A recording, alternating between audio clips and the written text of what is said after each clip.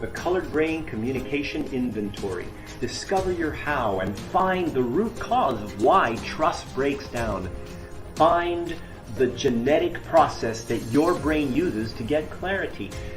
Identify your friends or teammates in your danger zone and get instant solutions by clicking the Additional Insights button to determine how you can build team synergy and transform communication and productivity with your team or organization.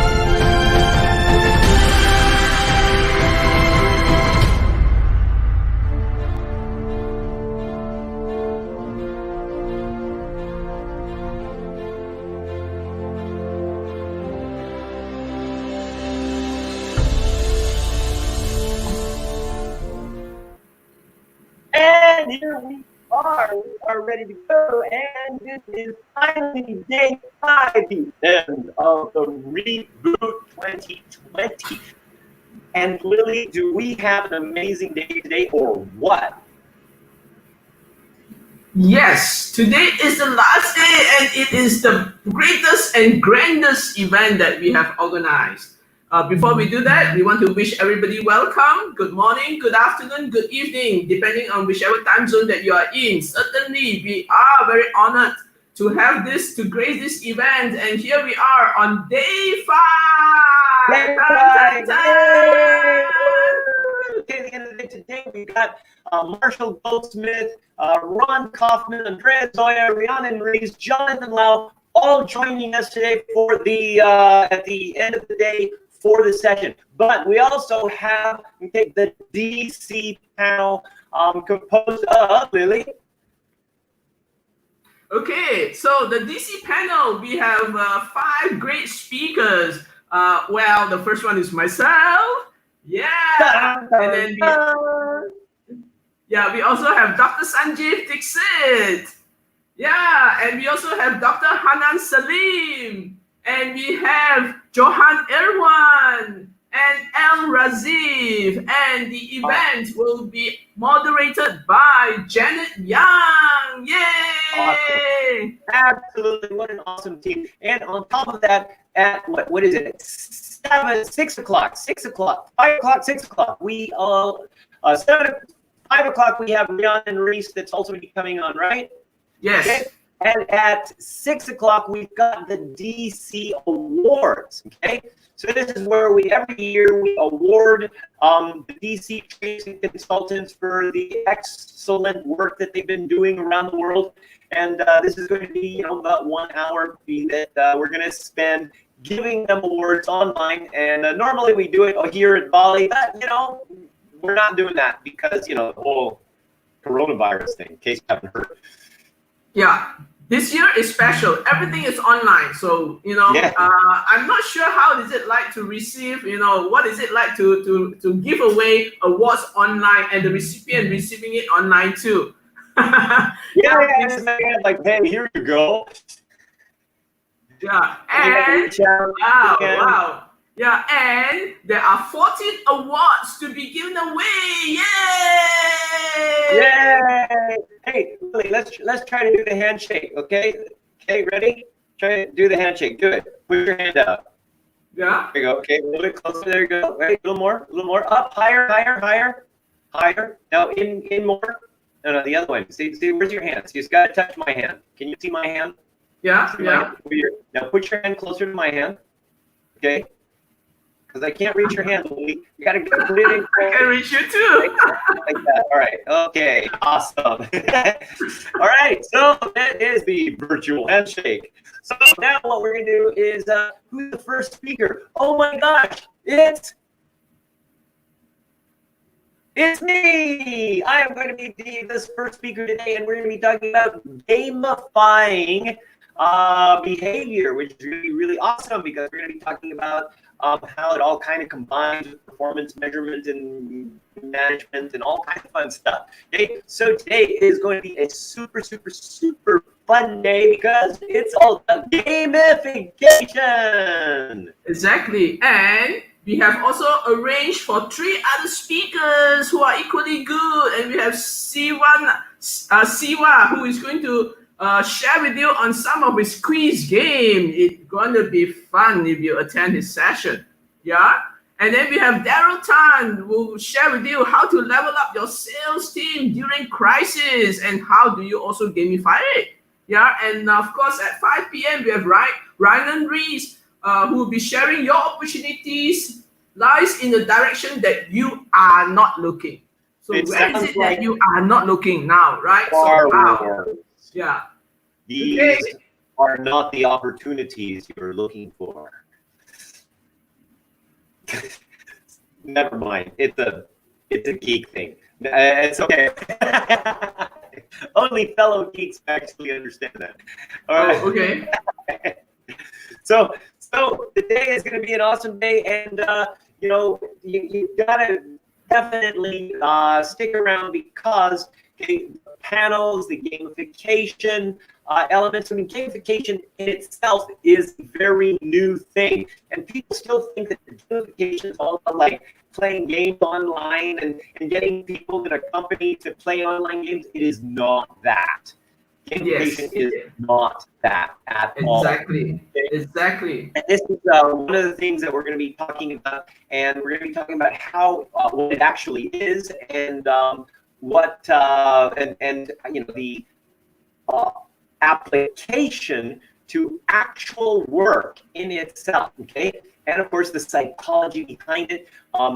In fact, I've written a new book which isn't published yet because I was going to publish it just when the coronavirus hit, and Marshall Goldsmith, who is also supporting me with this book, suggested that I wait until after this whole thing. He says it's not really the time to publish a book, so we're waiting. Okay, and so that book is called Game On. So I'm very excited to eventually publish it.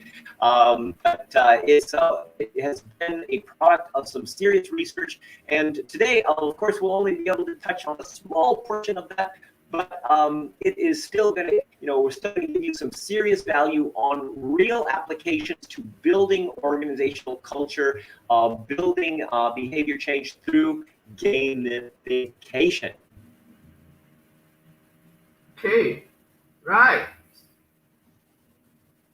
All right. And so what do we have in store for the people that are going to join my session? Let me just kind of give you an idea. You get free stuff, all right? They're going to give you some free, they're going to give you some stuff. We're going to give you an opportunity to get some free stuff, okay? So you actually have to, ask for it. But we're going to give you some very special stuff to help you to gamify your work environment and gamify the people around you. So if you stick around to the end of my session, you are going to get about $100 worth of free stuff that you can apply yourself. Okay, cool.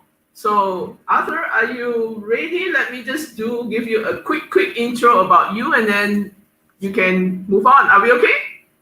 Yeah, I am ready.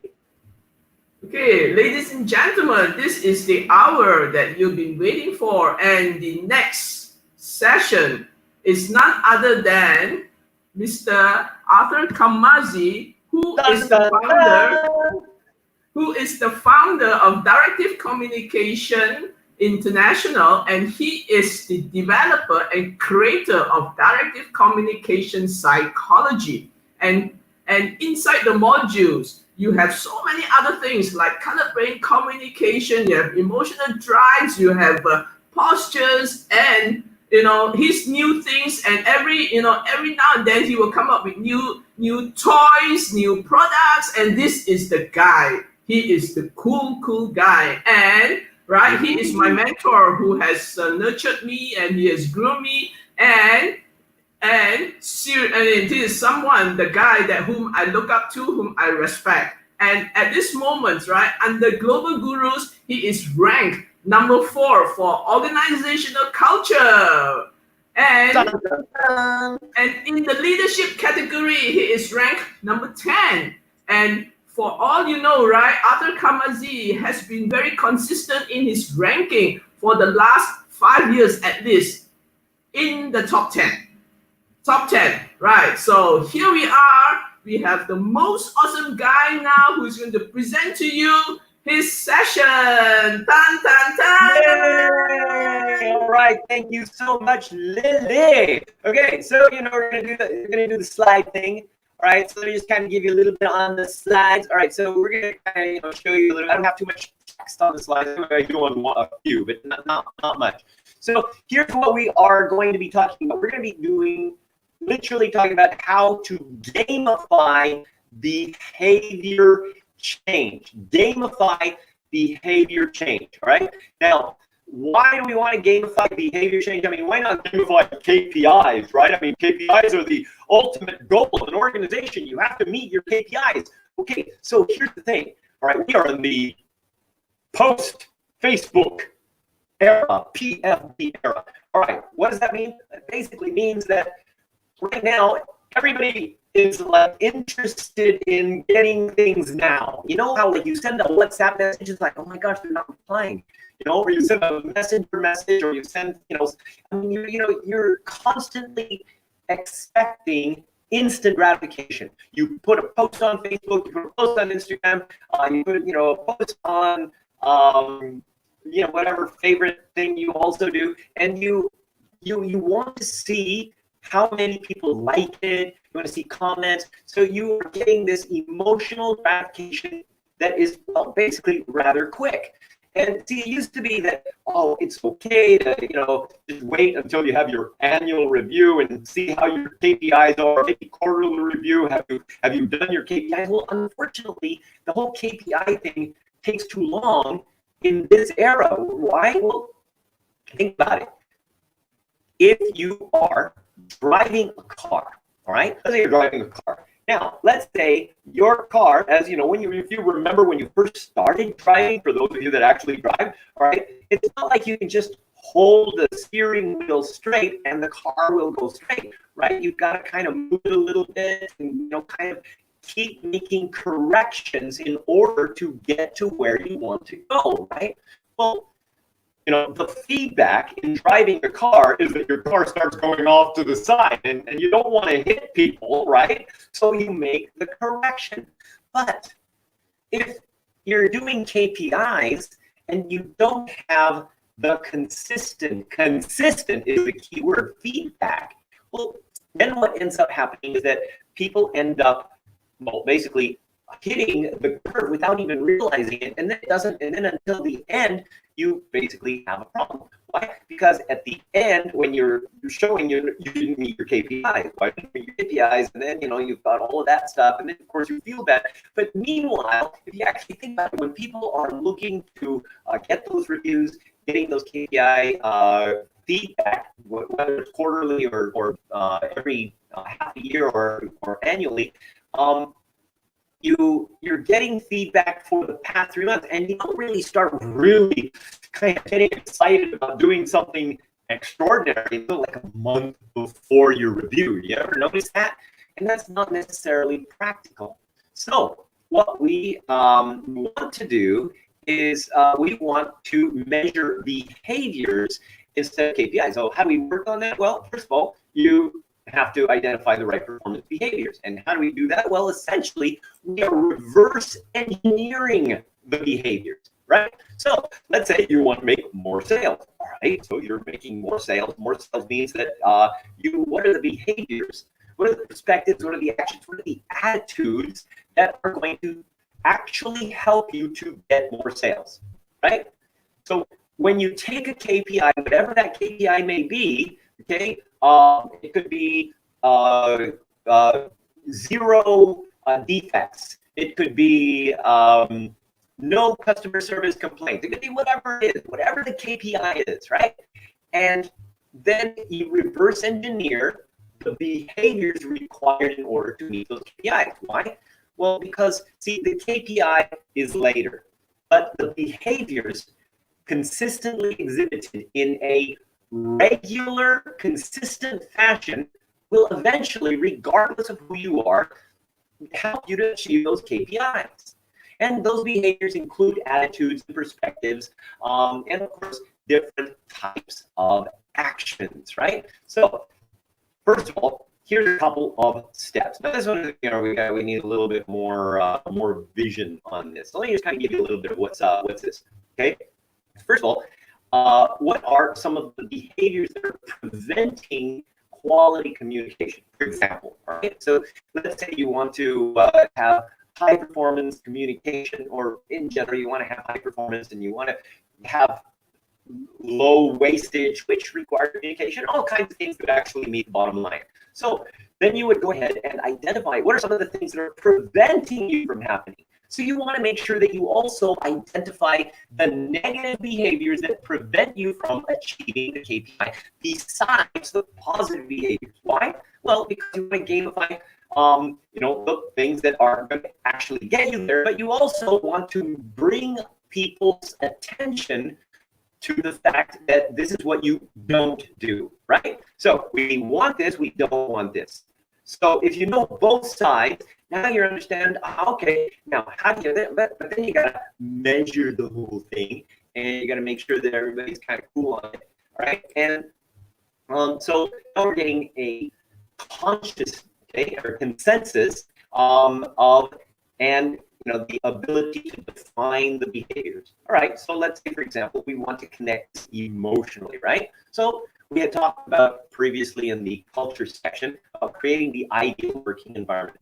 People get connected to that. Why? Because it is where they are. That ideal working environment, if it can connect it to personal performance, is going to help them feel better about adding value. Okay, and of course, that high performance, of course, creates the performance objectives. And then remember, we also talked about in the culture section about connecting to the guiding principles. So how do you connect some of these KPI behaviors to the behaviors of how you want people to treat each other and hold each other accountable for it? So that's important. Why? Because you're combining it into an overall holistic perspective of getting everybody on board. Why? So that they can essentially feel that, okay, if we do this, and we don't do this, we will achieve more of what we are supposed to do, and we're doing it together, and we are feeling the value, and we are adding value, and we're really adding that value and making progress, which of course comes back to us in the form of recognition, in the form of achievement, in the form of all kinds of things that make us feel good, and also even potentially promotions and stuff like that, right? Okay, so let's look at the concept of measurement. I mean, right now, we are measuring things on a regular basis. You ever notice that? Okay, comparison. Oh my gosh, you look on Facebook, all these people are doing so well during the coronavirus, and I'm not. I've lost my job and everything. So you start comparing things, and you start comparing your worst to other people's best. Really a bad idea. But we do that, right? Okay. And then of course, like you got like benchmarks. Oh, last before coronavirus started, I was here, and now I'm down here, and that kind of like now my benchmark is below my benchmark, and so so that's an internal benchmark. External benchmark is, oh, look at those other people, they're doing so well, and I'm not. Or wow, look, you're at. So you can play with these benchmarks in very negative ways in your brain, or you can play with these in positive ways by comparing, for example, okay, yesterday I was like this, and what can I do today that is, going to improve that situation? So don't compare the best of others to your worst, because, well, that never really works out, and it's completely irrelevant anyway. What you got to do is compare and benchmark against yourself and how you are making progress in the overall perspective of what you're trying to achieve. Now, okay, what you focus on is also, measured. So focus, meaning that I am going to compare this thing compared to this thing. I'm going to compare my own attitude today compared to my attitude a month ago or whatever. Okay, and so I'm consistently maintaining maybe a benchmark of having a positive attitude towards achieving my personal goals or my endeavors of whatever. Okay, and then of course the measurement of quality, or measurement quality, meaning that, see, if you go and you talk to your kids and say, hey, remember last month when you did that thing, you cleaned up all the stuff by yourself, hey, that was a pretty good job. It's like, what? See, fast measurement, immediate measurement is going to be much more effective than something that is out of date. This KPIs are not necessarily all that good. Oh yeah, last time you did this, was like, yeah, okay. And when you have that immediate measurement, that's where real quality comes. And of course, it's got to be relevant to things that are going to be connected to the purpose of whatever it is that you're trying to achieve through your goals. All right. And then, of course, we add gamification. Right now, you've got gamification all over. You've got quizzes on Facebook and stuff like, what Star Wars character are you? Okay, now gamification, for example, Instagram and Facebook are doing it. They're gamifying your life every single day. You got, likes. Oh, how many likes? You remember before Facebook, the BFB era, the before Facebook? Okay, where was gamification? It was at work, right? People would be in the pantry. It's like, oh, hey, I love that report you wrote.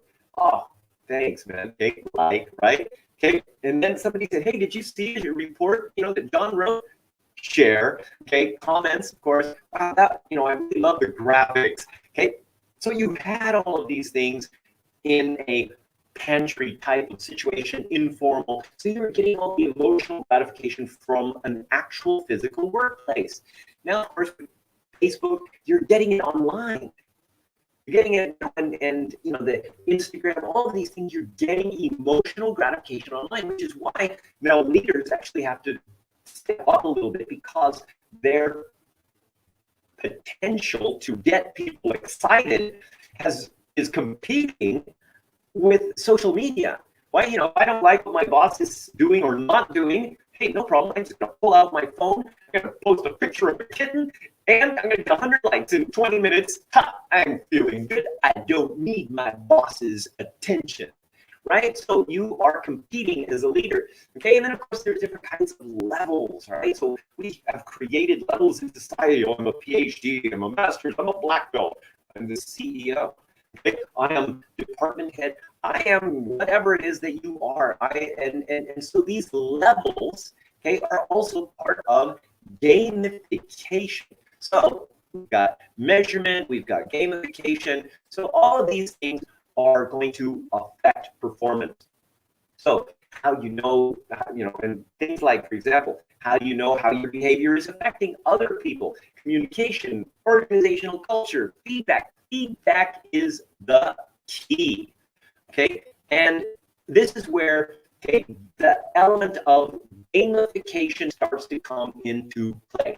How do we gamify all of these different things? I mean, through essentially feedback.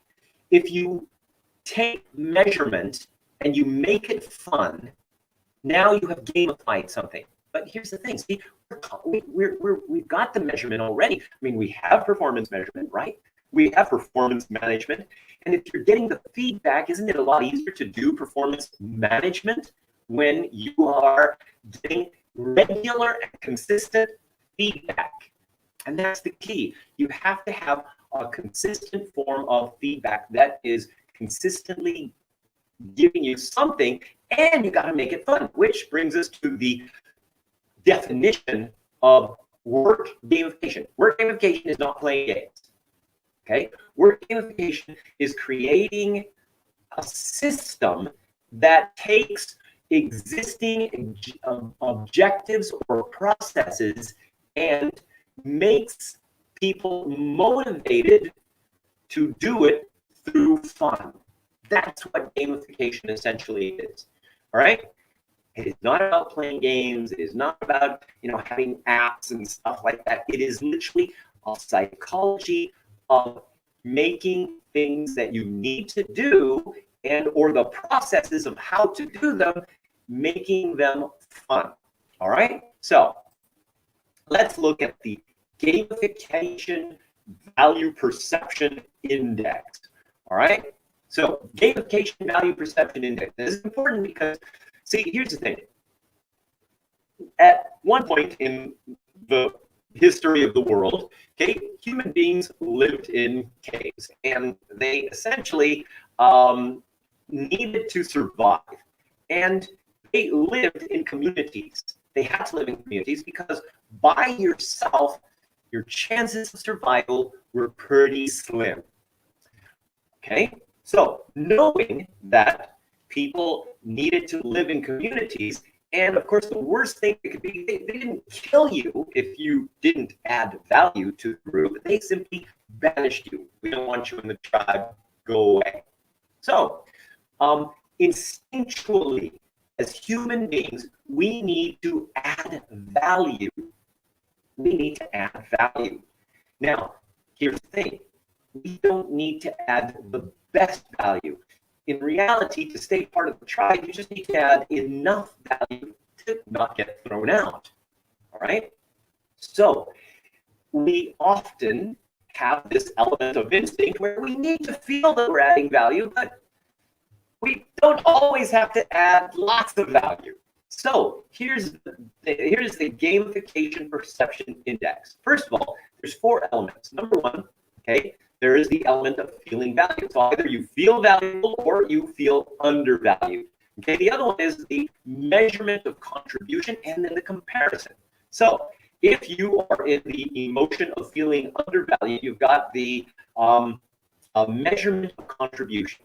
That means that essentially you are in a situation where you, as the individual, okay, are not really getting enough positive feedback, or getting, or you're potentially getting negative feedback without any direction. So nobody's telling you where to go or what to do. Nobody's giving you clarity. Basically, you're just kind of getting bad feedback on a regular basis, and this creates low confidence. All right. Now, if you go up in the comparison element, okay, you're never going to achieve the top ranking. You're never going to be part of the really accepted. And in some cases, you may feel like this in organizations, like you feel that, people are not really accepting me. They don't really understand me.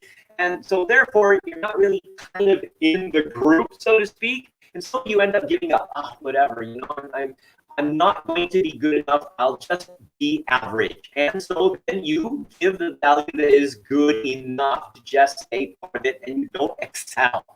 All right. Now, on the other side, though, you've got the emotions of feeling valuable. So this is the element where you start with the measurement of contribution. You start with growth. So you're getting consistent positive feedback on the things that you're good at, and even when you're getting a little bit of feedback on things that you're starting to get good at, wow, that's a lot better than it was before. So that is kind of building you up to be more motivated to learn more, be more competent, etc. So that when you do get any kind of negative feedback, that negative feedback is not like you suck. The negative feedback is, hey, you are doing this right now. What happens if you try to do this? You put it into a question format so that people can kind of come up with their own solutions, and of course that helps them to achieve high performance. And of course now when you're comparing, now you're like, wow, you are achieving things, and you're starting to feel like, wow, I can definitely be better. So that means I can do more because I want to be better. See, I don't know if you've ever noticed, right? Okay. Whenever you are in a situation where you start to actually be pretty good at something, or you start to get close to finishing something, do you notice that you start getting more excited? And that's what it's all about. You start getting more excited because you're getting closer to the end. You're getting closer to achieving that thing, whatever it could be. It could be like, I'm learning violin, and it's like, it really sucks until you finally finish that one song. It's like, wow, I did that song. And then you get a little more excited and you want to learn a new song, or whatever it is for you. Okay. And so that element of the index, okay, is going to help you to achieve more. Okay. So you generally start with low confidence, but remember, manager, leader, organizational culture developer, okay, in the point when you help people from the point of growth instead of low confidence, meaning that the negative feedback is actually constructive to help them get clarity to what they actually need to do, or asking them questions so that they do it in their own way, in a better way, okay, is basically going to help them to stay motivated rather than give up. Okay, so as a key factor, because a lot of leaders accidentally get people to give up, and that's tragic because they have the potential. But remember, instinctually, we want to feel valuable, and as long as we can find ways where people are adding value and build on that and help them to build on that, they will grow and they will stay motivated. All right, so the potential to achieve compared to actual achievement. Okay, let me share this with you here. Okay, So this is also about 4 sections. Okay, the measurement of contribution, right? Now, measurement of contribution at the, when you're looking at the potential to achieve is essentially reinforcing confidence. Basically, just show them where they're actually doing things. Okay. Then again, the comparison, the potential to achieve. Okay. You're not at the top yet, but you really have the potential to be there. Look, you already made it to this point. So look at this. Wow, getting people to anticipate a bigger achievement, a bigger level of competence. Okay, then in the actual achievement, make sure that they're validated. Wow, look at what you have achieved, and then look at the past achievements, reinforcing things. Okay, things like awards, points, all of these things can help be used to gamify validation. All right, then the actual completion, right? Being at the top, you're one of the top 10, you're one of the top 50, you're, the number one employee of the month also is kind of a thing. So we've got all these various elements that support, okay, us as human beings to consistently be motivated to achieve and achieve and achieve more and live up to our own potential rather than just kind of give up. Okay, so all of this essentially now goes back to growth, where you may start with anticipation, you start with reinforcing confidence, anticipation, and so on, and then you end up going back to creating anticipation consistently. Every level, once you've reached a certain level, what's the next level? Anticipate. Oh, what can you do more? What can we achieve more? How can you improve? Okay, once you've already grown and you're CEO of the company.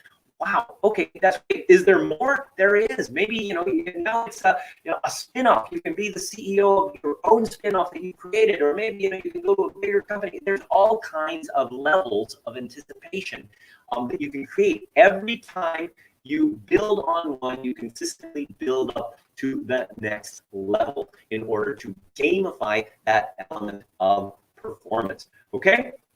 So, here's a basic checklist. I want to just kind of share this with you. Okay, if you want this checklist, I'm not going to read it out. If you want this checklist, go ahead and send. Later on, I'm going to give you an email address to send stuff to. Go ahead and or just send it to arthur@directedcommunication.com, and I'll send you the entire slides so that you can kind of get this and have this checklist.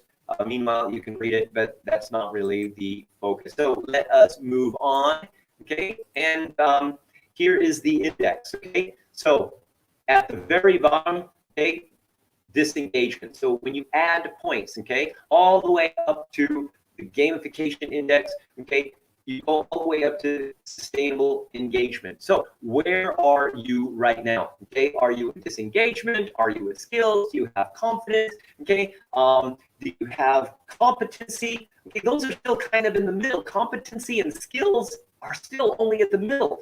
Okay, and having that positive attitude, now you're getting up there, having the positive motivation to consistently do it consistently is the key. And then, of course, sustainable engagement is where you're constantly, wow, I know I can do this, I know I can do more, and people get excited. I mean, you've been there, haven't you? I mean, it's something that you really enjoy, and you start to get close to the end, and you start to see the visible results of what you've achieved and what you are achieving, which creates that anticipation, which creates more engagement, which basically keeps you at level 7 and makes you more awesome, makes you an achiever.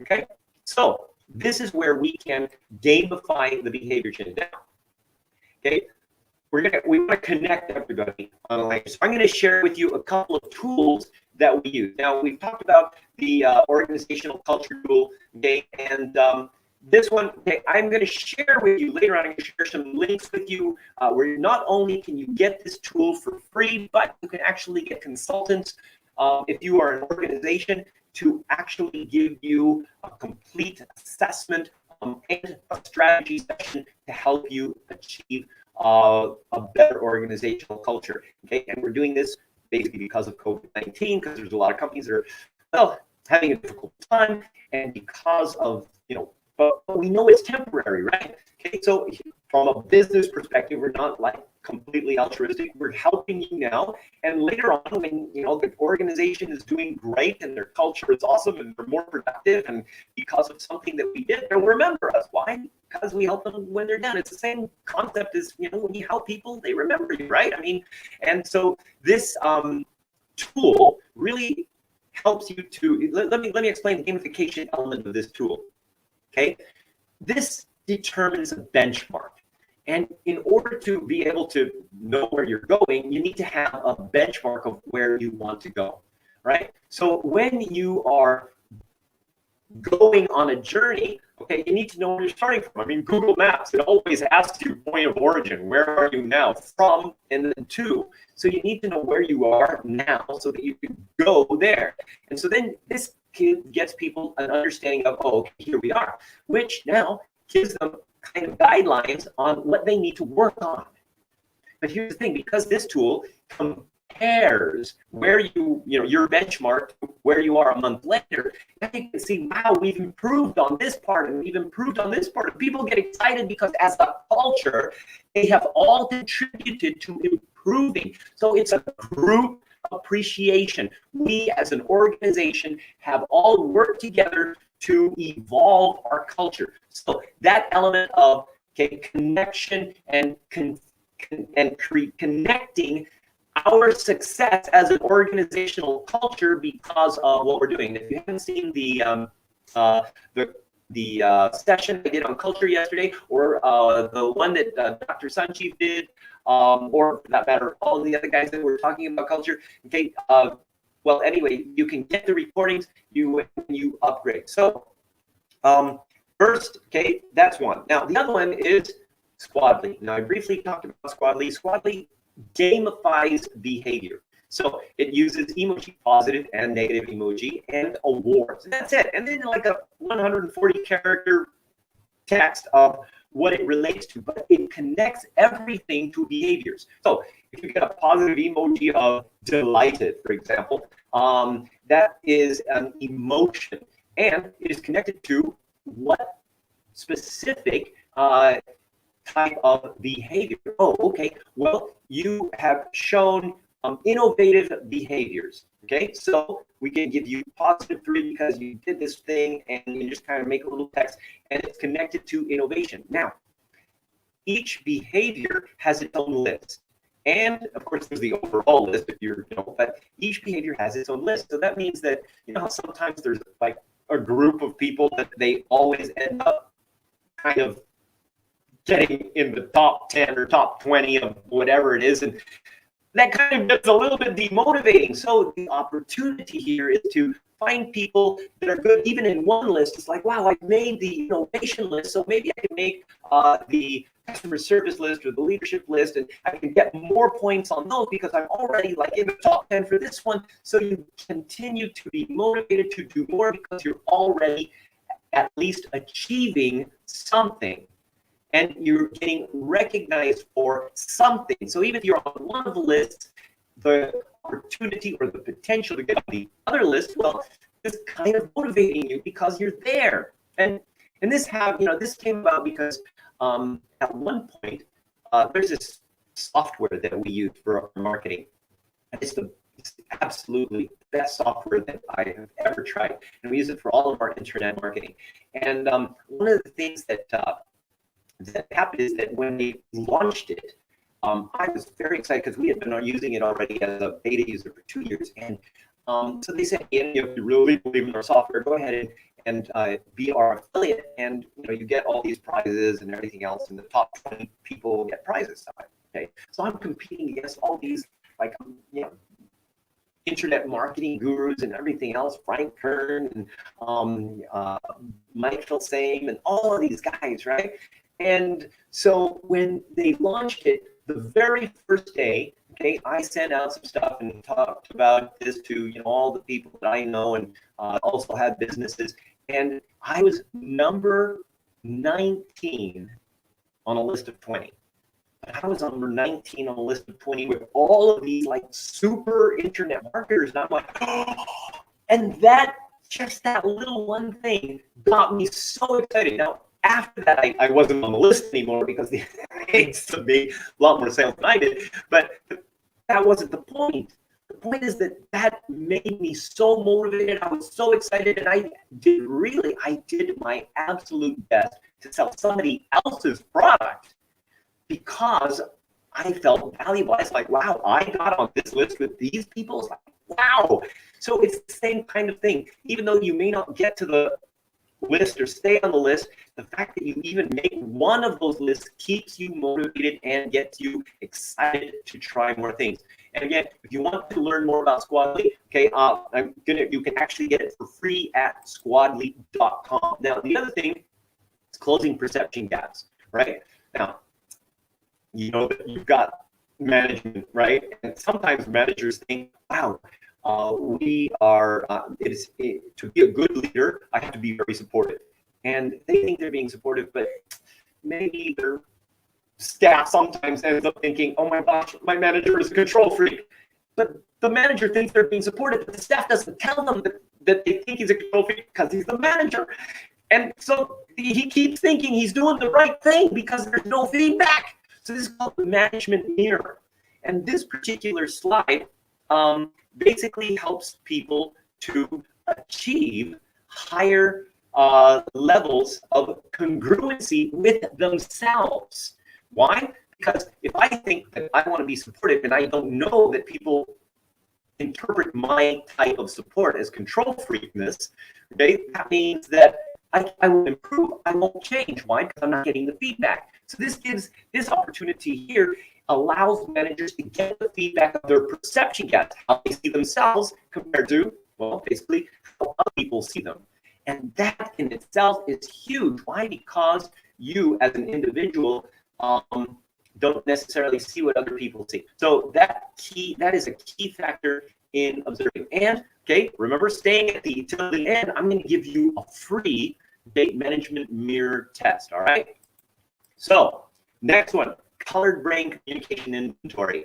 So this is basically the genetic way that your brain processes information. It's called the brain's ambiguity relief process. And the brain's ambiguity relief process is one of the key reasons why trust breaks down and communication breaks down, synergy breaks down. And it's literally one of the root causes. And colored brain is the tool that literally identifies and measures your ambiguity relief process. And by doing that and putting it into a system where everybody can see everybody and makes it really easy to kind of click on a button and see what you can do in order to improve relationships, improve communication, improve productivity, all these different things.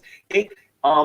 It literally helps groups to reduce the problems in communication, to improve their trust, and all kinds of things. And like I said, I'm going to give you free stuff at the end. So when you stay to the end, I am going to give you the free version of the Colored Brain system. So you'll be able to access Colored Brain for yourself. And of course, here we go. So try it for free, the Culture Evolution tool. Now, if you are an organization and you want us to do it for you, okay, go to COVID-19 cultureevolution.com, because that is a whole system where we have set up to support organizations by doing free culture consulting. So we start with a culture audit, then we give you the strategy of what your organization should do and how you should do it in order to improve your organizational culture during this time.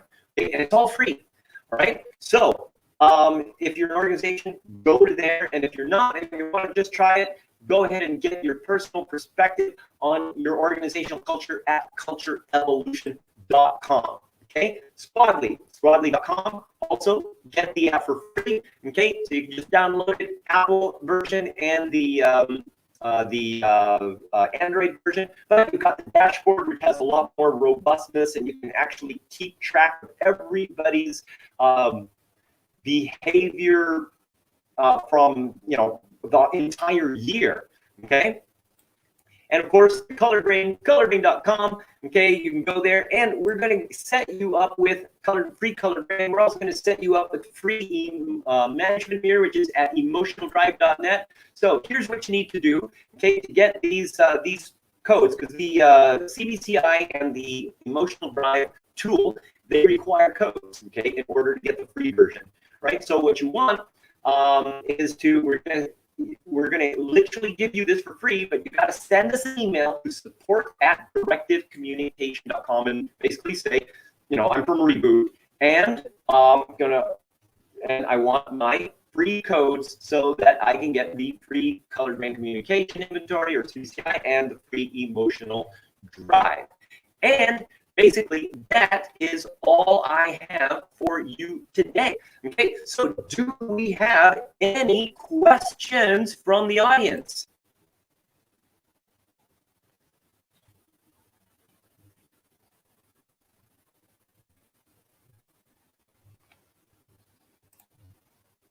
So Atik says, okay, do you have any recommendations for a gamification course to increase our creativity?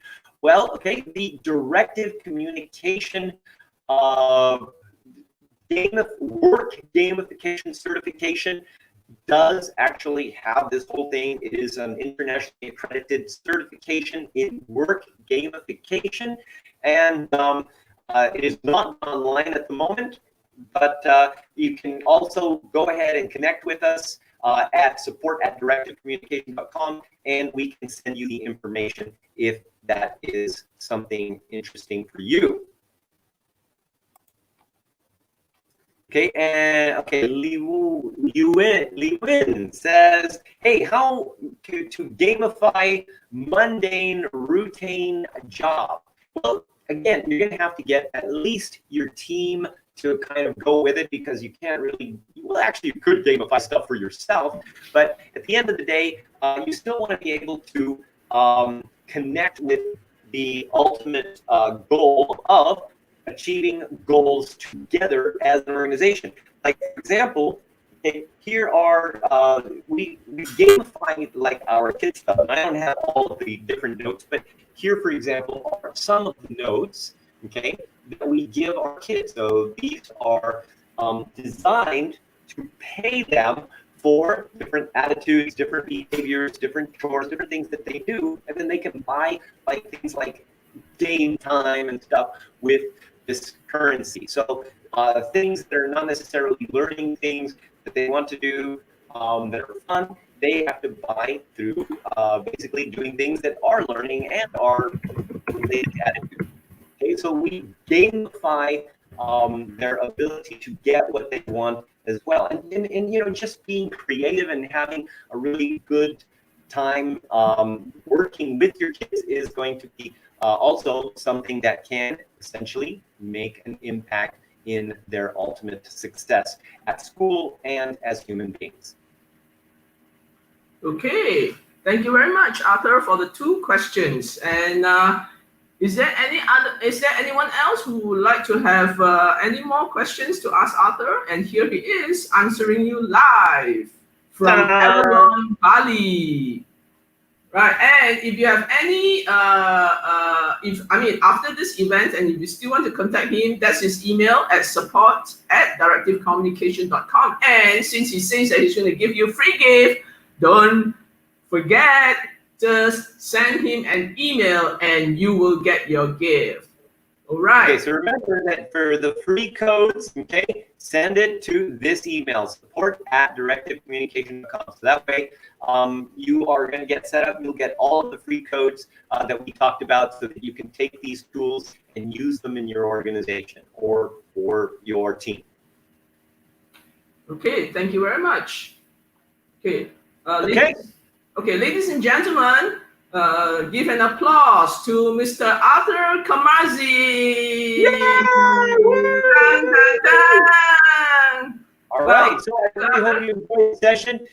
Please feel free to go ahead and enjoy, you know, and let me know what you think of the program and how you are going to apply it. You know, I'd love to know some of the ideas of how you will apply this gamification processes to your work, or for that matter, to your team, your organization. If you're a small business, it's absolutely perfect.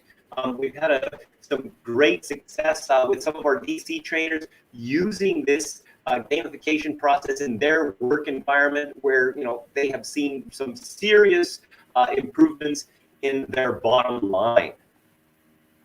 Okay, right. So we will move on to the next speaker in the next 5 minutes. And coming up next, we have Mr. Siva. So hang on, and while we play the commercial. Okay, see you. See you.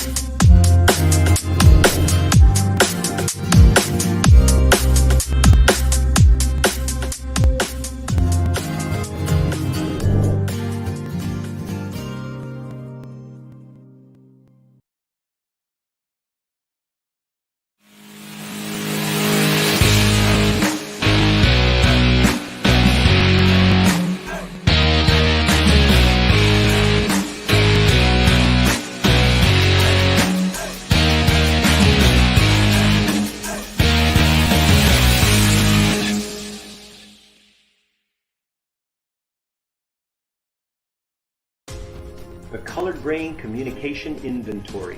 Discover your how and find the root cause of why trust breaks down. Find the genetic process that your brain uses to get clarity. Identify your friends or teammates in your danger zone and get instant solutions by clicking the Additional Insights button to determine how you can build team synergy and transform communication and productivity with your team or organization.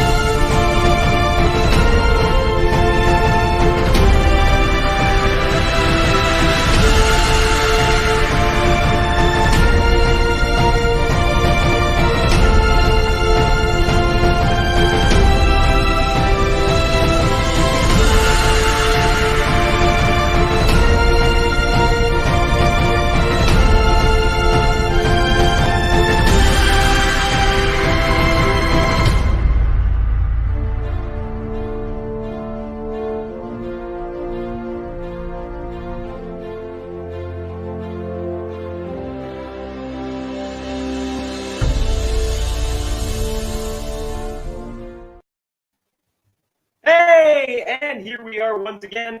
Okay, but today, or well, now, I'm not really going to be talking to you because you are going to be hearing from one of the game experts, especially when it comes to gamifying, training, and organizing the element of getting people engaged in fun activities while learning. So, okay, the next speaker is Shiva. And now I just want to give you a little bit of an idea. Okay? So I've been working with Shiva quite consistently for quite a while. And he's got some brilliant concepts on gamification, especially when it comes to creating knowledge or building knowledge and supporting people to learn and at the same time have fun. Now, he's not just a person who comes up with these ideas, but he's also programming them himself. And he's not a programmer. He has taught himself how to do programming, and he has taught himself how to come up with, he doesn't have an initial gamification background, but everything that he's developed, and it is vast, okay, and he's come up with, I think, over 27 different games that apply to helping training and development and knowledge, and for that matter, even whether it's for children or for adults, to get more or retention of material that they are learning, plus, of course, applying it in jobs and organizations to just make things more fun as people show progress in competency. So Shiva has been doing all of this. He has built himself up by himself, okay? And I mean, just an extraordinary accomplishment by this gentleman. And, you know, when you look at him, you'll think, you know, maybe he's like about 35 or something like that, okay? And he's actually really old. I probably shouldn't say that. But he's, you know, he keeps himself young by consistently coming up with new ideas and building his brain and serving people in the process, because Shiva is one of these people that really cares about it. He's the stuff that he's doing in gamification, he uses it consistently for charity organizations and helping people across the globe. So without further ado, okay, I want to introduce, okay, Shiva, who is going to be sharing with you, okay, his own gamification. Hey, Shiva! Hello, Arthur! Hello, everybody. Arthur, after that introduction, I can hardly wait to hear myself speak. But frankly, you know, following you, Arthur, is a tough act to follow. And thanks for all the kind words you said. But I consider myself a relative newbie, especially in comparison to you out there. So I'm really grateful, you know, for the opportunity to work with you, and looking forward to moving up together with DCI, Directive Communication. Awesome. All right, Shiva. Well, okay, we're all very excited to hear what you have to say. So take it away. Thank you, Arthur. Okay, I guess I should just share my screens. Share my screen. Am I on, guys? Okay. Good afternoon, everyone. Thank you for coming along. And again, thanks, Arthur, for that fantastic introduction. Right, gamification is an area I've been really kind of excited to get involved in. And today, we'll speak about enhancing employee engagement, and especially improving the performance in the workplace. And we will especially focus on what's going to happen in the post-pandemic era. Okay, now that COVID-19 is here. Just a brief flow of what we're going to go through, the session objectives and program. I'll speak about some basics of gamification in case you're not too involved yet. And then I'll also give some frameworks for the different types of engagement and performance enhancement. Okay, you have different business objectives at different times, so there are some existing frameworks. And then, if Rihanna was here, she will say, "This is what you came for." how gamification can be used to achieve the highest levels of individual and organizational performance in the post COVID-19 era. It's quite something that has come and taken up the world, and I think it'll be a liar who will say that he knows when this thing is going to end. Is this going to be the next 6 months or more? We will never know. Okay, so it's important for us how we can use many of our programs in the next 6 months to 2 years. Okay, and finally, if we have the time, if the technology allows it, we will actually have a hands-on gamification challenge where you take your handphone and you give answers. I believe there's a bit of a time lag. I'll see whether we can do it. Okay, with that, let's define gamification. Many definitions out there, but I like this one by Gartner. And basically they said it's the use of game mechanics and experience design to digitally engage and motivate people to achieve their goals. Lots of words Siva, there, but very, very powerful words. Yes. Siva, sorry to interrupt. Your screen is not on. Are you sharing? Yes, I am. Thank you No, for coming it's on. not on. Okay, right. Okay, I did ask earlier. And now, is it on now? Share.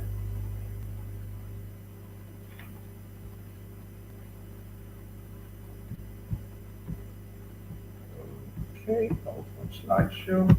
Okay, is it on now? Hang on. It's okay. Okay. Yeah. Okay, great. Okay. Yeah. I'll leave it. Thank you. Okay, so before this, I went through the session objectives. Okay, so this is what we plan to do today. And I defined gamification, okay? The use of game mechanics and experience design to digitally engage and motivate people to achieve their goals. So some very powerful words out there, and we will refer to these words as I go along, okay? But before I go there, I like very much B.J. Fogg's behavioral model, okay? This gentleman from Stanford University, I believe, he came up with 3 words. And he said these 3 things must be in place before you get any kind of behavior you want from the people that you engage with, your customers, your employees, your bosses as well. And these 3 words begin with these 3 letters, T-A-M. Anyone out there knows what each one stands for? Okay, the first T stands for trigger, okay? So for anything to happen, for a behavior to happen, there must be a trigger. So you must trigger it, for example, an advertisement or a phone call to say something, okay? So once a trigger is there, and then you've got 2 other factors that are necessary. You must have ability, okay? So trigger, and then they must have ability. For example, I'll say, hey, buy me pizza. I'll tell my son, I've triggered my son to go buy the pizza. And then, but does he have the ability? Does he have the car to drive there? Does he have the money?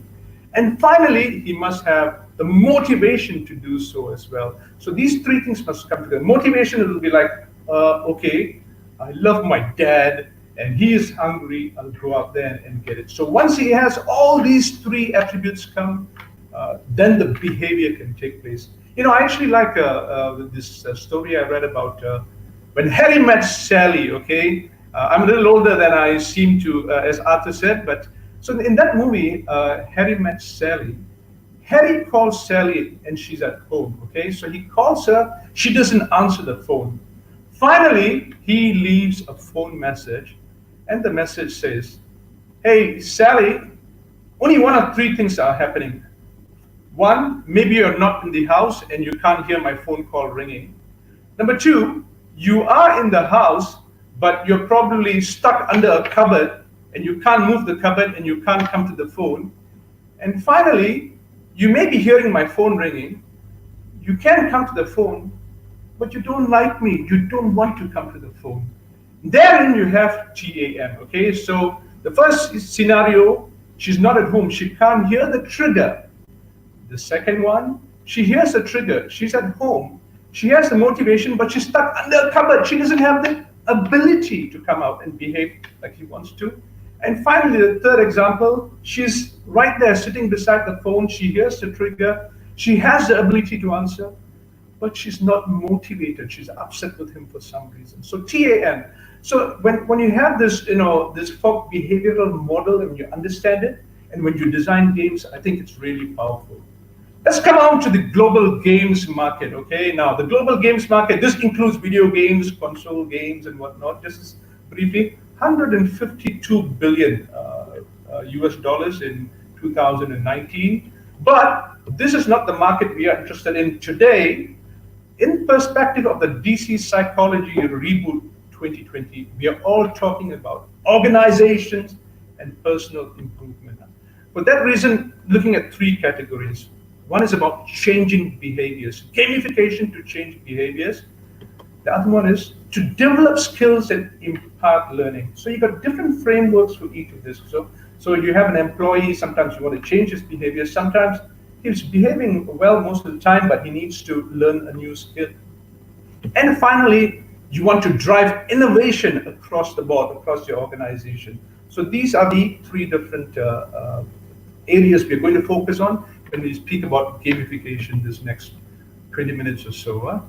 And the market size for gamification is about 5% of the total video games market, as we call it, so 7 billion. Annual growth rate of 30%, which means that by 2025 it will be $35 billion. But this was pre-pandemic predictions. What will happen now? Will more people be using gamification? Will it go higher or not? We'll see. And in terms of growth areas, Asia Pacific looks to be the highest growth area. And most of you in the Asia Pacific, this is your chance. Latin America and Europe as well, medium growth, and US and Africa, low growth. But I believe Africa, lots of potential. Low, but lots of potential. Okay, now in terms of engagement style, there are three categories of games. The video games that we spoke about, the engagement style is, people engage whimsically, basically, I've got nothing else to do, let's take part in this game, And the gratification is amusement, and sometimes there's, of course, significance as well when you beat somebody and you feel good, okay? So people, in terms of reward programs, it's transactional engagement.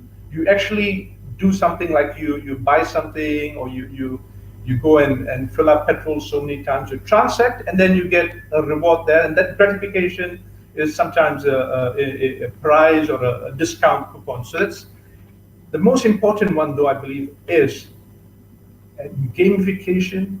We use emotional engagement. When you use emotional engagement and you really motivate people, you motivate people in one of those 8 levels, the emotional drive levels that DCI speaks about. Okay, so the emotional gratification is the most powerful. So in fact, if you look at it, gamification motivates and engages users at the emotional level. It's very important. Once you have control of that, then anything you design, and anytime you have gamification and something goes wrong in the organization, you come back to this. I'll be motivating and engaging them at the emotional level.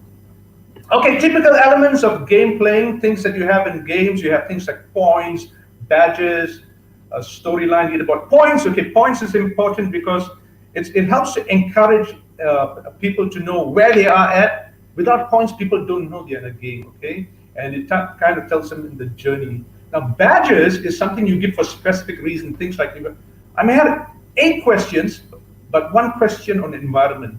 And I get 7 of them wrong. I got 3 out of 10. But if I get my environment question right, I'm going to get a badge, the green badge, So see, that's specific awards. And then you can say like, oh yeah, I'm consistently at 4 out of 10, but I've got 7 badges in the last 8 weeks, So you can actually brag about badges, okay? Storylines and whatnot.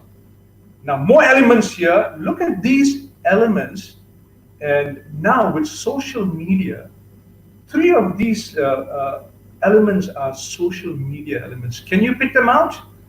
Look at it. We have rewards, login, competition, cooperation, virtual currency, maybe more, So things like 3D worlds as well. So these are tools that a game creator can use to make gamification apps. Yeah, here are the 3 social media social elements that we say: click, login, and like. Okay, so if you look at it there, logging in. Okay, so people want, when someone creates a program, they want you to log in. So, this is where they measure how many logins have taken place today, how many clicks, likes, all these things are, and then things like comment as well. These are all elements when you plan a game, you actually design accordingly.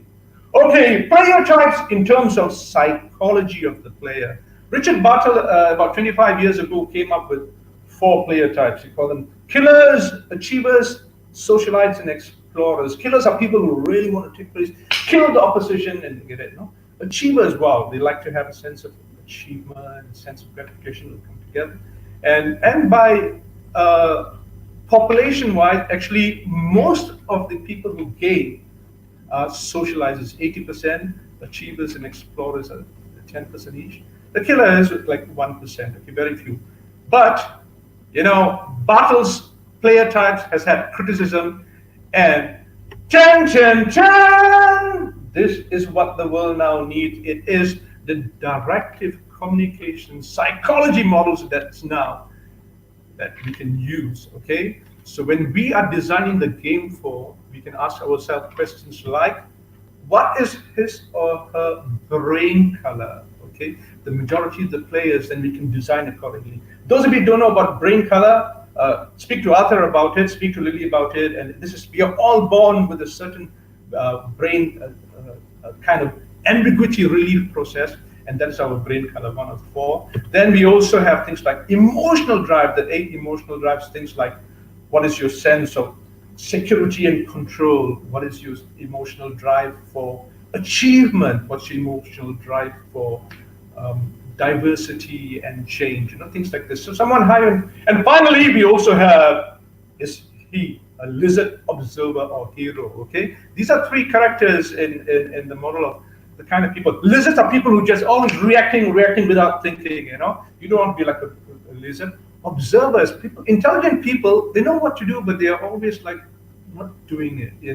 They're never getting involved. We want to be like heroes, and so if they are heroes, these are people, they may not know everything, but they're out there, they're wanting to learn, they're wanting to help people and whatnot. Okay, so once you are aware of these models, then you can also use these models to gamify. Okay, some factors to consider when you design a game. How are we doing for time? Okay, the first and most important thing is the business objective of coming up with the game. Right, now this is just different from the goal of the game. When you take part in the game, your goal is to get 100 points in 10 days. Now that's different, okay? The creator of the game has got to decide what the business objective of the game is, and this is where you have things like increasing sales, things like speeding up sales, things like onboarding employees, making sure they get on and they understand the company culture. Then once you know the different types of business objective, one could be actually increasing the skills of our employees.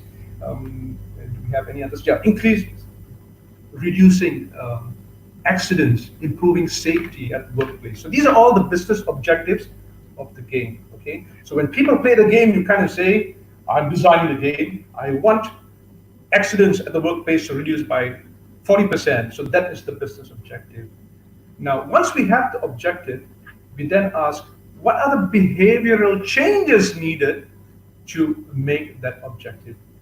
Okay. So behavioral changes are things like, one, turn up for work. Okay, that needs to happen. Things like you have, when you have online as well, it's things like reviewing. It's things like liking.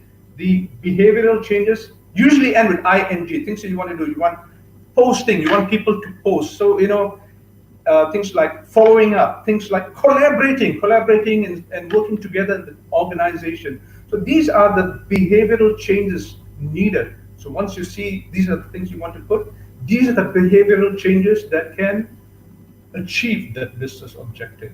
Then you kind of look at the rewards. This is the important place. This is where the important factor, because how are you going to reward them? And this is where the emotional drive comes in. Okay, only if you know what makes them tick. So if someone is into like significance and recognition, then you might want to get a flashy car, win this Ferrari, over a one year period, and you'll actually get them engaged. But if someone is more into diversity and change, then it might be a trip to Africa for a safari because it's a kind of holiday they want to go, rather than go to New York City and the same old structured thing. They know what will happen. Okay, so these rewards are important in that regard. Finally, of course, you have cost and time frame in the design. How long is the game going to take place, etc. And finally, there's one other factor. In fact, I like this. It's easy to lie with statistics. It's hard to tell the truth without statistics. So statistics are a double-edged sword, okay? And this is where we come to the very important factor as well, analytics or measurement, okay? So when you design a game, make sure that you have enough information to measure so that as a result, you can make sure your entire game works well, okay? So design, build, deploy. And with analytics, you can actually measure and see if your gamification is a success. And when it's failing, you can use analytics to do the necessary modifications, redesign and improve it, okay? Okay, when we talk about data, so analytics is all about data. Everyone has spoken about it, the big five V's you've heard of: volume, velocity, variety, value, validity, okay? So this is where now when you speak about it, God, the amount of information we are getting these days is really immense. I heard, okay, just looking at this here, we get 4 million hours of content uploaded on YouTube every day. Every single day, 4 million hours of content uploaded on YouTube. And more than that, users watch 6 billion hours of YouTube videos every day. Can you imagine of data that's going through and fro, and then so people want to collect who's watching it, whatnot. So velocity is the speed of data, volume is the amount of data, variety is the different types of data. Okay, when you have text data, it's more difficult for people to encode and capture it. But you have number of hits, number of likes, it's more structured data and whatnot. The value of the data, different types of data, depending on it, it's got more value of it. It's better to have less data of more value to you than have lots of data and then having to go through all that, okay? Because it's not easy to go through it. And finally, the quality or validity of data as well, okay? Very important. How will the data be measured, recorded, and accessed, okay? So this is where when you design your gamification system, make sure they have all the tools to record it into a database and whatnot. Okay, how much time do we have? Okay, right. So moving on now, factors to consider in the key metrics. So we're still staying with the metrics of measurement. So these are some key metrics, okay? You want to measure how many users you have, how many users come, the demographics of them, okay, the age group, where they live and whatnot. And then the usage trends as well, so daily, weekly, seasonal. Do you get more users on a particular day of the week, or is it during winter time and whatnot, okay? Then you can design accordingly. Are they coming in at a particular hour, 10 a.m. to 12 p.m.? Why is that they come more often at this time? And once you know that, then you can perhaps redesign to get more people throughout the day. Then we have retention. Okay, first-time users. Retention is a very important thing that many people like. Do they come back again and again? Okay. When are you more or less successful? Okay. Is it when someone signs up at between 8 p.m. and 10 p.m.? They probably come back. There must be some reasons for it. Then you have engagement. Okay. Then when people come onto your app, what are they actually doing? Are they like clicking, or do they come to one area of your gamification and they're more interested in that, and they stay away from the other areas, and what activities they perform? Are they clicking more likes? Are they sharing? Sometimes it's just not like that you want them to share as well. Okay, right, like I said, there are certain goals and steps for each of these steps to change behavior. This is by Brian Burke. He is from Gartner. And so you set a goal, use triggers. So when you want to change behavior, trigger is like, once you set your goal, you need to get a trigger, like a phone call every day or alarm that goes, hey, start doing this. Let's call it trigger. Now, in changing behavior, the third factor, enlisting support is very important. Sometimes it's easy to give up, but when you have people who support you, then you stay with it, okay? And start small, then you build complexity over time. you repeat the habits till they are formed. In terms of developing skills, okay, training, okay, this is where you define the goal, you break down the steps, and you create engagement loops. And this can include quizzes, and this could include watching videos and whatnot. Recruit mentors and collaborators, and these are people who have already been successful. Get them in the loop. And finally, important to celebrate success as well, because that keeps making your sense of significance and achievement, that keeps you wanting to go back and keep getting better. Finally, gamifying the drive to innovate. So innovation is something different altogether. It's not at an individual level, but organizational level. You've got to get people together, you've got to enlist them, and you have what you call divergent meetings, where you get all kinds of ideas first, then you have convergent meetings, and then get ideas, solicit ideas that way, select the best ideas, develop these ideas, get to launch, okay? And okay, key considerations, identify what you're trying to gamify, understand your users. I think I've spoken about it. I've just put them in here so that when you see this video later, you'll be able to get all these steps. Remember one thing, it is not easy. Be patient, give yourself time to ensure your gamified training is engaging, entertaining, and effective. Okay, right. Gamification networks, there are frameworks as well. There are 6 types of frameworks, okay? And the frameworks that are employee-facing, gentle guide, company collaborator, and company challenge. Internal facing, that is more for organizations. Social loyalty, community expert, competitive, they're more for customers, okay? So once again, given time, I want to go on to the next part. So these frameworks are there. You will get this, this presentation so you can go through these steps, okay? So employee for company collaborator, company challenge. Now, this is where you put, when you already have teams in your company and then you want to improve performance, you can pit them against each other. For example, we had, when I was working, we had different product departments. So we had product A, soap, Lux soap versus Breeze and all that. So we have challenges within competitions.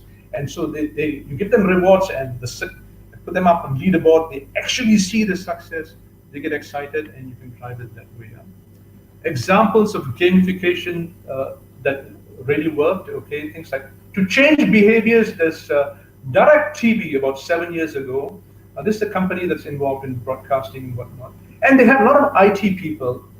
When they started, things were just falling down. First project, failure, the IT guys just lost it. Second thing, and it came up to a point where they started being afraid. There was a fear culture, okay? So this is where the management came up with the F12 program, 12 failures or whatnot. And they basically told them, do not be afraid of failures. And they came up with certain mechanics in the games. Post everything that you fail, record it, and post it up. Talk about it in the organization. Despite getting that done, people were still afraid to. So they had to go back. They were giving things like, rewards for hockey games and whatnot. They had to go and tweak it until finally they improved the rate of posting of videos, and now more people are watching those videos on failure, and that way they got rid of the blame culture. Okay, right. We come on now to the post-pandemic era. Now, like I said, this is what you came for. In post-pandemic era, we are going to have less face-to-face contact, and we're going to have more remote working. We're going to have new health legislations, procedures at workplace. And people may even go back to work, but they're going to have an inherent fear of face-to-face contact. So be aware of these new world things when you design, okay? So in fact, if you can see here, these are some of my apps that in use. Pre-COVID-19, you can see, they're all kind of playing the game using mobile devices. And here everyone is like all sitting together. But that was pre-COVID. They're all answering questions on their handphones. And this is post-COVID. This just happened like last week. This is where we use Zoom, and everyone is again answering questions. We had about 30, 40 people from a family located in, mostly in India, but some from Canada, Australia, UK. They were all taking part, and you can see, using Zoom, they were answering questions, and so that is a post-COVID. So we got sleek mobile interfaces. They use your handphones and they answer questions A, B, C, D. That's multiple choice. We have different kinds of modules because different kinds of game modules. Like this was solve the phrase. Okay, the hint was West Malaysia and East Malaysia. The answer comes out separated by the South China Sea, and we get okay. Gamifying with geolocation. Geolocation is important because in the post-COVID era, employers might want to know where your employee is.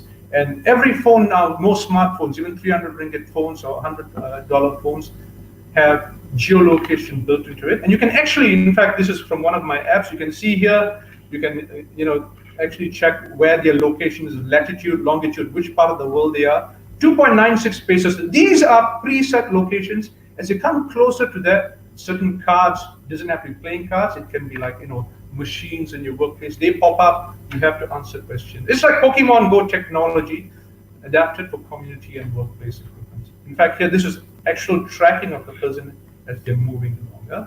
So in essence, ladies and gentlemen, we can expect a surge in requirement for gamified solutions, especially online in post-COVID era.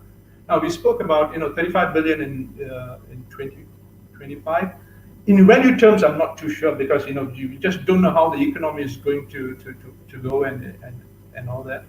In value terms, I'm not sure, but I think in volume terms, we can expect a surge. Yeah?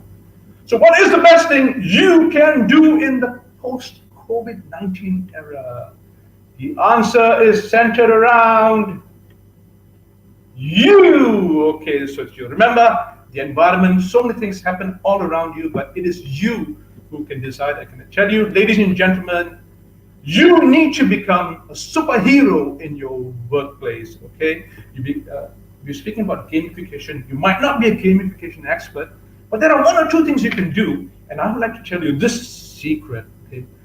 This small secret, even if you're not a technology person, is going to help you. And that is, you also need to make superheroes of everyone in your workplace. And indeed, that's what we at DCI, Directed Communication International, want to do. We want to make superheroes of all of you, and for that reason, we share secrets like this. You can become a gamification superhero with just something called PHP MyAdmin. What is that? I won't have time to go through all the details here, but go Google it. This is like Excel, okay? Many of you have learned Excel, but this is on the cloud or it's online, but you have the ability to put data as I'll go in, and you can actually now, just by changing one column, you can create magic on billions of mobile devices. Remember, about 50% of the world's population is going to have mobile smart devices, and therefore you can go onto that. This is an example of what you see. You get things like questions and answers you can put in. Once you log in, you go in, you'll have just like this. So you can change questions and answers, and in fact, you can edit things. And just by editing things, straight away, people anywhere in the world, that one little change you made from your home, it'll be seen on their phones. Okay, so you can gamify. And it's basically tables and databases. And PHP MyAdmin is a great tool to learn. You can even actually, as you see there, put pictures as well. Okay, so pictures. And then, of course, you have Squatly. Okay, Arthur, I think, spoke about it. Squatly is a great tool. I don't know too much about it, but once again, performance management and review apps. Okay, Squatly is a tool to have as well. Okay, so with that, I think, okay, looking at the time, 35, let's try something. Are you game for it? At this point, ladies and gentlemen, I'd like you to check out your mobile devices and go to that link, keypad.my. Okay, keypad.my. I'm just going to ask you 3 questions and we'll see who gets a score. Now, this is actually post-COVID era. Let's see whether we can make this work. If it doesn't, no problem. But okay, right. With that, I'm going to get on to the link as well. Pardon me for a bit while I go to my desktop. Okay. Okay, rest of you get on. Wrong one. And then we'll begin.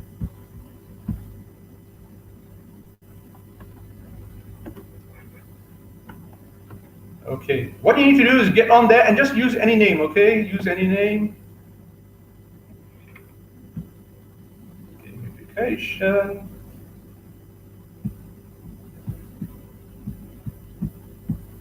Right, I think I just moved it on.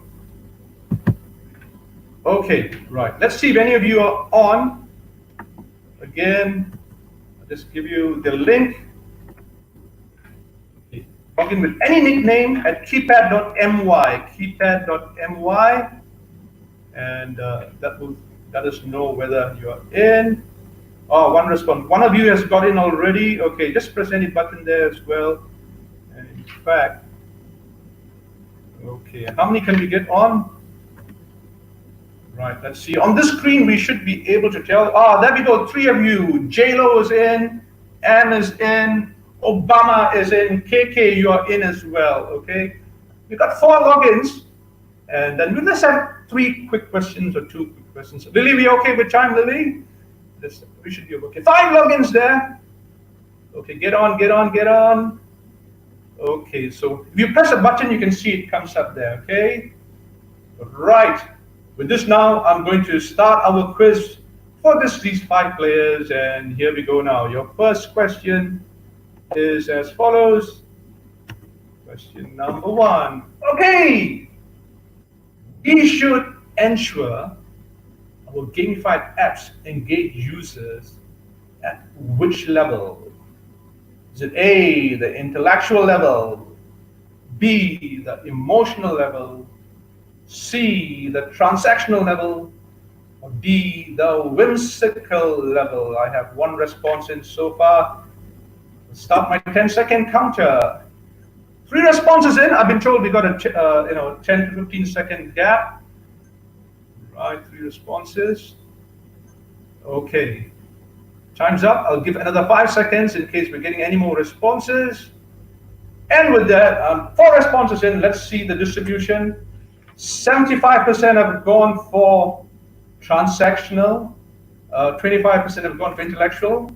Correct answer we're looking for is actually emotional level. Looks like none of you got it correct. Okay, 1 more question and then we'll show a scoreboard.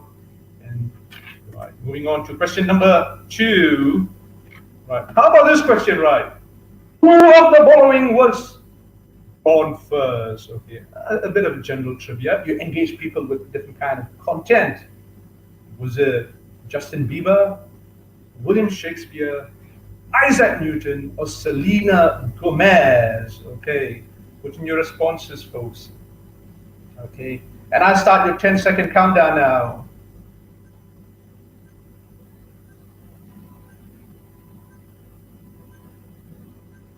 Right, 3. And time's up. Wait for another 5 seconds. Some of you Googling for answers. Don't cheat. Okay, time's up. 2 responses in. Obviously, not Justin Bieber or Selena Gomez. I sure hope we don't get any A's or B's. Let's see the. Okay, most of you have gone for Shakespeare and Isaac Newton. And the correct answer, 75% got it right or wrong? 75% got it correct. Well done. Okay. So you can see there, 75% there. And Shakespeare, some further information. Now, this is, you see, gamification. You actually learn something as well. So William Shakespeare was born in 1564, and Newton was born about, 80 years after that. Okay. Right, with that, let's finish the game just with 2 questions. Do we have a scoreboard? Let's check it out. If we can get a score here. And we had 4 players, 5 players just came on, and okay, top 10 score. Yep. Okay, some of you passed. Okay, KKR, Ashish. But some of you joined later.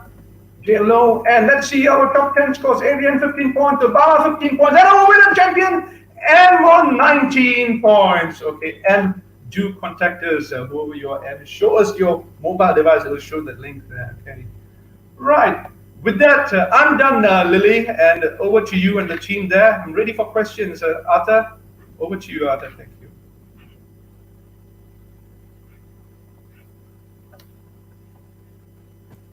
All right, awesome, Shiva. So, how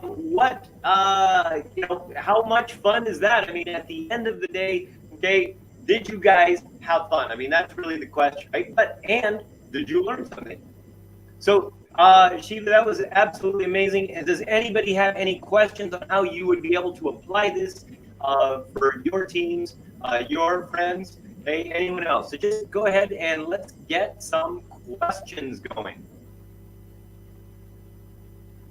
Anything else that you want to add, Shiva? Just kind of a little bit of because you had lots of really great energy. Yes. So is energy important when you are facilitating the games? Yes, of course it is, and that's where a challenge comes as well. When I've been doing live facilitation, it's kind of easy to get the crowd in, and then the crowd feeds off, and you can actually feed off the energy of the crowd. So when you're doing it live, you need to actually motivate yourself, and this is where we have Directive Communication International's postures, the warrior and the emperor to get you up. Okay. Awesome, awesome. Okay, so we got a question from Lee Wen. Okay, and what does the question say? It says, which is the best gamification framework for onboarding employees?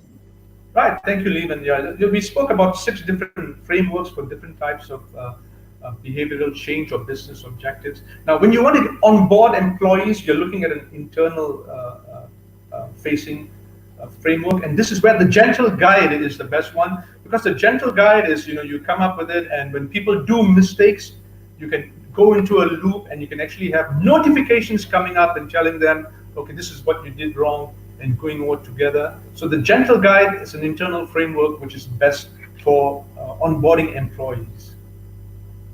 Liban, I hope that answered your question. Okay. Any other questions?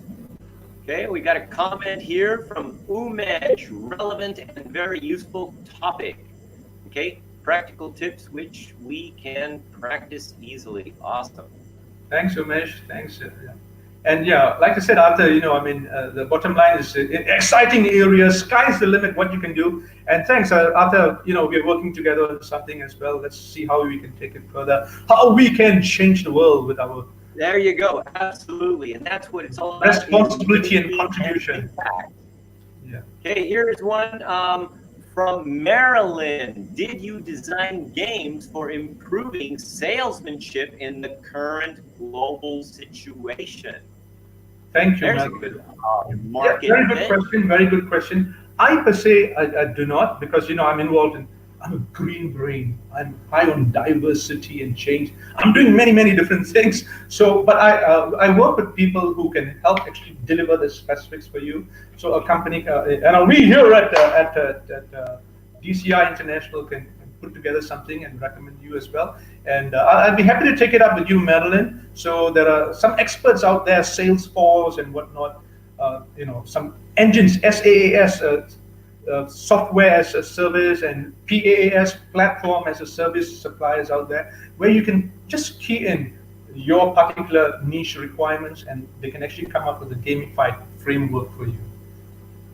And we also have from Ashish, okay, what are a few best options to engage employees through this virtual platform? Okay, virtual platform is really exciting this period. If you have instant ability, then you can actually use, like, we got solve the phrase module. It's about using quizzing is one. We also have 3D worlds. You can actually travel through 3D worlds, and then you can have collaboration as well, where you have teammates, although they are in different areas. So you have a sense of team gratification and team spirit with the leaderboard. So you have, to answer that question, I would say the best way is to know these employees, what their particular traits are, what makes them tick, and then come up with a solution. So there's no one solution fits all. That's what I would say. But tools are out there, and we are happy to take it up with you, Ashish. All right. And it looks like all the questions we have. Well, Shiva, once again, thank you so much for having such an amazing session where everybody was able to kind of have some fun in the process. Okay. Thank you, Arthur. We've got Lily coming up next, okay, that's going to tell us a little bit about the next speaker.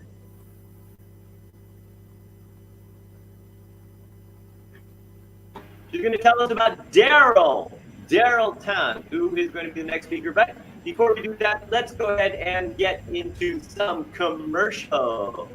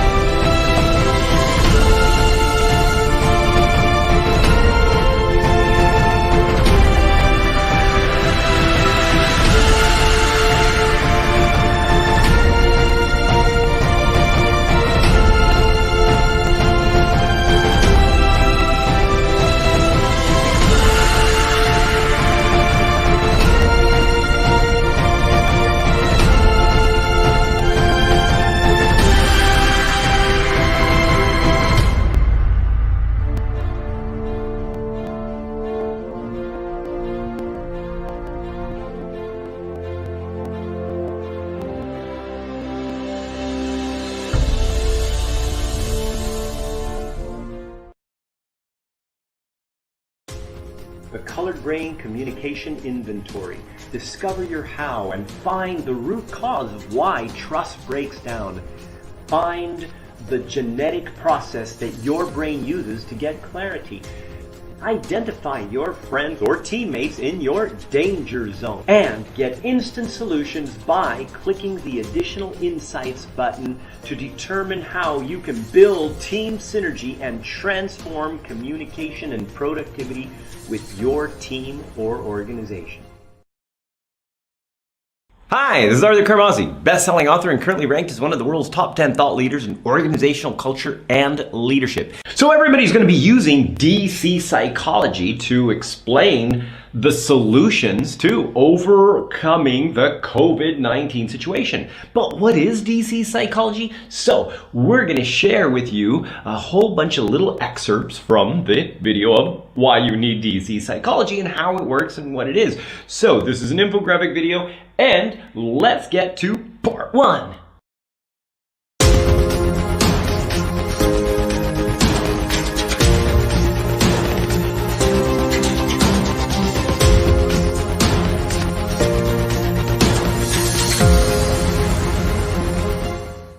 Now behind me, I've got an infographic, and this kind of will give you a brief overview of, well, why you need DC psychology in your organization. So let's look at the global statistics on organizational health, all right?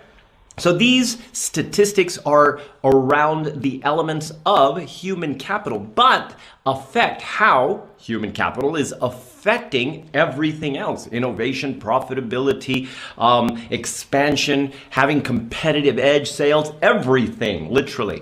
All right, so let's look at one of the elements that a lot of people don't really take into consideration, and that is basically people value ROI. Right? So let's just say that you hire somebody and you pay them $10,000 a month. All right, now this person, obviously you're hiring them at $10,000 a month because they have the experience, knowledge, wisdom, and ability that is worth $10,000 a month.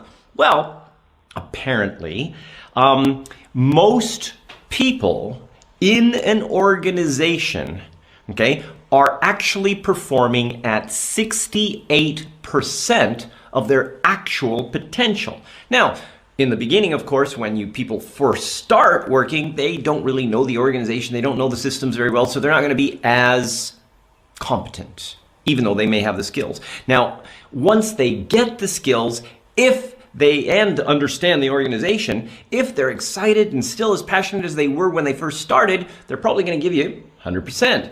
The problem is that most organizations don't support people maintaining that high level of passion and excitement. And so therefore, most organizations globally are on an average losing about 32% of their employee salary value, which means that basically out of $10,000, you're only getting $6,800 worth of real value for that specific employee. And if you add that up times all of the employees, well, that can be a lot of money. So let's look at the next one.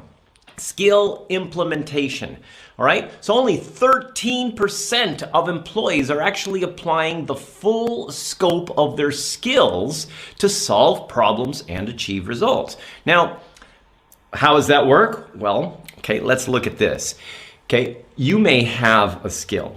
You may know how to do something. You may have some great ideas. You may be super innovative. But if you're not in an environment that supports you using those skills, oftentimes just like, oh, why bother? Or, oh, I'm already too busy. Oh, it's not my job. It's not really my place to say. So these are some of the common factors that you will hear in organizations. In fact, only about 13% of employees globally, okay, based on various studies, are applying their full scope of their skills, which basically means you've got a lot of human potential that is not being utilized by your people if you don't have an environment, or for that matter, an organizational culture that supports it. Which takes us to organizational culture. 51% of employee performance can improve with the right organizational culture, which basically means that right now, if you're paying that $10,000 a month for each employee, or let's say for a group of employees, which means you could get over $15,000 of actual value based on the mean and the norm of employee ROI if you have the right organizational culture. So, how do we develop the right organizational culture? Well, that's why we're here, to apply directive communication psychology.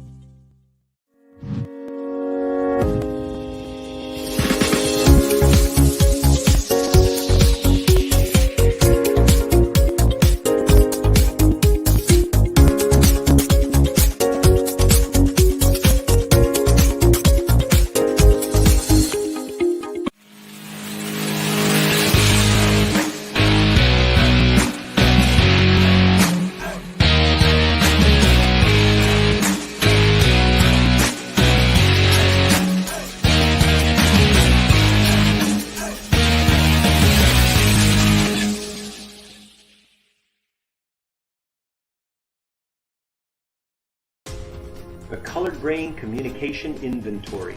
Discover your how and find the root cause of why trust breaks down. Find the genetic process that your brain uses to get clarity. Identify your friends or teammates in your danger zone and get instant solutions by clicking the Additional Insights button to determine how you can build team synergy and transform communication and productivity with your team or organization.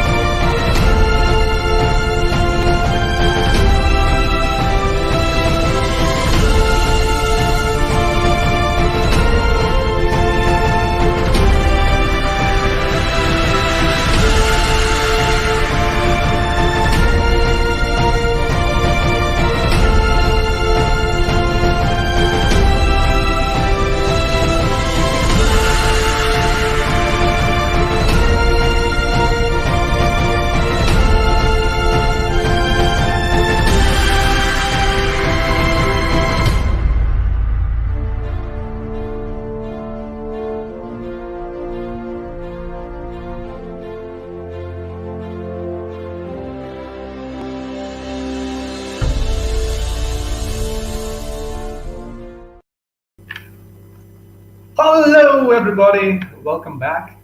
It's Friday afternoon. Are you ready to party? Okay, to set you off on all that, we've got our next speaker. He's not going to be with us live, he's got a recording, and he is Mr. Daryl Tan. I had the pleasure of meeting Daryl about 6 months ago, and we had a whole lot of fun actually doing training together.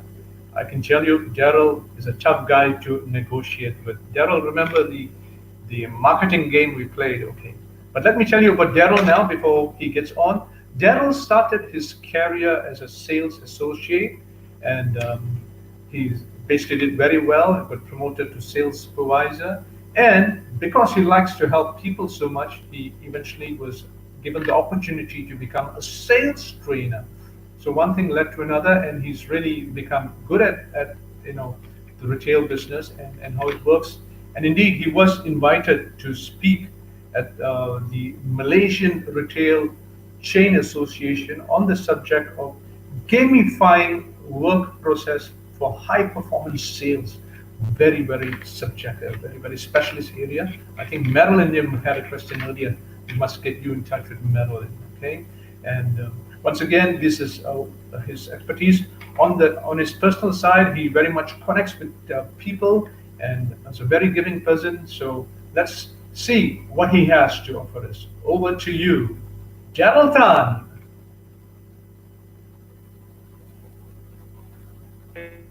Peter, and once again, I'm Daryl Tan, and I would like to take this opportunity to thank you for making time to join this DC Psychology Reboot 2020. I believe you have made time to actually find out some of the latest strategies to really apply it back to your business. Okay, so for my topic is actually all about sales. How do you really level up your sales team? Okay, as we know, the whole idea is that, especially during this period of crisis, okay, as long as we have some form idea how you can implement on it, that's what I'm going to get into. Okay, so I've only got about 40 minutes tops. Okay, including Q&A. We'll see how it goes because I really have a lot of things to share with you. So let's get started.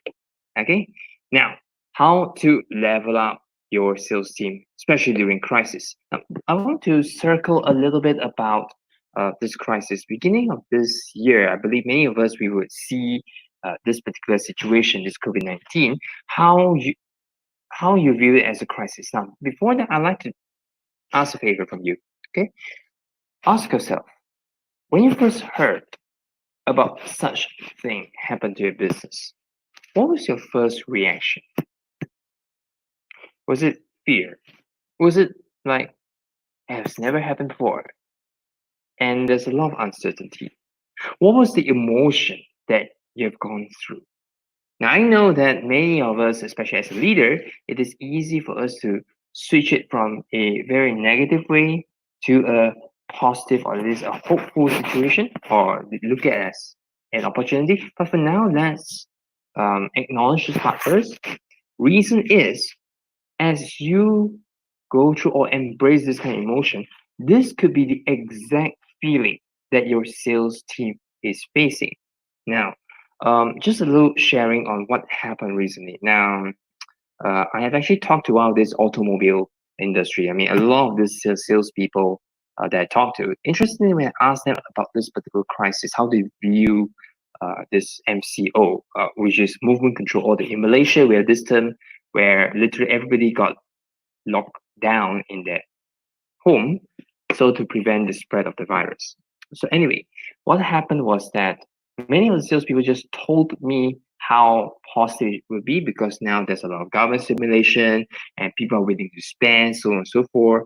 But as I really understand from them, in between the lines, I start to notice there's a lot of fear, a lot of uncertainty. But hey, they can't just tell a stranger, right, how bad the situation is, how fearful they are, right? So that's what I want you to feel, because sometimes whenever we create certain plans, whatever, it'll be always good to really have empathy with whom you're working with. Now, of course, we understand that as a leader, we would always look into changes. That's where we always say about opportunity. many organizations, they start to look at this while they're locked down in their house or at home. For the first week, literally is like re-strategizing. Okay, now I just want to share this interesting story. There are some industry, in fact, take this opportunity to speed up what they have already planned. Take this for example. I had a friend who is a lecturer in one of this university. So he told me that his university wanted to do this online teaching. Okay, it's been quite a while. I think about 2019, early 2019 or end 2018, about that. There's a lot of initiative done, but there's no concrete result. Now, because of this MCO, or at least because of the crisis, the UC had to, okay, it's a must to actually create an online course for the students. Now, because of that, lecturers who have never done video before or speaking in front of video really had a lifetime experience. Okay, so of course, for the younger generation, they enjoy it. Of course, for some of them, they will feel that, oh my gosh, this is so different. But that being said, what reality has happened is that it speed up certain process that we are actually looking into.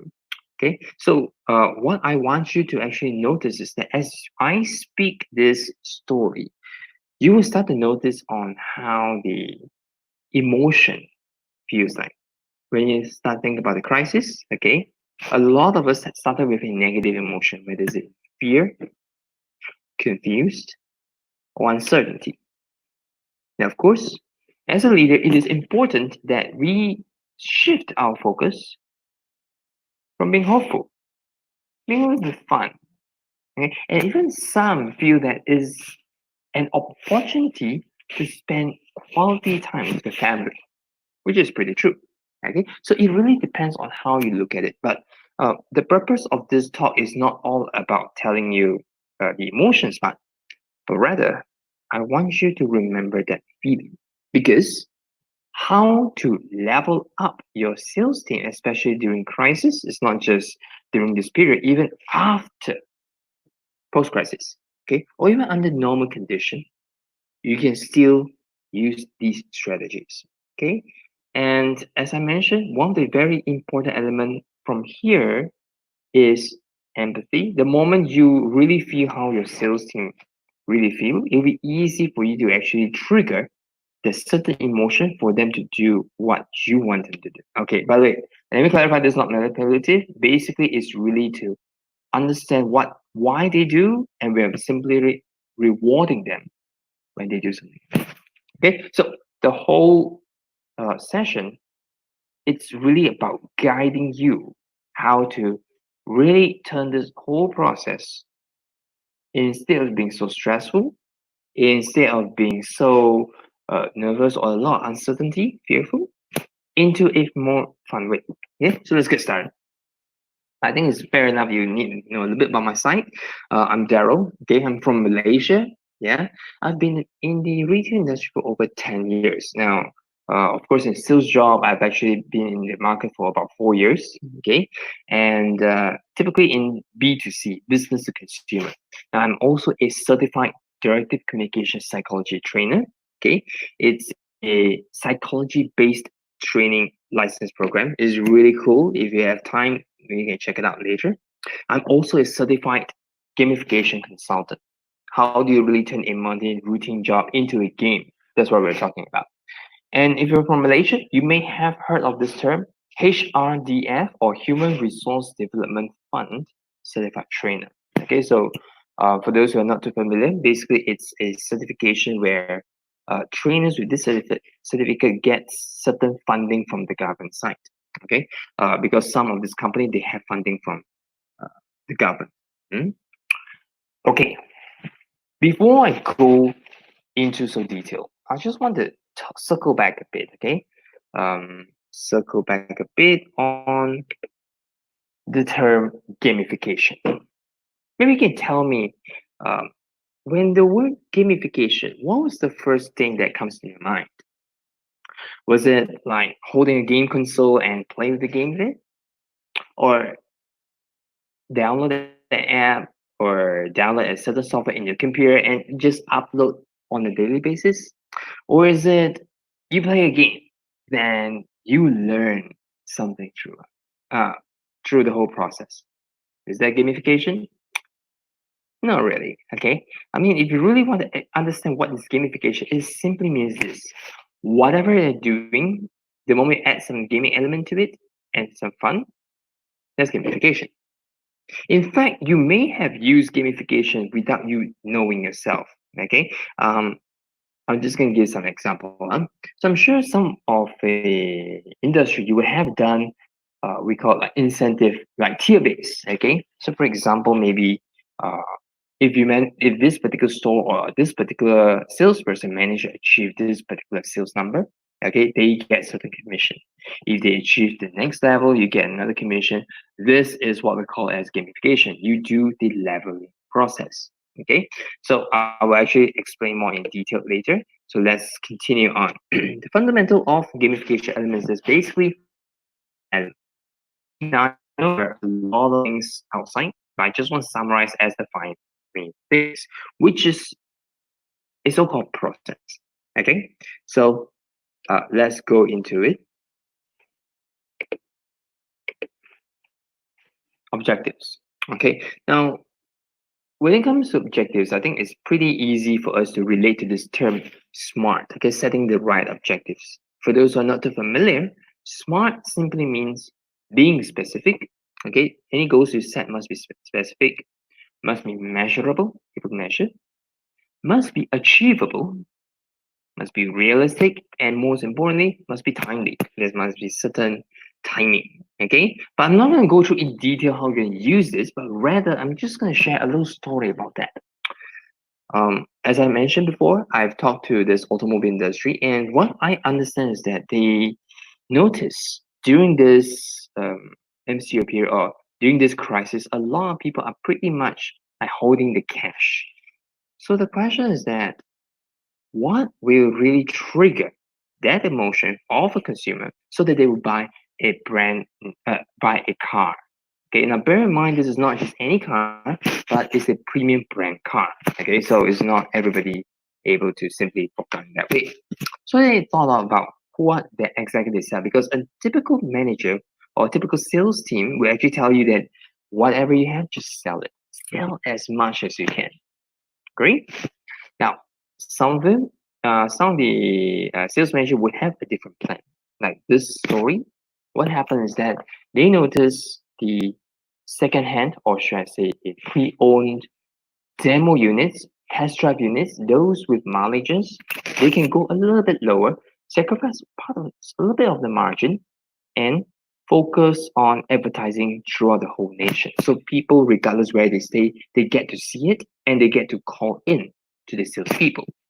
Okay, now this strategy is typically using this period of time where people are holding cash, but hey, it's really like the best deal ever. Let's go get it. If I don't get it, I'll feel what do you call? I'll feel like I'm gonna miss this chance. I'm not gonna see this chance ever again. I kind of feel, if you know what I mean. So what happened is that, surprising, despite in this kind of economic situation, a typical, okay, I'm just gonna give you a picture. A typical what do you call, dealer, okay, a dealer showroom, depending on how the size, by the way, but this showroom typically is about 80, 90 cars, example, okay. But surprisingly, during the 1 month, I'm talking about 4 weeks, okay, just 4 weeks, it's almost over 150 cars, almost double. Can you imagine that? Now, of course, no doubt you can say that, hey, the salespeople are really pushy. Okay, now that's besides the point. But my message is this: instead of just telling your staff that, oh, whatever you have, just keep on selling and selling and selling, rather sit down, understand how your market responds, set the objective based on how your market responds. And more importantly, because all these are tied back to your sales staff's achievement goals. Okay, so you must really understand exactly what they want. So, for example, for the same scenario, what they do is that, okay, despite we have great promotions, we need to clear out all these demo cars. We are also going to incentivize the moment you sell this particular car. So they know that for salespeople, they especially when it comes to automobile salespeople, they're typically with certain basic, very low basic, but the commission are pretty high. Whatever commission you're supposed to earn, you get it. On top of that, you earn some extra money, which is pretty decent money that way. Now, what happens is that for a staff, they feel that, wow, this is like so good. Not only I have a lot of support to really close the deal, but at the same time, it's gonna have a lot of additional help when it comes to my income. Okay, so bear in mind, setting objective could be very easy, but more importantly, look back as number one, how's your market responding? Okay, number two, what really triggers your employee to really go the extra mile? Because I know during this period, especially crisis, a lot of organizations they start to cut costs. I mean, it is part of the strategy. Not to say is it right or wrong, but then again, it really depends how you want to design so that your salespeople will be able to bring income to the company. Okay, so that's the first part for objective. Once you've actually got the objective, what we believe is this. Even though you have the objective, sometimes it is not say every customer you will get to close the sales. Well, some maybe yes, some selected industry, but when it comes to an overall, especially during crisis, it is not that easy. Okay, not say no, but it is not that not as easy as before. So what happens is that it's always good to develop certain behavior, because what we believe is that as long as you have certain behavior, the desired behavior, then even though currently you may not be able to achieve that result, you will eventually master that, get that result. Okay, so what are the desired behavior? Bear in mind is that, okay, so what desired behavior would you like your employee to start behaving and continue? Bear in mind is that it's not just one time, okay? You really have to design it carefully so that your employee will behave as what you want, okay? These are some simple example. I will not explain every single one of them, okay? But I'm just simply going to let you have a quick look. If you want to take a snapshot, wherever, just go ahead. And more importantly, my only advice is this. Okay, now if you take a snapshot, just go ahead. Try to pick between 3 to 5 behaviors. Let's put it this way. As a salesperson, I mean, not just as a salesperson, as an employee, every single behavior are very important, but are they equal? For example, for sales, you need to be more energy, more cheerful, or maybe more proactive.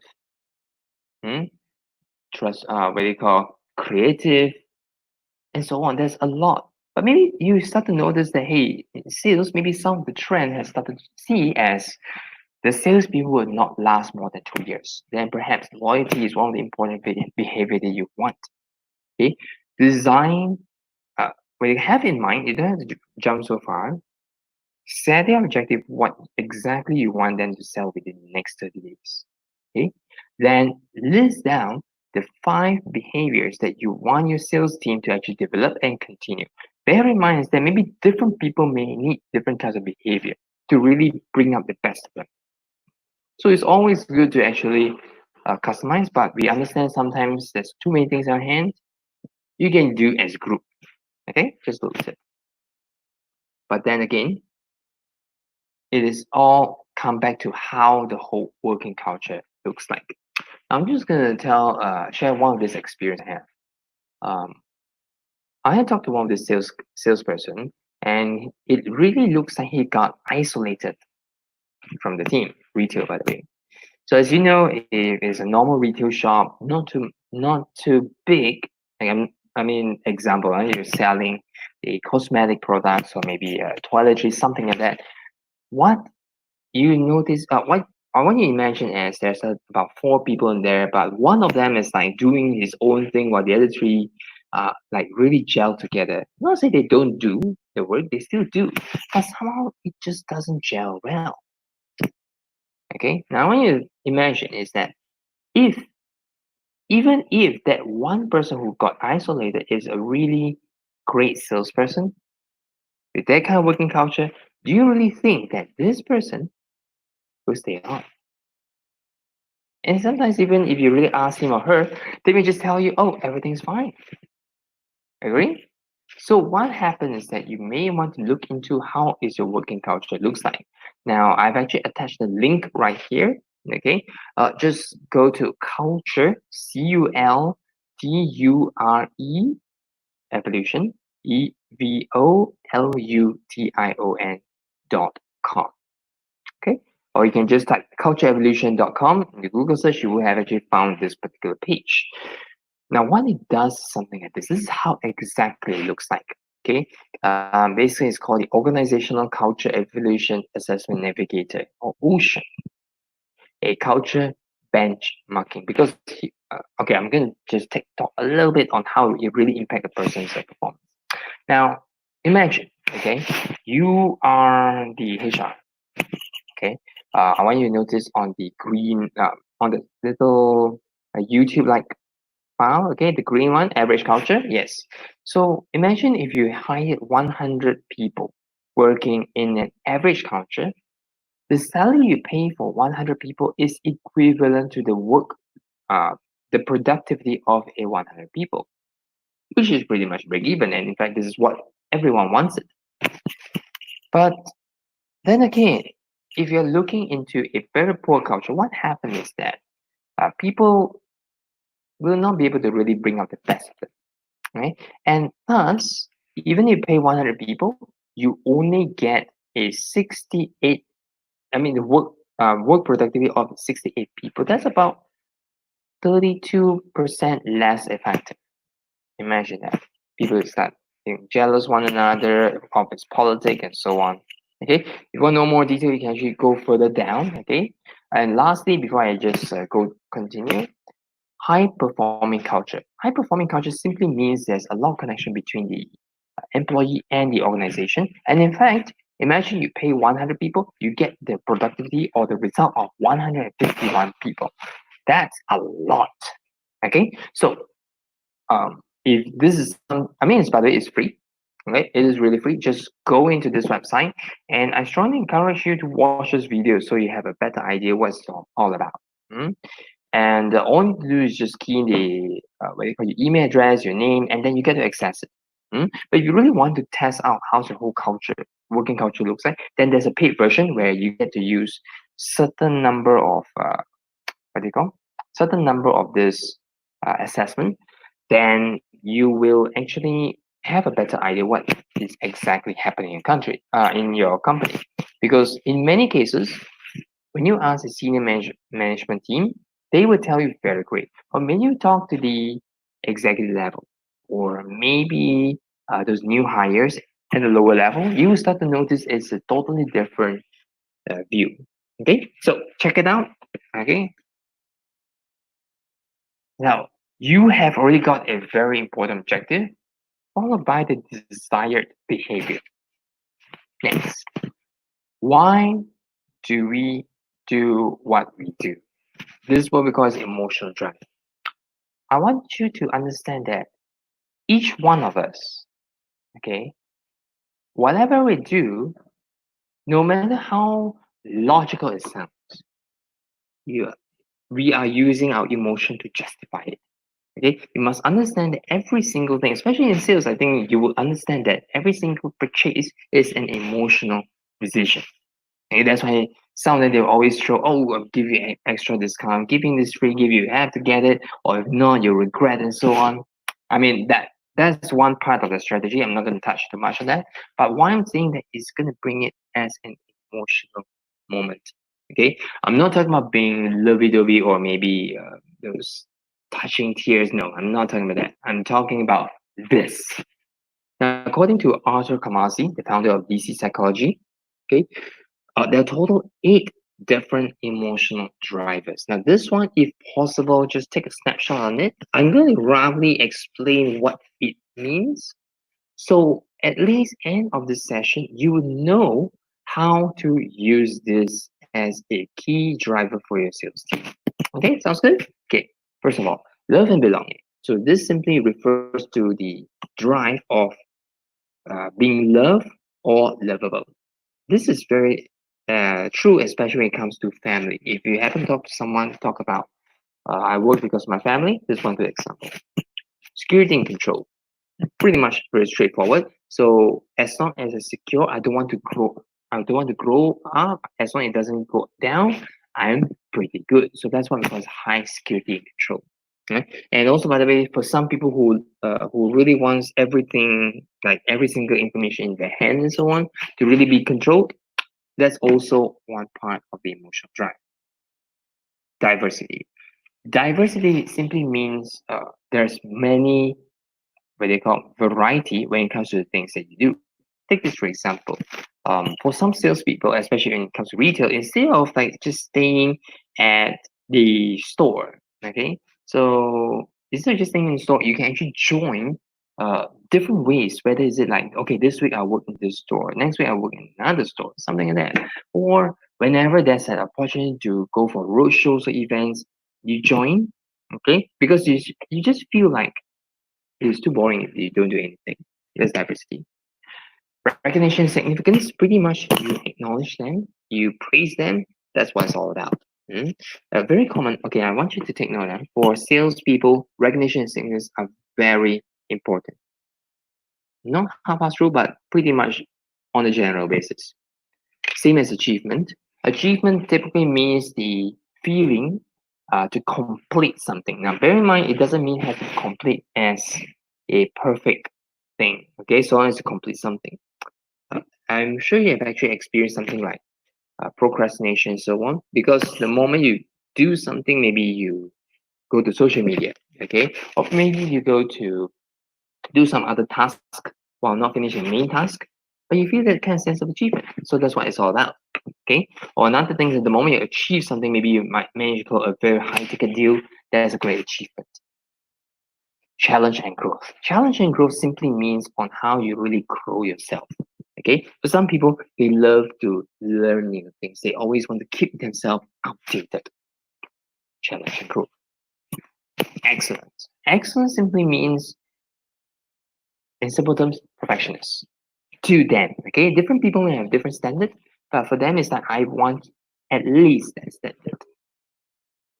Lastly, contribution and responsibility simply means that, okay, you know, some of the people, why they buy certain car or why they buy certain products, because the company or the brand donate to the unfortunate people. And you feel, oh, I feel good because I at least contribute to the society in some way or another. So that's exactly the emotion needs. As you can see, each one of them are very unique. Okay, but I can tell you straight, most salespeople will focus on these three things. Number one, recognition and significance. Number two, achievement. Okay. Number three. Okay, now this one really depends. Some could be where you got love and belonging, some could be challenge and growth. Depends, because there are some cases where people just wanted to be pretty much relaxed, stable. I don't want to keep on growing myself. When you ask them, they'll tell you, I work for my family. Yeah, of course, they'll tell you, I work for money. But end of the day, how are you going to use the money? For the family. Okay? So, challenge and growth, pretty much straightforward. So, as you can see, I'm not saying for salespeople don't have the rest, but it's not as high as all these things. Now, bear in mind, I'm just pretty much generalizing, because based on my experience when I talk to so many retail staff or salespeople, these are some of the important ones. Oh, one more thing. You want to know a little tip? If you haven't noticed that a lot of your staff always post in social media, whether it's in TikTok or Instagram or Facebook, then they're very high in recognition and significance. It will be important, very, very important, to praise them in front of the team. Okay, so they feel that sense of like being recognized. Okay, good. So once you've already got the objective, you already know what's the behavior you want, followed by the emotional drives that really support that. Okay, now comes to the game mechanics or measurement mechanics. Okay, so here's the thing.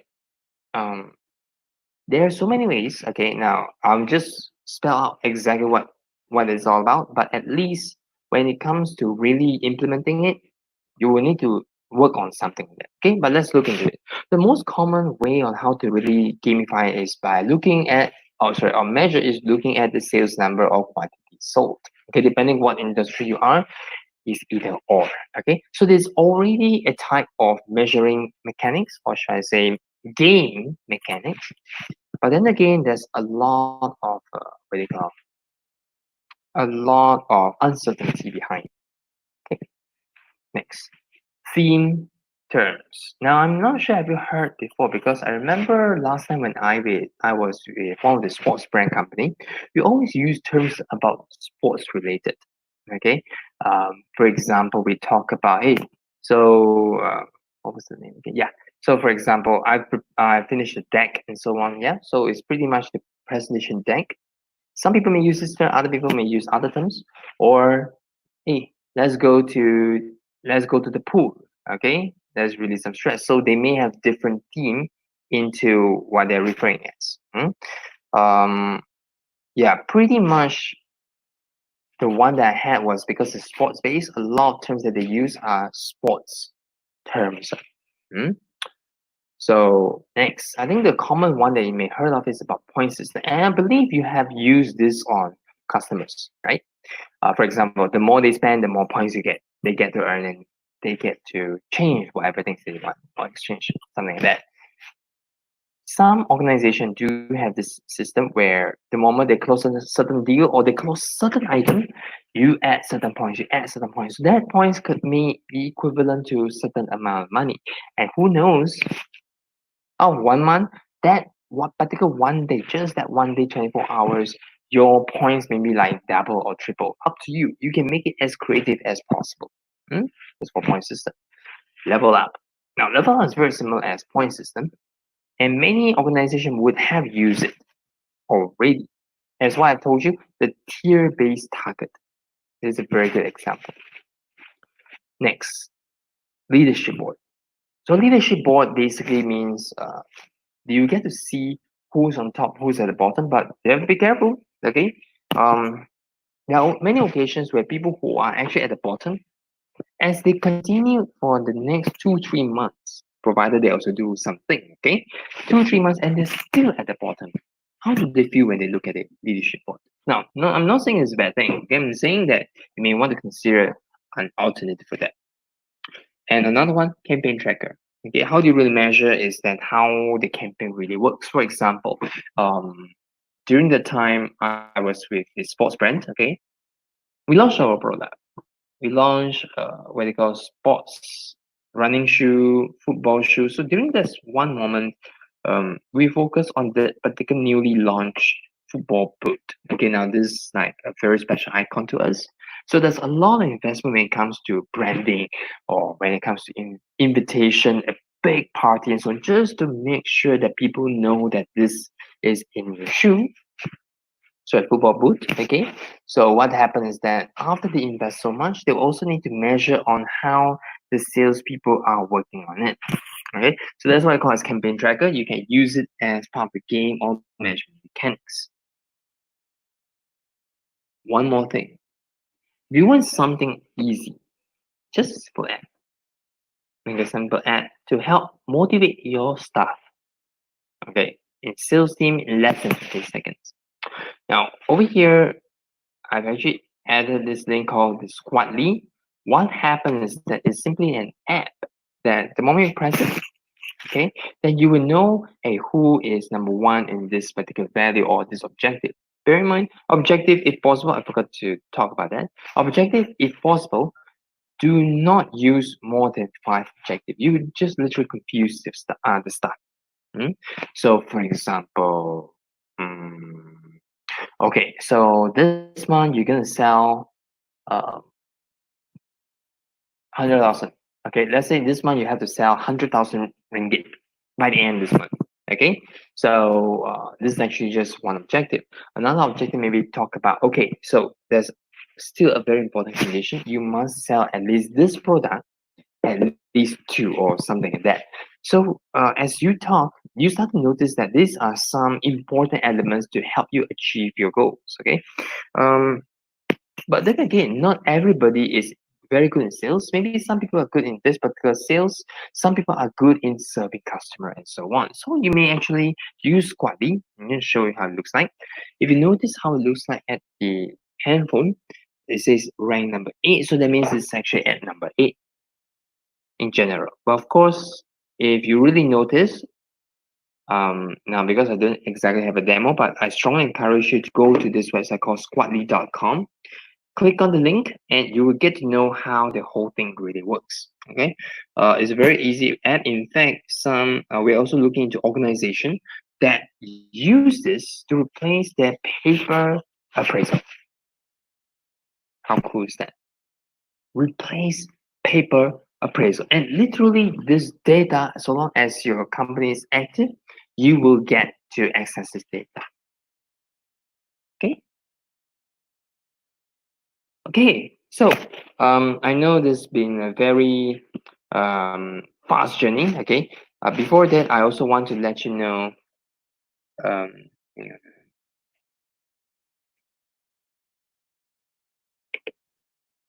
Okay, so before that, I'd like to also let you know that pretty much the whole scenario looks something like this. Objective, set the right objective, not more than 5 if possible.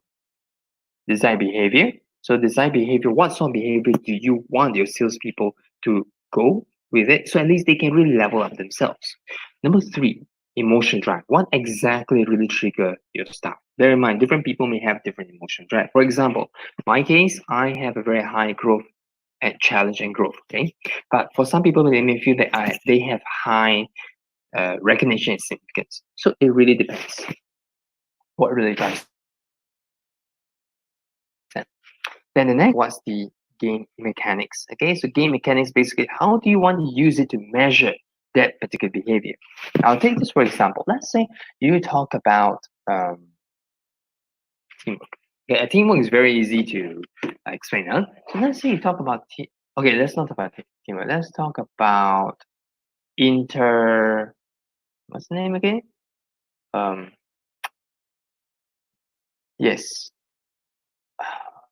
Suddenly I just can't remember. Okay, let's stick back to teamwork. Okay, it'll be easier in that way. So let's assume that one of your objectives is actually really see your sales team, or rather as a company, teamwork is being cultivated because it's part of your main core value of the company. So what happens is that when the managers start to notice that how this particular stuff work really well with different departments just to get things done, and the best part is it does not jeopardize the whole the whole workflow. Well, the moment manager sees it, he can just simply click on it and give some marks. Imagine that the moment the staff sees that, wow, my manager acknowledged that, even though it's nothing, but he just acknowledged that what I did. How cool would that be? Agree? So once again, my time, yeah, I already reached 37, almost done. Okay, so now I have to let you know is that because of time constraint, I appreciate if you have any questions. Any questions, okay, with regards to the talk for what we have here, you can simply just not say WhatsApp. You can actually simply use this file. Hang on. Okay, that's where my email is. That's my personal email because I tend to respond faster when it comes to personal email. So once again, I would like to take this opportunity to thank you for making time, joining me to make this happen. How do you really level up your sales team, especially this crisis? Okay, and if you have any questions, any feedback, comments, feel free to go to this my email. Just give me some feedbacks. Okay, now of course, same any questions, you can also feel free to key in this email address. That's all for now. All right, so my time is pretty much up. Okay, good. So I wish you all a great year 2020. Is really time to level up the way we do sales.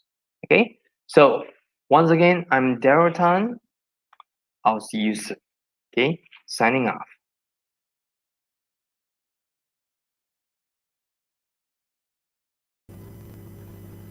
Okay, that was Daryl. Thank you so much, Daryl Tan. Some great insights on gamification, especially in relation to sales. I found your insights about leveling up very interesting, and actually a little bit more on the sales culture as well. You spoke about Ocean and especially that particular situation where you have an individual being isolated compared to the others, and how you can use techniques to take care of that. So with that then, I think that takes care of our session for this afternoon. Coming up shortly at 4 p.m., we have the next session, so do stand by. And with that, I send you back to our studios.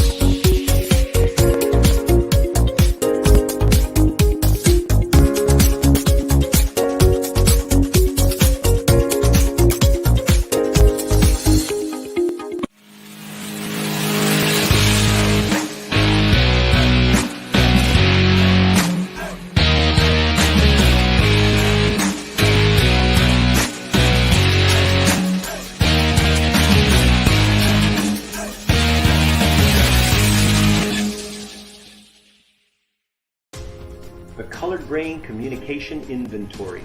Discover your how and find the root cause of why trust breaks down. Find the genetic process that your brain uses to get clarity. Identify your friends or teammates in your danger zone and get instant solutions by clicking the Additional Insights button to determine how you can build team synergy and transform communication and productivity with your team or organization.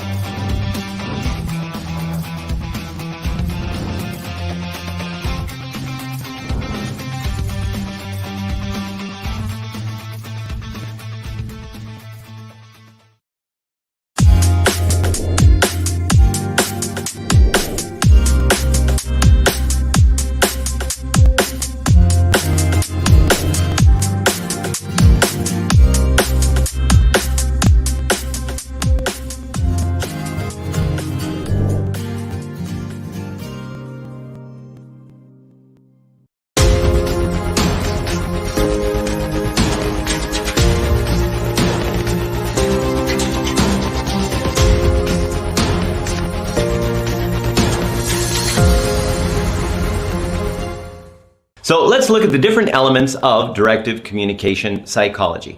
One of the key factors that we do is repair and rebuild organizations and organizational cultures by interactively nurturing awareness. Now, there's different types of awareness, of course, but let's look at specifically some of the elements that we do, okay? So first of all, how people process information, how people get clarity. Now you may think, well, why is that important? Consider this, okay?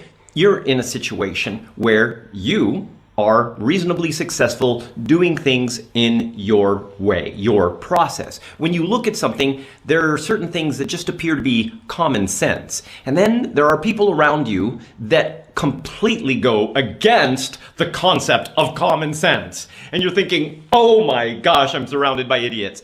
And in reality, see, the thing is that they simply have a different genetic way of getting clarity, which basically means there is a different process of doing things. And because of that process, their clarity is so obvious that your way seems alien and doesn't seem like common sense. So this oftentimes creates conflict, loss of synergy, and it's one of the essential root causes of why trust breaks down, because when you start to impose your process or your way on other people, well, or when other people start to impose their way on you, you start to feel that essentially they are not really trusting your ability and your way of doing things. And so therefore, you oftentimes just kind of say, okay, I'll just follow you, which of course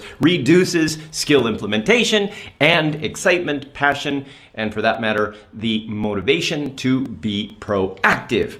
Okay? Now, why people do things is also an element that we look at and nurture awareness of. So primary motivators, which do change from time to time and also from environment to environment, are affecting why you do things. They affect the decisions you make. They also affect the reactions that you have. See, often we will be reacting to people around us, and we don't actually know why they're doing things. But once we understand why people do what they do and understand a little bit more about why we do what we do and why we react, why others react, why people are acting and reacting to each other, we will be able to create environments where we can support each other's why and reduce reaction because we are aware of what is really going on rather than what we just think is going on. The other thing, of course, is who, okay? How others are affecting you, okay? Who are these people, and basically how their actions and or reactions are affecting you. Sometimes you don't really realize that it is a group dynamics thing. See, when you are in one environment, your behavior is different than another. So for example, at work, your behavior, your ideas, your attitudes are different than often with your family, or different again from your friends. And even in a different group of friends, you have different behaviors, not because you decide to act differently, but because different groups or group dynamics bring out different facets of who you are. So knowing how other people are affecting you is going to be a key factor in creating an environment and a culture that is going to support higher performance of you and those people as well. But wait, because that's only half the concept, and the other half is in the next video!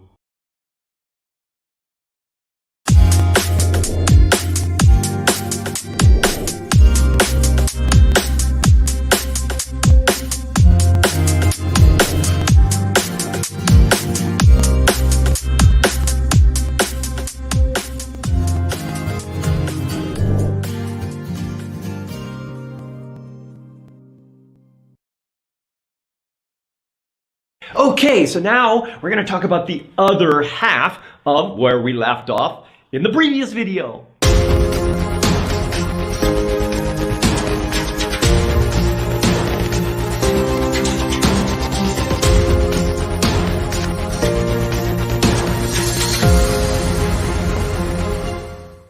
It also is important to know how you are affecting others because, well, you're part of the whole team, and that requires an awareness of how your actions, behaviors, attitudes are literally affecting the group environment and creating the dynamic that is happening. Okay? Now, of course, all of this goes back to what kind of an organizational culture you're working in. And we have various tools and whatnot, like the culture evolution evaluation, which essentially is a tool that understands your organizational culture level and helps you to evolve to the next level. So it shows you what evolution you're at and then benchmarks that so that you can move to the next level. So knowing where you are, what organizational culture you're working in, is going to help to understand what you currently have so that you can see the progress and evolve to the next level. And of course, all of that understanding and awareness comes down to simple, small modifications that you can do to basically take control of the environment. Okay? Now, when I say simple, these are literally simple things. Once you have various awarenesses, all you need to do is make small modifications in your behavior that are going to affect the entire organizational culture, or at least the culture of the team that you are working in. And you can't do that without knowing what specific small modifications to do. Example would be, let's say you go out with your friends, and let's say that you're normally kind of really excited and you're like, whoa, you know, and you're crazy out there, but suddenly you go out with the same friends, go to the same places, talk about the same things, but now instead you're being very philosophical. Okay? Your friends' reaction, their behaviors will change based on the one modification that you made on how much energy you had, for example, in this case. And by understanding the elements of group dynamics and the psychology behind environment and culture, and all of these different awarenesses, you will be able to very specifically sculpture the kind of organizational culture you want. And of course, that means that you need to apply directive communication strategy.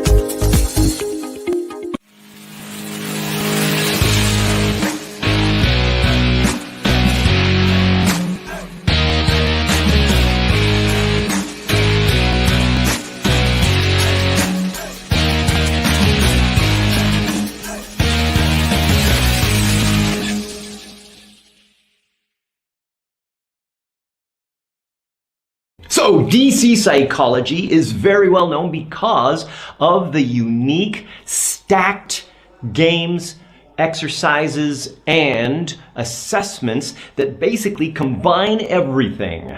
Let's see how that works.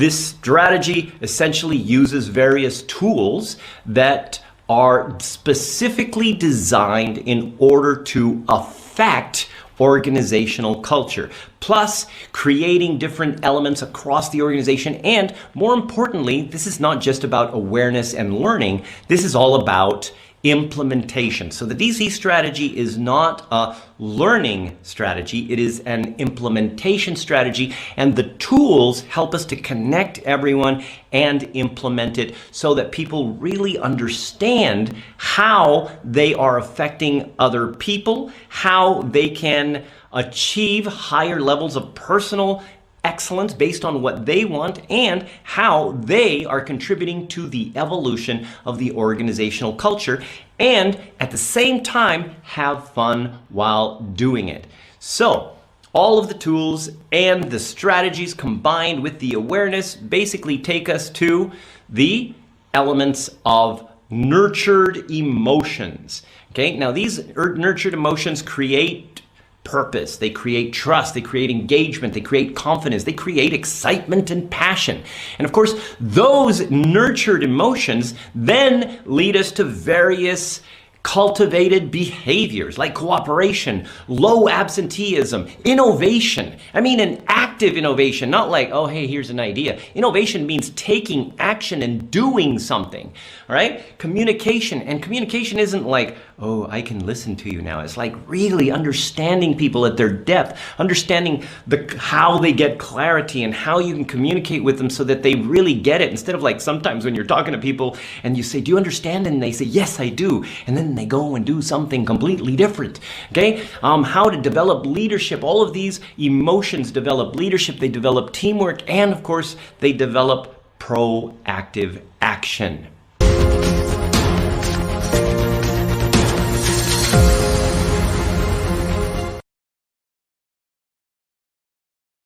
But ultimately, what it's all about, improved organizational health.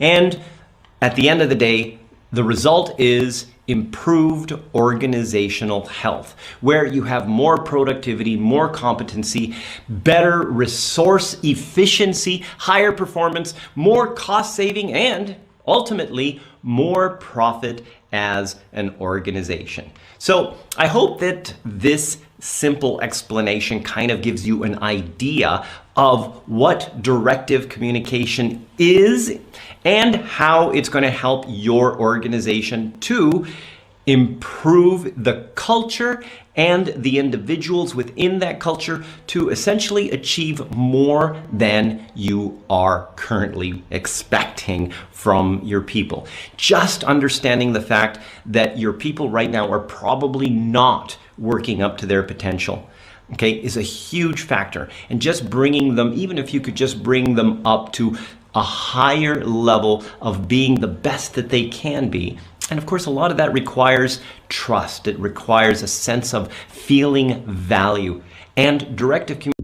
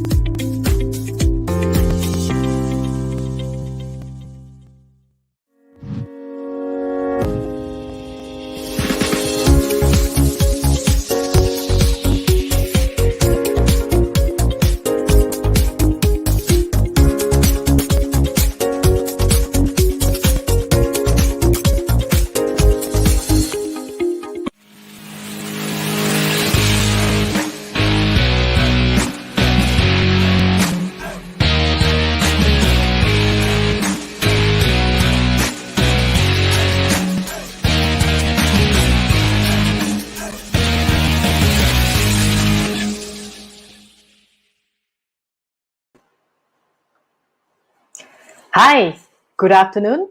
Welcome to this panel discussion, and thank you for taking time to join this particular session. I'm Janet Yung, the founder and Chief Learning Officer of Trilogy People Performance Consultancy and 8 Treasures. Before we begin, I'd like to introduce you to our panelists as well as the topic for the panel discussion. The panel discussion's topic today is how employees can reboot to their highest level of performance post-pandemic. And up first in our panel is Ms. El Rasif from Malaysia. She is the founder and CEO of Al Zada Academy. Next, we have Dr. Hanan Salim from Dubai. She is the CEO and founder of Trilogy Wellness Psychology.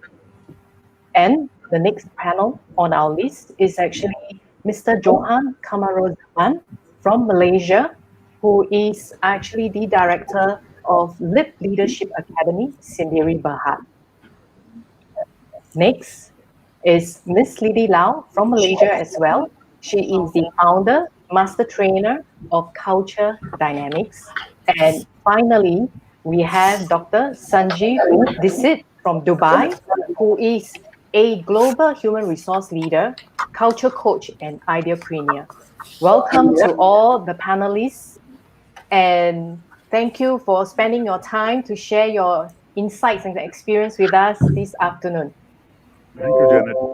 Thank you, Janet. You're most welcome. So I'm going to go. You're welcome.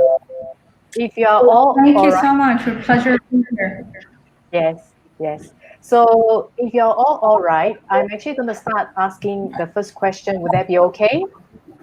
Sure. Give me a thumbs up. Pretty fine. Yeah, great. Yes. So I will go by alphabetical order because I realize I think there's a little bit of time lag. So in terms of the reply, I think I'm not getting it all at the same time. So we'll do this as a signal when we are ready. Is that all right with all of you? Sure. Great. Okay. So I will start off by alphabetical order on the first question. So the first question that I'd like to ask is, in your opinion, what does it mean to reboot? How can one reboot? And we'll start with Ms. El Rasif. Hello, very good evening to everyone joining from all over the world. Thank you, Janet.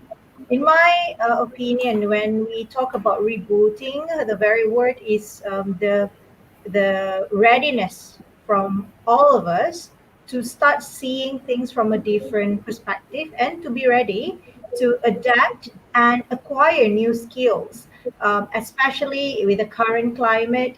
That is a much needed skill, which is the skill to learn new skill.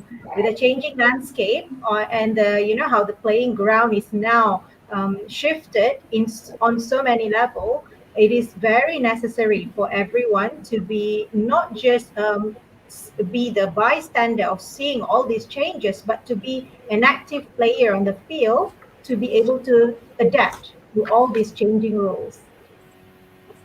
Thank you, El. So we have Johan next. Would you like to give your sharing?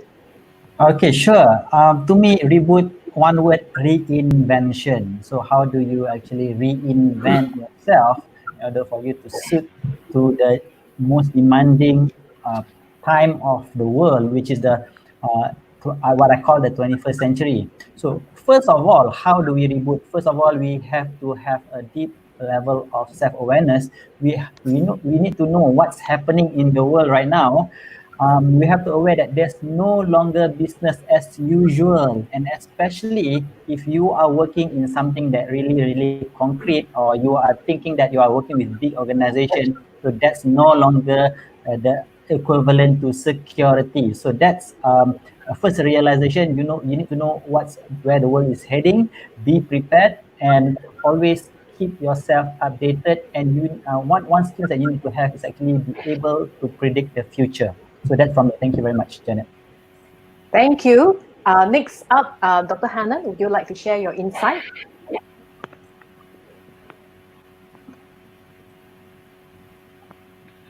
Hi, Dr. Hannah.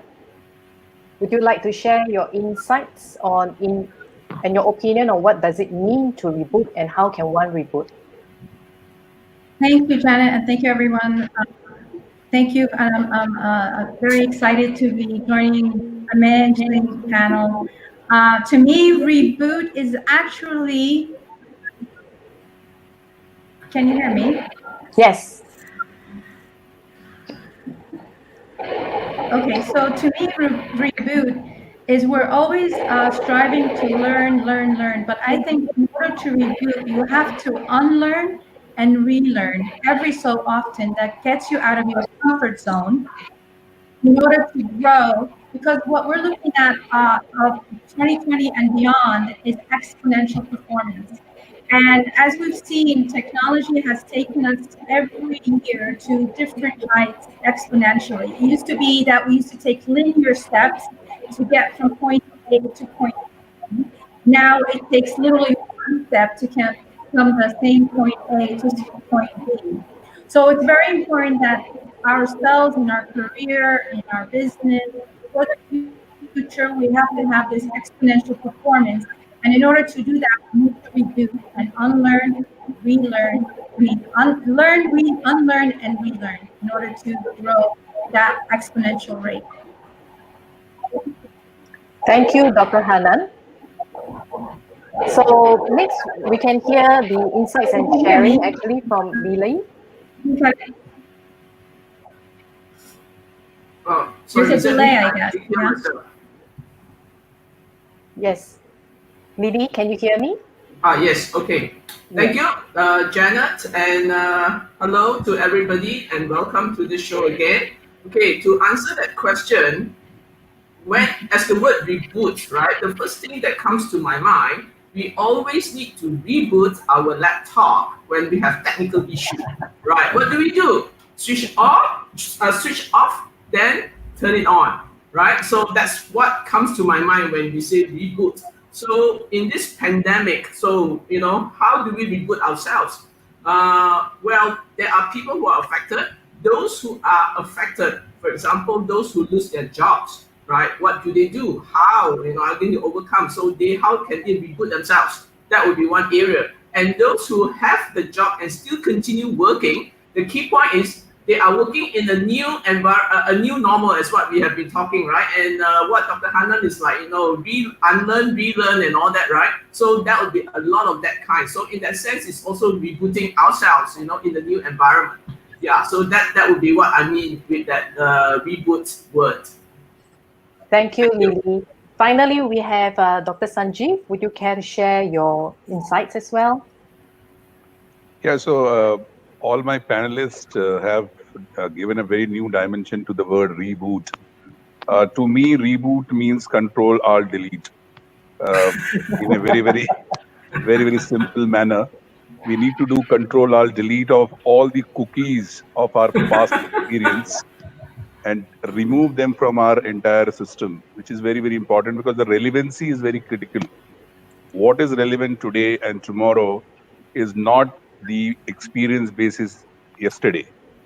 So we always been driven by plan A, which is action, plan B, which is having a backup. But most of the time we never had plan C. And the reboot for me, for myself, for my family, for my team, for my organization, for my business, and I'm also recommending this for all the audience out there, that we need to have a plan C, which is how I can have a culture around myself or ecosystem or an environment around myself, which makes me passionate, motivated to manage and handle any kind of a challenge arising out of pandemic or no pandemic. So go back to your basics, create a culture, develop your plan C, and I'm sure you will come out like a winner. Thank you for the panel for actually sharing your great insights. So as a summary, what I could gather from all the panelists is basically new skills, the willingness to relearn skills. And in order to do that, I think two of our panelists says we need to control, delete, and reboot the entire system. So I think that's great advice, because I think a lot of times we have old habits, and if we don't unlearn that, it's going to be quite challenging. So let's move on to the next question. The next question is actually on how do you think performance appraisal will change post-pandemic? And for this, I think we will probably ask Al first, I think because you run an organization. So would you like to share your opinion? Thank you, Janet. You're welcome. For, in terms of performance appraisal, for many businesses that are run either homegrown or in larger corporations, I think one aspect that we can all agree that are most affected would be the revenue stream. As most especially to those businesses who do not have digital integration built into the business mechanism, and therefore they are not able to leverage on the digital aspect going through the pandemic. Especially now, we have a lot of restrictions on mobility and logistic wise. I would say in terms of how the performance appraisal will be affected is that as an organization we will look more towards skill sets that are more attuned to the digital landscape, and give more weightage to the kind of skills that are focused in bringing in revenue on into the business. When and the speed of giving those feedback could not be as it used to be. Like before, we can afford to wait for in the older tradition, the traditional feedback mechanism when we appraise for performance, we look into on a yearly basis. Many has already established that we need to go onto quarterly, but I think even more so now, quarterly even not is not enough. You have to Okay. look at on a shorter span of time for you to have the agility into an organization to be able to adapt with all these ever-changing landscape, with all the new tools that came up onto the market. I think as an organization, the agility will be one of the highest ranking that we will look and polish among all of our employees, and to be able to move together as a group in adapting with all these new tools and skills. And so I would say that we would give more intense focus on the sets of skills that are strategically placed in bringing in the revenue into the Thank business. you, Dr. Thank you, Al, for your sharing and insights. Dr. Sanjeev, as a experienced CHRO, would you care to share a little bit more from this perspective as well? Sure, Janet.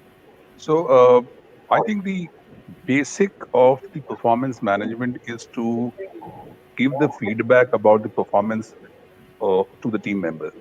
The main objective of the performance management system is to give that feedback. Now, I think that will not change. The feedback, the context might little change, because now the role dimension of people have definitely shifted from their existing function to handling multitask and cross-functional responsibilities. Now, even supply chain is supporting sales. The marketing is also supporting sales, because HR is also getting into the zone where they can support business.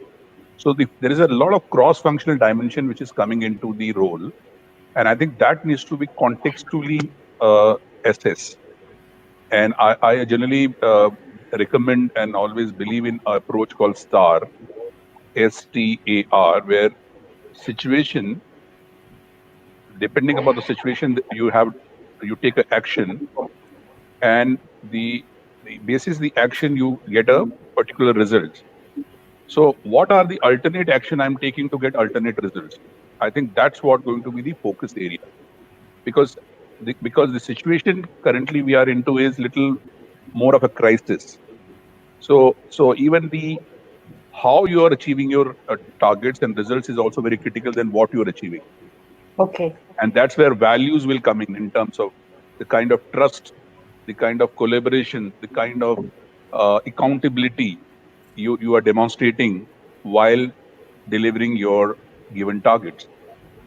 So I think a lot of emphasis will go into the how part than only the what part. And that's a critical piece in this current environment. Thank you, Dr. Sanjeev. Thank you. Welcome. So let me just summarize what both Al and Dr. Sanjeev has said. I think from Al's perspective as a business owner, the tying back of performance appraisal to actual revenue is even more critical right now. And therefore, the feedback cannot be maybe once a year. It actually have to be on a more frequent basis.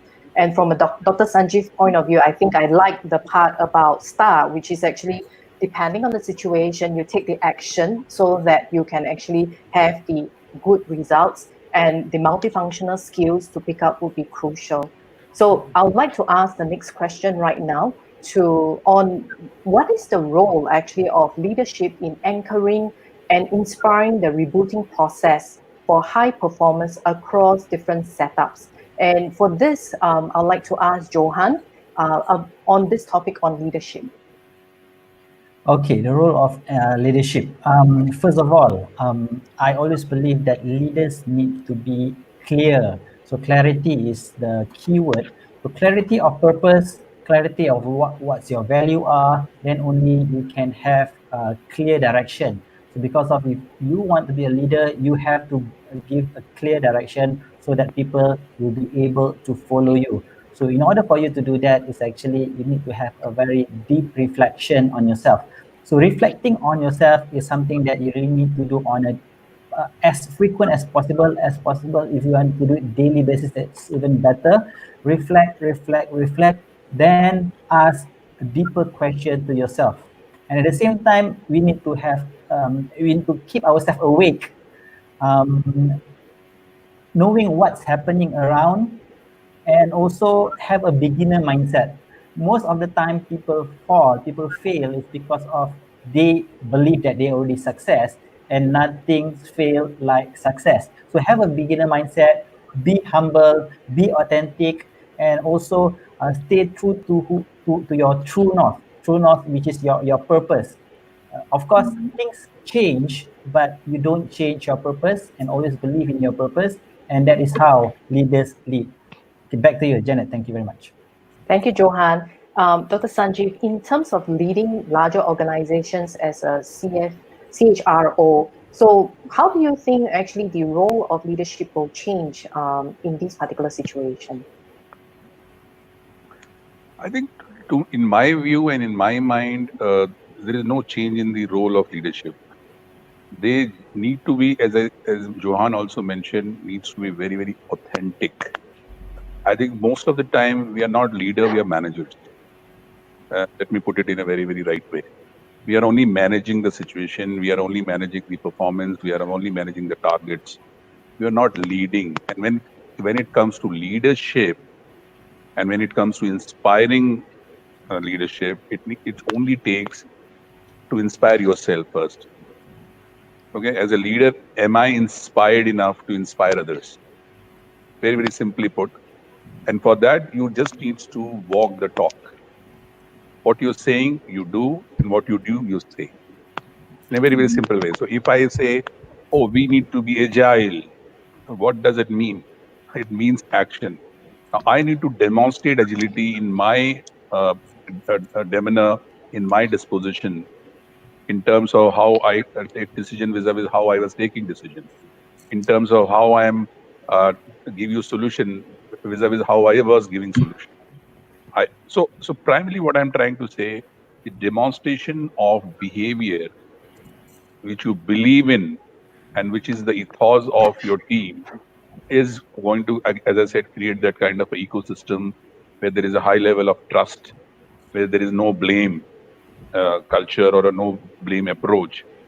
And because you're walking the talk, you will see yourself that your team start cascading or reflecting or demonstrating similar kind of behaviors. And then inspiration, as I said, is a very contagious process. Once you are inspired and you are doing what you are saying, your team start following you. Like a father, the way you behave, your son start behaving or your kids start behaving. So I think for me, that's very, very simply put. First, inspire yourself to inspire others by walking the talk. Thank you, Dr. Sanjeev. So now let me just summarize the points from both Johan and Dr. Sanjeev. Basically, leadership from Johan's perspective, it's you have to reflect and have the beginner's mindset to be able to actually absorb and gather the information from everyone else around you so that you can set a clear direction.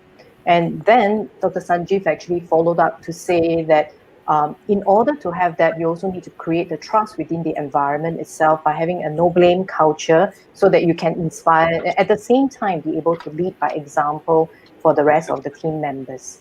Thank you so much. I will like to ask the next question to Lily. Lily, what are the core elements of rebooting of employees towards high performance? That's the first part of the question. The second part is, how can one make this process irreversible and sustainable? Okay, thank you, Janet. Welcome. The first part is, what are the core elements of rebooting Yes. employees, okay, towards high performance?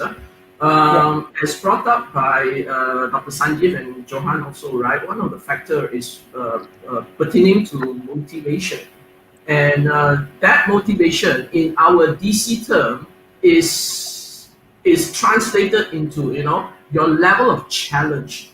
How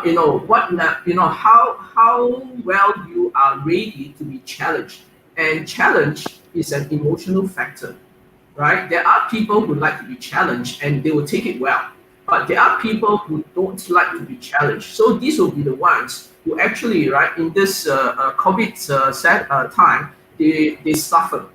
They suffer a lot because they are going through these changes and not accepting that to be ready to be challenged. So this will be things that I felt which is very very important. How you can reboot yourself, yeah.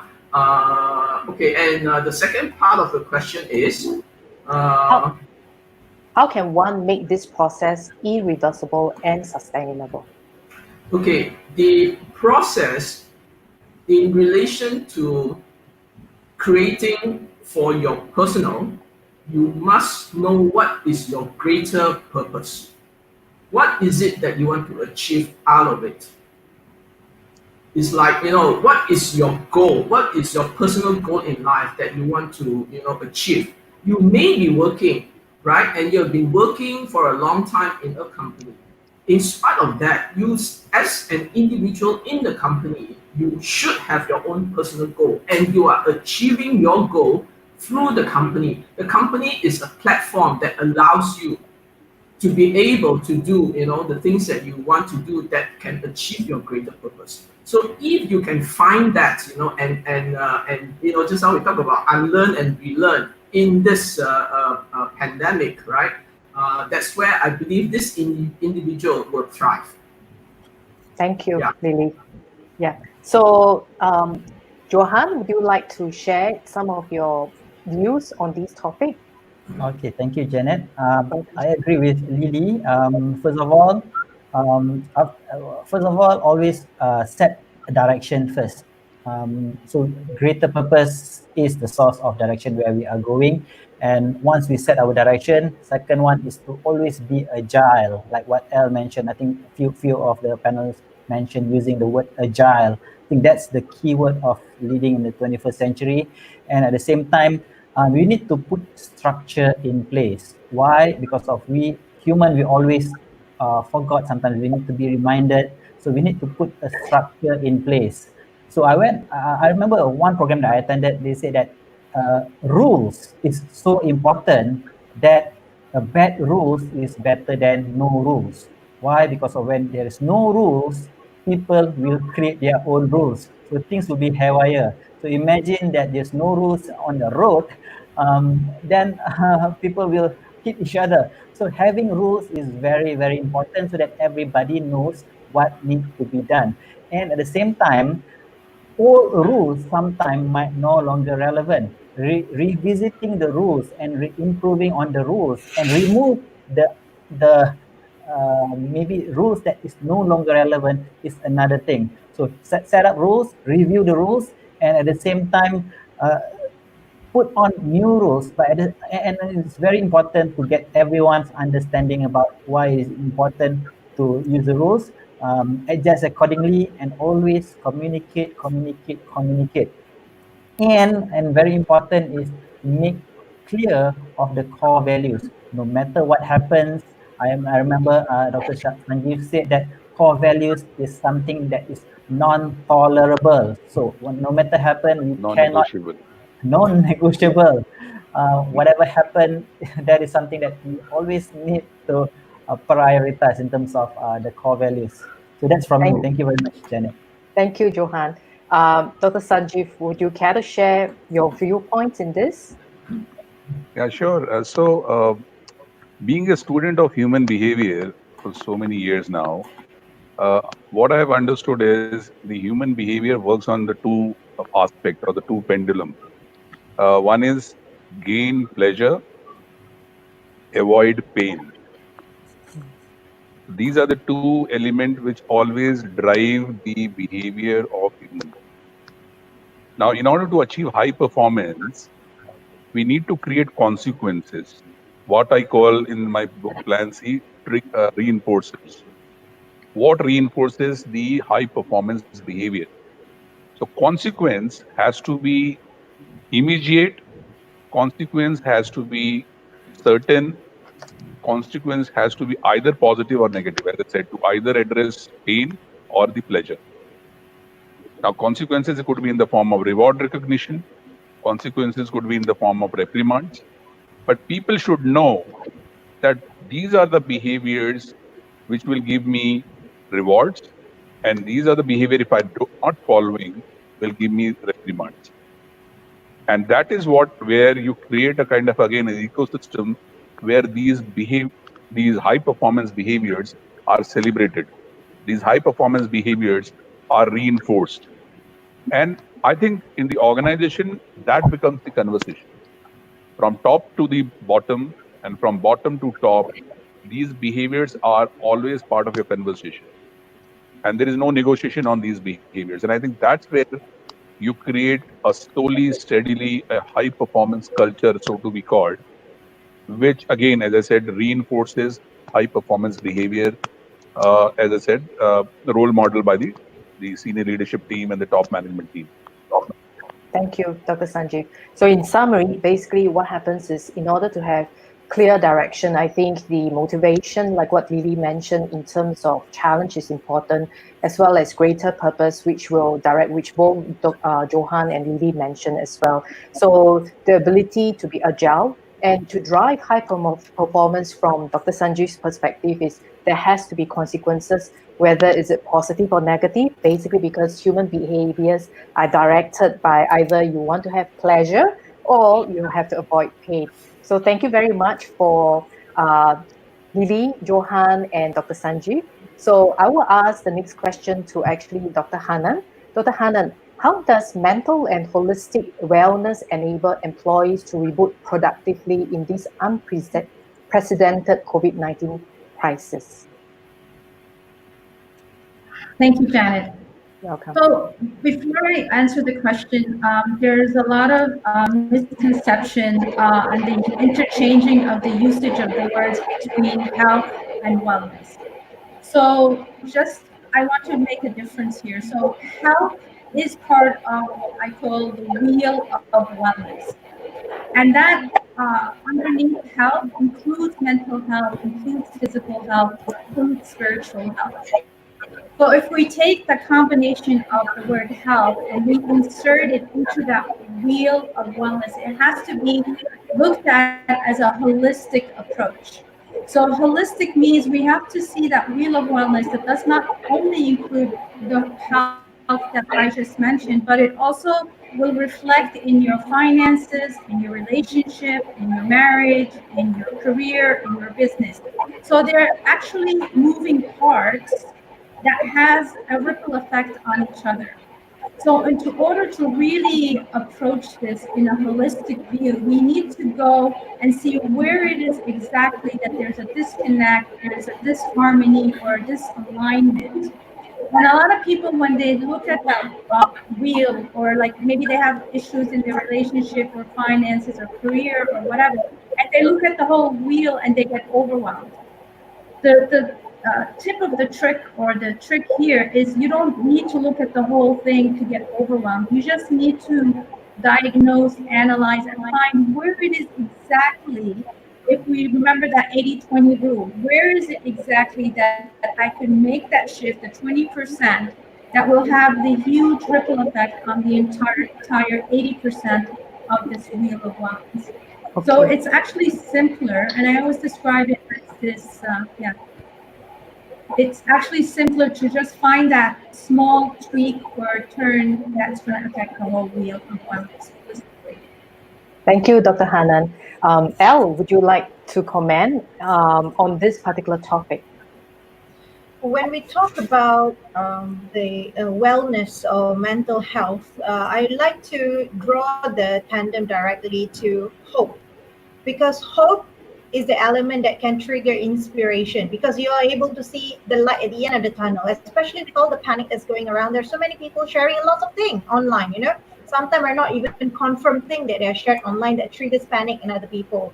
And there are people with larger platforms talking about the coming recessions. This is the year where everything will go south. All your preparation is for Doom and nothing. gloom. All this fear mongering is one of the threats that are currently faced by many organizations, because even before you go down to the battleground, you're already defeated mentally, right? Because you exhaust your energy with all this fear. So I would say, if we are to create a strategy around to mitigate this threat, it would be for leaders to be able to communicate clearly the clarity of where the headings are going. The clarity, the assurance, the comfort of hope will allow them to be more inspired and be more open to try something new. We can't have our organization tiptoeing around all these changes. We need to be able to move forward together in a way that the mobilization is not out of fear. Though some people say that fear and desperation are great fuel to prompt actions, but if we are moving from that angle, this is not a creative energy that could propel our organization forward. When we talk about marketing, generating sales, revenues, the fun aspects of business, for organizations. These require the kind of energy that are inspirational, full of hopes, and this cannot be stemmed from the roots of fear. So I think it will be very important, if we are to instill good mental health among our team members, is to be able to communicate hope clearly and have the clarity of the navigation. To be able to communicate that vision will contribute to positive mental health among our employees, thus affecting directly our bottom line.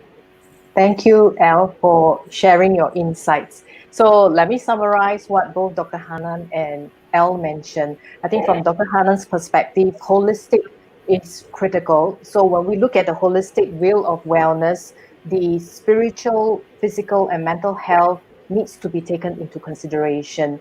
And from Elle's perspective, it's basically, with all the doom and gloom that is actually being shared throughout, I think it's critical for the leader to give hope and inspiration so that the team can actually move forward. And interestingly, this is actually what I read from an article this morning from Sloan Review as well. Basically, they actually did a study where if you basically share positive news every day to all the various different employees for this particular organization, was across about 18 countries in the world. It actually helps in driving motivation and performance and employee engagement within the organization itself. Yeah. So now I'll pause here a little while and just inform any audience who is actually in the listening in to this particular session. Please do key in your questions so that we can answer this after my session in terms of asking the panelists. So next, I would like to ask the question to Dr. Hanan again. Oh, sorry, Dr. Sanjeev, on how can employees build hope-oriented and self-driven culture through personal value enhancement formula? Excellent. So I think this is very, very close and near to my personal experience, and the formula which I have derived out of my personal experience, which I've also highlighted in my book Plan C, it works, and I've done it in my organization as well. Now, the idea about this entire hopeful formula is looking inward and not looking outward. And most of the time, we feel exhausted, burnout, depressed, anxious, because we are looking outward. We are comparing with people around us in terms of the relative success, in terms of relative financial situation, or how we are doing, without realizing that there are so many things internally God has given to us, which is just getting wasted. So the formula which I have kind of utilized in my entire life for the last 47 years and 23 years in corporate life, and also for my team, is how you can achieve success by focusing on, and the formula goes like this: PV, which is your personal and professional value, is equal to experience multiply by exposure, multiply by strengths, multiply by values. So, and you can give us mathematical number to this, numerical number to this. And this can keep improving provided you start consciously improving on exposure, strength, and values. Experience is a time bound thing.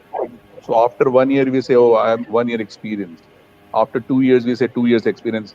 And this entire formula came about when I realized that people who have got a similar qualification, similar experience, have a very relative trajectory of success and growth. Why?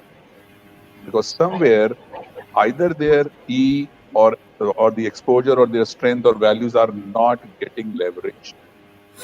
So if you put a formula and your experience is time bound, as I said, so number of your what you call human life or your professional life, you can put that number there. If you're 10 years experience, put 10 in experience. Exposure is how many skills, learning, or initiatives you have done in a particular year. That becomes your exposure. So, for example, somebody who's only 1 year experience and has acquired 4 new skills in the year, his exposure will be 4. Vis-a-vis a person who has been doing the same job for 10 years, his exposure is only 1. So that's the difference. And you can easily relate who will be successful more than uh, who, because same job doing for 10 years is PV is 10 into 1, whereas experience of 5 years with every year acquired 4 skills is PV will be 5 into 4, 20. Now, who will be successful by mathematics? The 20. Thank Now, you, coming Dr. to another element is S, which is strength. So, how many strengths you are using in your daily life? But first of all, do you know your strength, which is your natural talent? And finally, your values. How many values you are consistently demonstrating in your work life or professional life? Put into score and see your success in next 6 months to 1 year. Thank you, Dr. Sanjeev. Dr. Hanan, would you like to share your point of view on building hope as well? So I believe hope, like everything else, is perception. Okay. So whether something that's happening, one person could see a cup full of water, it could be seen by one person as half empty, or it could be seen by another as half full. It depends on each of these people's perception. And in order to improve one's perception, you have to focus on that which you can control versus on that which you cannot control. Because just like your perception, it's like you cannot be in fear and hopeful at the same time. Your mind doesn't work like that, and your perception certainly doesn't work like that. So if you're continuously focusing on that which you can control, that will automatically give you hope. It'll give you focus. give you energy, it'll give you resilience, it'll give you the exact goal and go above and beyond what you set out to do. So for me, hope is all about a glass of water. Right. Thank you, Dr. Hanan. So what Dr. Sanjeev and Dr. Hanan has said is actually slightly different. I think, let me just summarize here. Basically, from Dr. Sanjeev's perspective, it's actually, number one, we have to look inward and define what success to each of us means. And there is a formula that we can look at in terms of what is the number of years of experience that you have, but you also need to look at the skill sets, which is actually the experience, because the same set of skill times 10 years will not be equivalent to 4 skills times the number of experience, as well as the core values that you have in terms of driving that particular success and hope within yourself. And from Dr. Hanan's perspective, is I think even in Colored Brain, we studied about the different lenses and looking at things half full, half empty. So, and it's crucial to understand that point of view, to see what you can control and only focus on what you can control. We cannot control the situation outside in terms of COVID-19, but we can control how we deal with fear and how we deal with hope. Thank you so much, Dr. Hanan and Dr. Sanjeev. I would like to proceed on to ask the next question on to Lily. Lily, how does one shift from a survival to growth mindset? Okay, thank you, Janet. You're welcome. I think just to share a bit what I went through during the last 3 months in the COVID situation, right? I was in confusion, and everything was stopped, and I wasn't sure what to do, right? So as a business, I have to survive. That is the fact, right? And I mean, the beginning was like, I keep getting all this WhatsApp, people are doing online, people are doing this course, people are, doing that course. I was like, oh my God, why? They are so fast, they are so good. And why am I here confused and don't know what to do? That was me, right? So that was survival mode.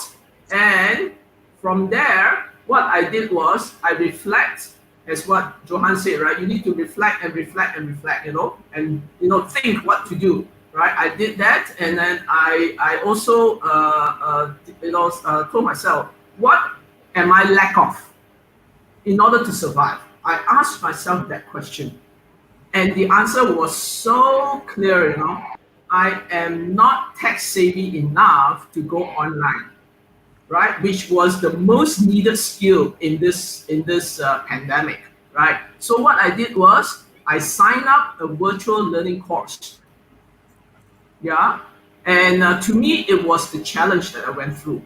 Yeah, I mean, based on my age, I mean, like 50s and all that, right? Some people can call me the dinosaur, generation. But I take it. But this dinosaur can still learn, That's what I'm saying, is it? Yeah. So I take it. You're the only dinosaur left then in the universe. I think it doesn't really matter your age, right, Lily? Yeah, all the other species are extinct now. Yes, it's the mindset. As long as you have the growth mindset, age is just a number, and you can do it. Yes. So this is why I feel this question is so relevant to us, every individual. As long as you are willing to accept and take the challenge, as I said earlier, it is about the challenge mindset.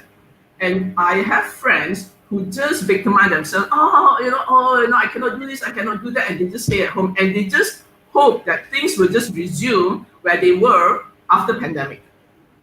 I don't know whether they have come to that realization or not now, but in the first 3 weeks, when I talk to them, they still have that, that things will just go back to where it was. Yeah. So that to me, it is about self-reflection. It is about self-assessment too. What I'm lack of and what I need, to do in to survive. And you must accept, and willing to take it. I don't know this, I don't know that. Right? And take it as a challenge, then you grow. Yeah, that would be, my opinion. Thank you, Lily. Johan, would you like to share on this particular topic? Okay, survival mindset and growth mindset. All right, I always look at survival mindset as part of the brain. We talk about the reptilian brain that reacting, right? So when we are in a survival mindset, we are very much protective of ourselves. So it is part of our biology. So if you look at in the past, survival is when there's a saber-tooth tiger that threaten us, and then we run away. And while we are running away, we are surviving, so we cannot really think of clearly. We cannot enjoy the clear blue sky, we cannot enjoy the nice scenery, because of we are so much focused. Growth mindset, you can't just really focus because of the creative juice will not flow. So in creativity, we talk about convergent and divergent. Convergent means focus, and divergent is like we are thinking out loud. And in order for us to really have this growth mindset, we really need to step back, be calm, and started to think creatively. Because of at the end of the day, whatever we are facing is a perception. This is no longer saber-tooth tiger. You can treat it like a saber-tooth tiger, or you can treat it like an opportunity. So because of you have choice, and we can choose. And how do we really do this? Is actually, to me, that there are three things. The first thing is be grateful. I always think of things that what can I be grateful for? Even during pandemic, I have a lot of projects cancelled. But when I focus on what can I be grateful for, there's so many things. I noticed that I don't really need millions of ringgit in order for me to survive. So why worry about survival? I just need a few, you buy food and things like that. So other than that, actually you can think of opportunity. So number one, always be grateful, because Tony Robbins mentioned that when you are grateful, fear disappear and abundance appear. So we want to disappear the fear so that we are no longer feel threatened, and abundance start to appear.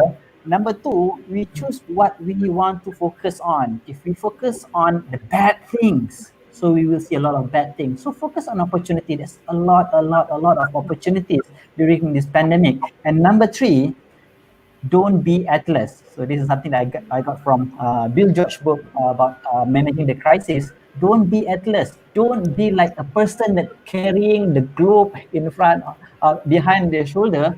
If you need help, ask for help. If you need assistance, ask for assistance. So many people are kind enough to give you help, to give you advice, to give you perspective, and if you are lucky, to lend you money. Okay, I think that's all from me. Thank you, Janet. Back to you. Thanks, Johan. I think I would like to ask both Al and Dr. Hanan the same question as well, because I think it's quite a good concluding question before we take questions from the floor, if there is any. So maybe I'll go on to Al first, if you would like to actually address this actually from your perspective on driving an organization. When we're talking about growth mindset, right, it is about the we have to have a clear view on what we want versus what we need. And there are many people who have a lot of wants but are not willing to do what is necessary to be done to really get down and put in the work, right?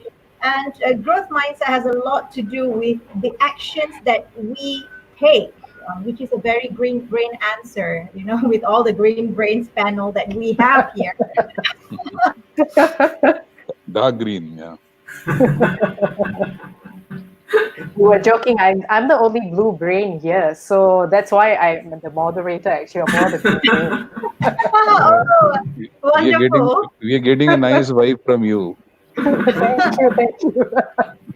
Yeah, because action is the primary.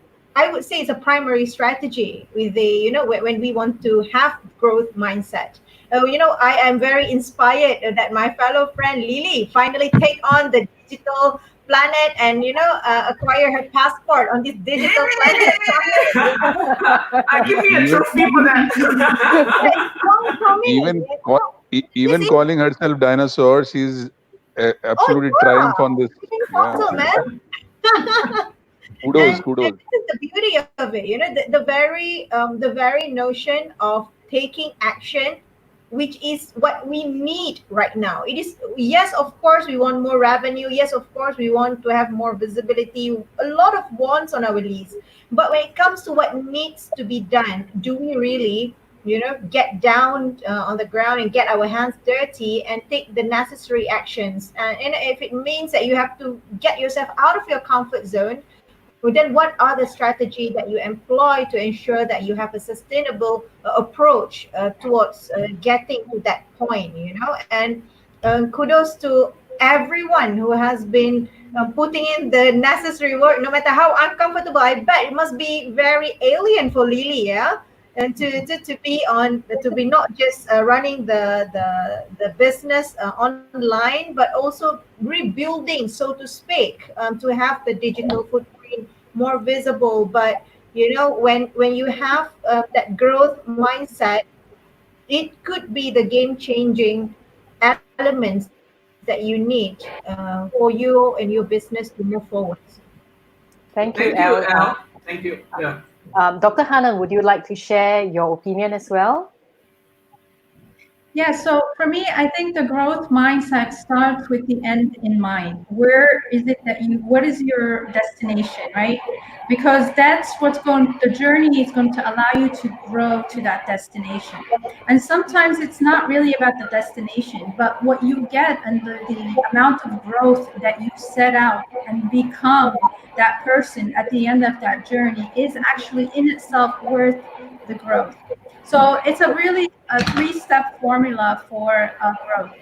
Understand where you want to go and understand where you are and be able to see the process and the vision and the steps towards that destination. And this will allow you to expand out of your comfort zone. It will allow you to take that which and take action. I'm also a green brain. Thank you. And I love being a green brain because I'm action, action, action, action.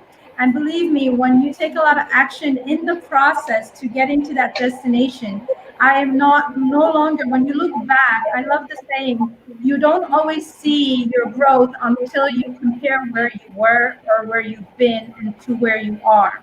So now that I see, all the action that we all take, and like El said, part of the action is the flexibility and growing with this digital platform and the passport. I've gotten my passport day one of COVID, by the way. Yeah, so, and it amazes me how much I've grown in that time period. And what I used to think is like, oh, I'm a dinosaur. I will never be able to manage all this, technology, blah, blah, blah. But then when you put yourself, and put that at expectation and ideas and allowing yourself to grow, it's like, oh my God, I'm like a wizard now. I'm not really a wizard, but, I'm getting there. But it's been an amazing journey, and Lily, you're gonna love it. You're gonna love it. I know how you feel, Lily, but you're amazing. So thank you. Thank you, Dr. Hanan. Now, Dr. Sanjeev, all the other panelists has actually shared their opinion on survival versus growth mindset. Would you like to share yours as well? Yeah, I think we all are living that mindset through our life examples, from L to Johan to Lily to Dr. Hanan to you as well. I think to me, the growth mindset is challenging your fear. Yeah, any fear you have in your mind, yeah, it could be personal, professional. Once you start challenging it, and I think it takes a hell lot of conviction and you can say self motivation to challenge those fears. And challenging fear to me is a survival mindset. And once you start overcoming those fears, you get into that growth mindset. So growth to me is an incremental improvement, which you have achieved by overcoming or kind of doing this entire exercise of challenging your fear to overcoming your fear. And I think Lily is a great example. She has been proclaiming herself to be a living dinosaur, and she successfully kind of Transform. run this entire Reboot Summit, which is an online global summit on a system called StreamYard, which we all have experienced for the first time. And it just worked. So I think this is a great example of how you create a kind of a ecosystem where you overcome your fear, and we create a very positive energy with those 25, 30 speakers, which convert into astounding success. I think Reboot 2020 to me is a live example of how a team move from survival mindset to manage this entire Reboot Global Seminar to make it a success. Today is the fifth day. So Great. that's to me is a incremental improvement. Yep. I think, And now thanks. this become our benchmark to move ahead. Wow, that's pretty high benchmark to move ahead with. Now we need to fly as a dinosaur, you know. Yes. So we'll Okay. become dragon now. Yes, yes. So let me Dragon knows summarize. how to fly. Thank you all for sharing your insights and what you felt about going from survival and growth mindset. So let me start with Lily. I think from Lily, she shared her personal story about how when COVID-19 hit, I think it affects a lot of trainers and speakers and facilitators where everything was done face-to-face. And all of a sudden, you have everything cancelled. The first thing is like what Johan said, we have what we call the survivor mindset, the lizard mindset, the fight or flight kind of mentality. And you get so frightened as to, you don't know what to do. But then when you take a step back and utilize your cognitive brain to reflect and take control of what you can control, because you cannot really control people canceling. And then she took the step to learn.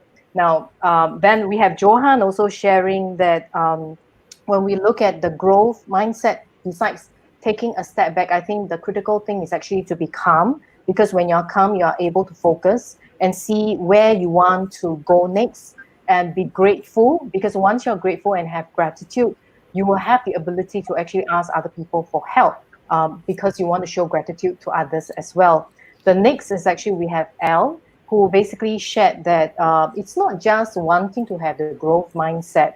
I think it's really, really true, because all of us, as I come from Singapore, the government is really encouraging us to reskill, upskill every day. They even pay you for going for courses. But the problem is when you go for courses on and on and on, then you get so totally confused with all the information. So, and you don't know where to begin, right? So I think what you share is really very relevant, because besides actually having the courage to take the first step to learn, the taking of the action is really critical as well. If not, then you will not be able to move in the right direction. You will just be learning all the time. So then we actually have Dr. Hanan sharing basically on we need to look at the end of the entire journey and decide where we want to be. So because when you are able to see where you want to be, then you can actually determine where you are right now and begin the journey and take the necessary steps to move there. And I really like that, because when I interviewed another leader in my other series, what I found was she shared this particular story, was that once you decide what you want to be at the end of the year, you usually will not say, I want to be defeated at the end of the year. You usually want to have something positive at the end of the year. So therefore, because of that, you actually will hold yourself accountable to take that particular steps. And finally, we have Dr. Sanjeev, who says that survival mindset is really about conquering fear and challenging growth. And I really like the idea that when you have an ecosystem, like what we saw in this particular DC Psychology Reboot online conference, when you have everyone working together, you urge each other on. So when you urge each other on, it's so much easier to move from a survivor mindset to growth mindset. And we are exactly on the dot at 5 p.m. For this particular panel discussion. And I really, really like to thank all of you for sharing your wonderful insights and experience for this particular panel discussion. Thank you. Al, Johan, Dr. Hanan, Dr. Sanjeev, and Lily. Thank you, Janet. Thank you, Thank Janet, you. for a Thank you, Janet. phenomenal anchor. I think Yeah. you brought this kind of a level of, I will say, enriching, insightful, and perspective oriented panel discussion. So thank you for everything. No problem. You're most welcome. So I think now we are ready to actually move on to the next segment in this particular conference. Okay.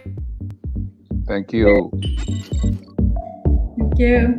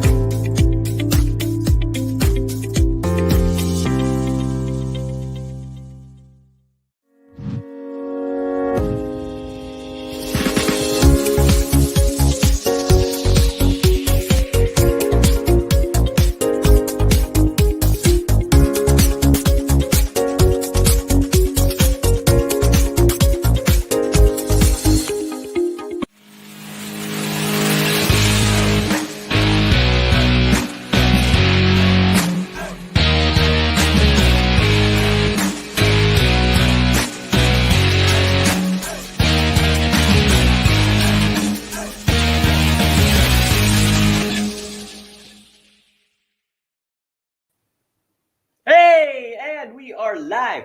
And guess what is going to happen now? Okay, we have a very, very special guest, and she's coming all the way from Australia. Well, she's not actually coming, but she's like online, and she's going to be here very soon. And you know, this woman is absolutely amazing. Okay, now, I don't know if you've ever heard of like this group called the Spice Girls. Anyway, you're probably old if you have. But anyway, she is not only like considered, she's not only one of the world's top 10 coaches. Okay, she's not only, but she's also a coach for organizations and like the groups like the Spice Girls, Grey's Anatomy. She's like done the national rugby leagues and, for all different kinds of things, and she's even helped the cast members of X-Files. And on top of all of this, she's a silver Stevie winner. And, if Stevie thinks she's cool, she must be cool, right? Okay. But, all of these accolades and being one of the world's top 10 coaches and everything, is nothing compared to her ability to sing a little song that she created, okay, when the coronavirus came. And instead of, it's based on an older song that was My Sharona, which was, I think, a disco song or something like that. Anyway, if you're old, you know it, okay? And she was like having this little kind of, what is that, a unicorn thing, and she's singing My Corona. Okay, anyway, we'll have to try to get her to sing it for you, or well, maybe not. But anyway, I am speaking of the conscious coach, none other than Rhiannon Reese. Come on in, Rhiannon. Thanks, Arthur. Thanks so much. Thank you for your great introduction. And I'm not going to be singing My Corona. Sorry. But Rhiannon, it is so awesome to have you here again. Your reputation precedes you, and and what you're going to be talking about is these are not the opportunities. Like when I hear the title of your talk, I'm thinking of Star Wars. These are not the opportunities you're looking for. That is it, Arthur. That is it. These are not the opportunities you're looking for because you're looking with the same eyes. You have to look with a different set of eyes. You have to look in a different direction, right? Absolutely. And this is where, okay, Rhiannon is going to take you not only into a talk of greater consciousness, but she is going to take you on to a journey of excitement, fun, and inter-reflection. So take it away. Sounds ballsy. Okay. Thank you, Arthur. Thank you. I'm going to be sharing my screen, so I will just flick over to my screen. Just a second.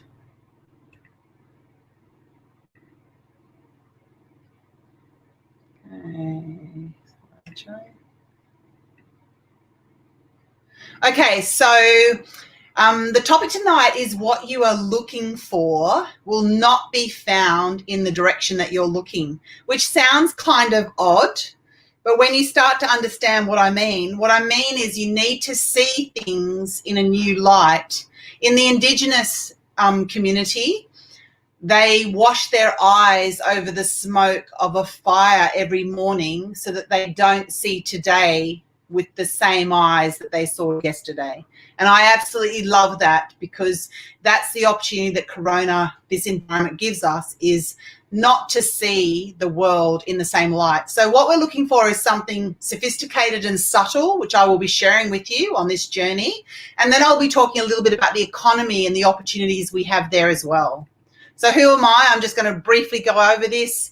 Arthur's already explained to you, #1 business and professional coach, just won Global Visionary of the Year, best-selling author. So let's flick straight through past that.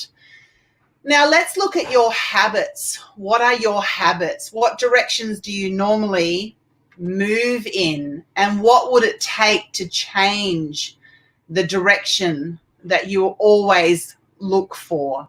So this picture shows you're either going to step into the light, or you're going to step into something, into a direction that you always step into. So which way will you go? So what you have to start to understand is the power of quantum physics and the power of the subconscious mind, the power of the reticular activating system. So this part of your mind actually processes 20 million pieces of information a second, while your conscious mind processes 40. So I know where I want to hang out. The other thing is too, you have the opportunity to influence your environment and the world that you live in by changing the energy. And what I mean is, when you change yourself, because you're an energetic being, you will actually change the atoms and the energy that exist outside yourself purely by your influence. So in a nutshell, whatever you put out there is what you get back. So when you say things like, this always happens to me, you need to change. You need to change the way you see things. You need to change what you're looking at. So you need to see it in a new perspective. I've got a great video coming up in a minute which will help you understand. It's quantum physics. So Greg Braden, I love Greg Braden. He studied a lot of the ancient cultures and how they use energy and consciousness. And what I like the most is he was talking about how your emotions, thoughts, and feelings carry energy into the world. So simply by changing that energy, then you can change the characteristics of that atom, the atom in that energy. So when you change your energy, you can alter the actual characteristics of that energy outside in the energetic field. So I know this doesn't make sense yet. Wait till you watch the video. So we all know this. Insanity is doing the same thing over and over and expecting a different result. Nothing's going to happen if you don't first change. Now, I love this video because it really explains what's going on. And I've got a ton of slides to get through, so I'm going to go through this quickly. So let's start with this. Whoops, got to go back one. And let's watch this. And here we are, the granddaddy of all quantum weirdness, the infamous double slit experiment. To understand this experiment, we first need to see how particles, or little balls of matter, act. If we randomly shoot a small object, say a marble, at the screen, we see a pattern on the back wall where they went through the slit and hit. Now, If we add a second slit, we would expect to see a second band duplicated to the right. Now, let's look at waves. The waves hit the slit and radiate out, striking the back wall with the most intensity directly in line with the slit. The line of brightness on the back screen shows that intensity. This is similar to the line the marbles make. But when we add the second slit, something different happens. If the top of one wave meets the bottom of another wave, they cancel each other out. So now there is an interference pattern on the back wall. Places where the two tops meet are the highest intensity, the bright lines, and where they cancel, there is nothing. So when we throw things, that is matter, through two slits, we get this, two bands of hits. And with waves, we get an interference pattern of many bands. Good so far. Now, let's go quantum.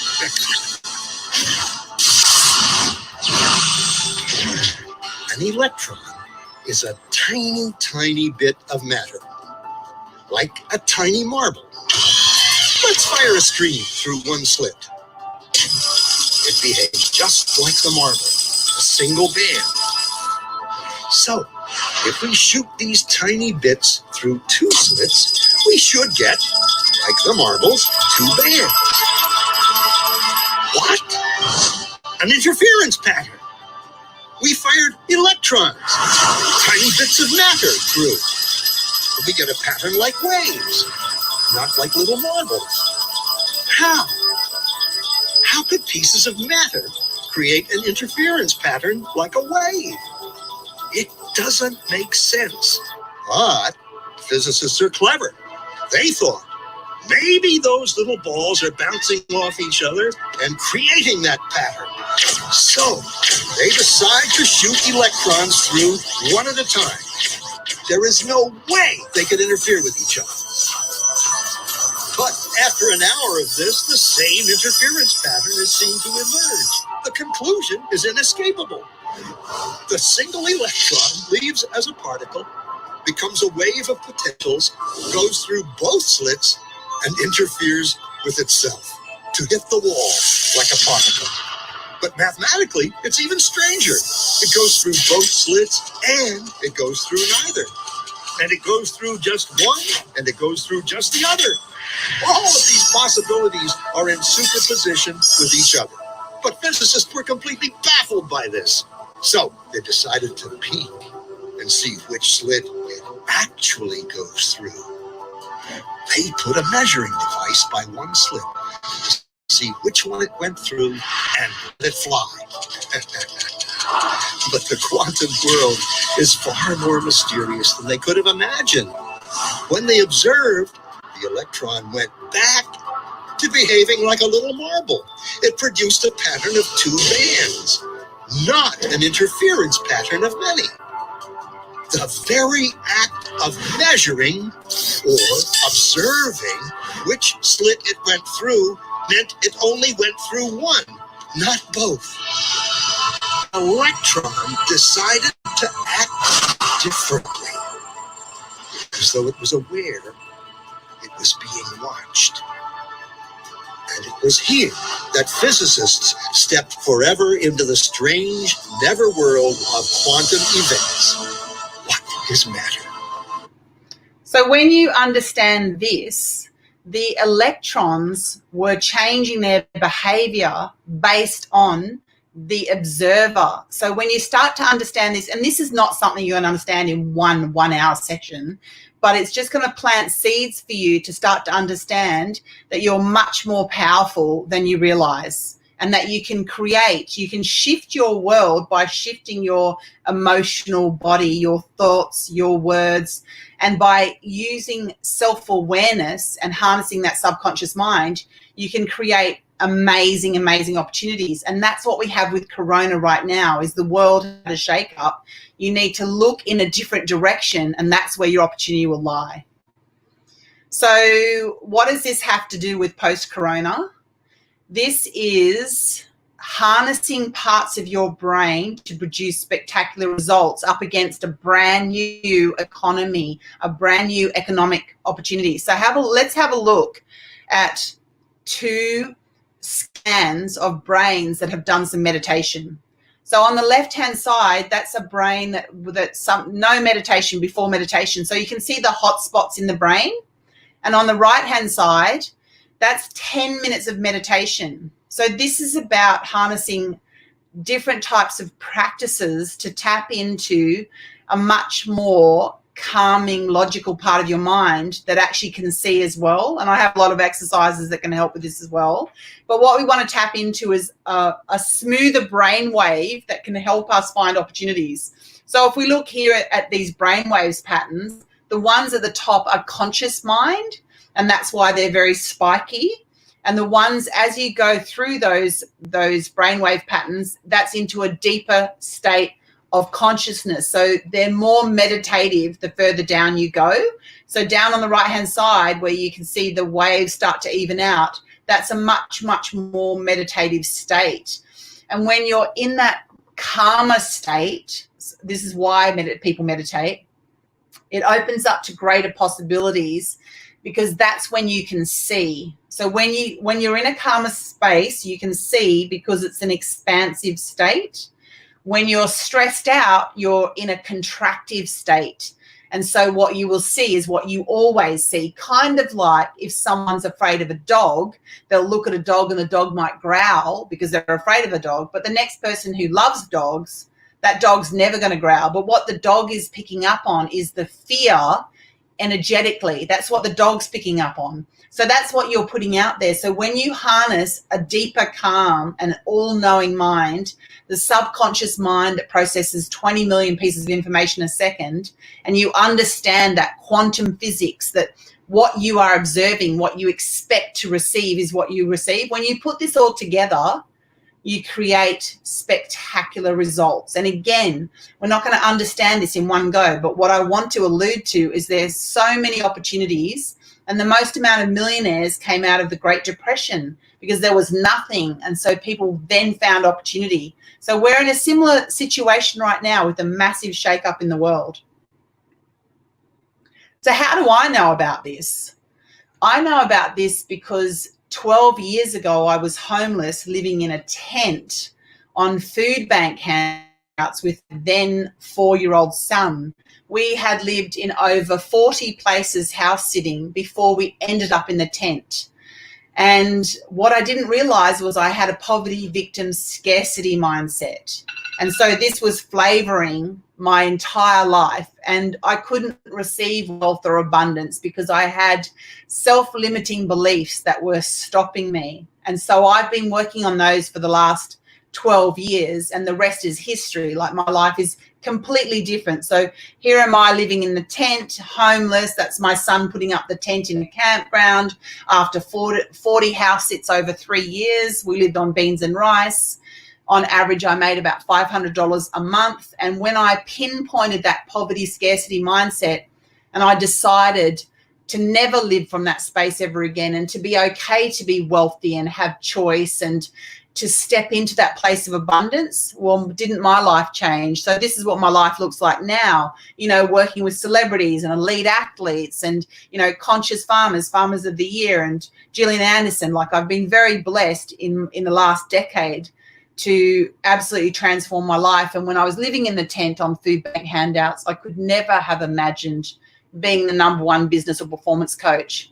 What I've harnessed is I've conquered my self-limiting beliefs, and I've harnessed my subconscious mind to create like unparalleled success because it's so fast. And that's what I'm touching on in this presentation. So then you harness the mindset, and you harness these subconscious practices, and then you look for the opportunities, and the opportunities are in our economy where they're just willy-nilly printing money, which doesn't even mean anything, because since 1971, the US dollar hasn't even been backed by gold. It was totally taken away from the gold backing that Nixon made that decision. So paper money is just being printed without any backing. So what sort of an economy are we living in? So I'm going to start to go a little bit more into that. So just a few things. Remember this, always meditation. If you speak to anyone who's successful, meditation is a daily practice that you must do. Visualization, harnessing that subconscious mind, visualizing the life that you want to lead. And not just that, writing it down, like being specific, affirming it. What you say to yourself when you are by yourself is your truth. What do you say to yourself? What are the words that you use? That reticular activating system, it lives in your subconscious mind. It doesn't know if things are real or not. So when you feed it information, it just decides that it is. So then you better be feeding it something really good. And to understand this, you need to have awareness of what are the words that you speak. Do you say, I can never do that, that'll never happen to me, that'll only happen for someone else, or, you know, I'm too poor, I'm too tall, too short, too whatever.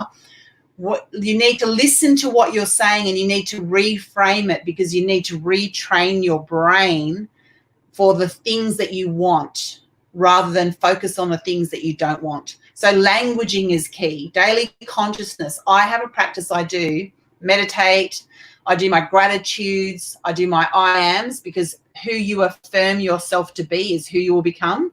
And I also love this one. I do a strategic question every day. What one thing or decision could I make today that will drastically shift my business or my life in a super positive way? And it's funny, you don't always get answers, but over time you will get answers. Now, I love this, the Harvard study. They studied this group of graduates over 15 years, and they studied the ones that just thought about what they wanted when they graduated. Like, I want to marry this man or woman, I want to buy this house, or I want to make this amount of money. And so 84% sort of had ideas floating around, but they'd never really, spoken about them. 13% actually discussed them. They weren't concrete, but they said, oh, I'm going to marry this man or woman and, make $1 million a year and blah, blah.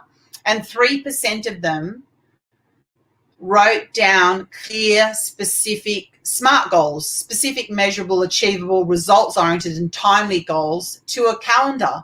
And they long-range goals and short-range goals, like, goals out for 10 years, because we overestimate what we can do in 24 hours, but we underestimate what we can do in 5 years. And how about this? At the end of that 15-year period, those 3% that had specific measurable goals written down, they owned 97% of the group's wealth.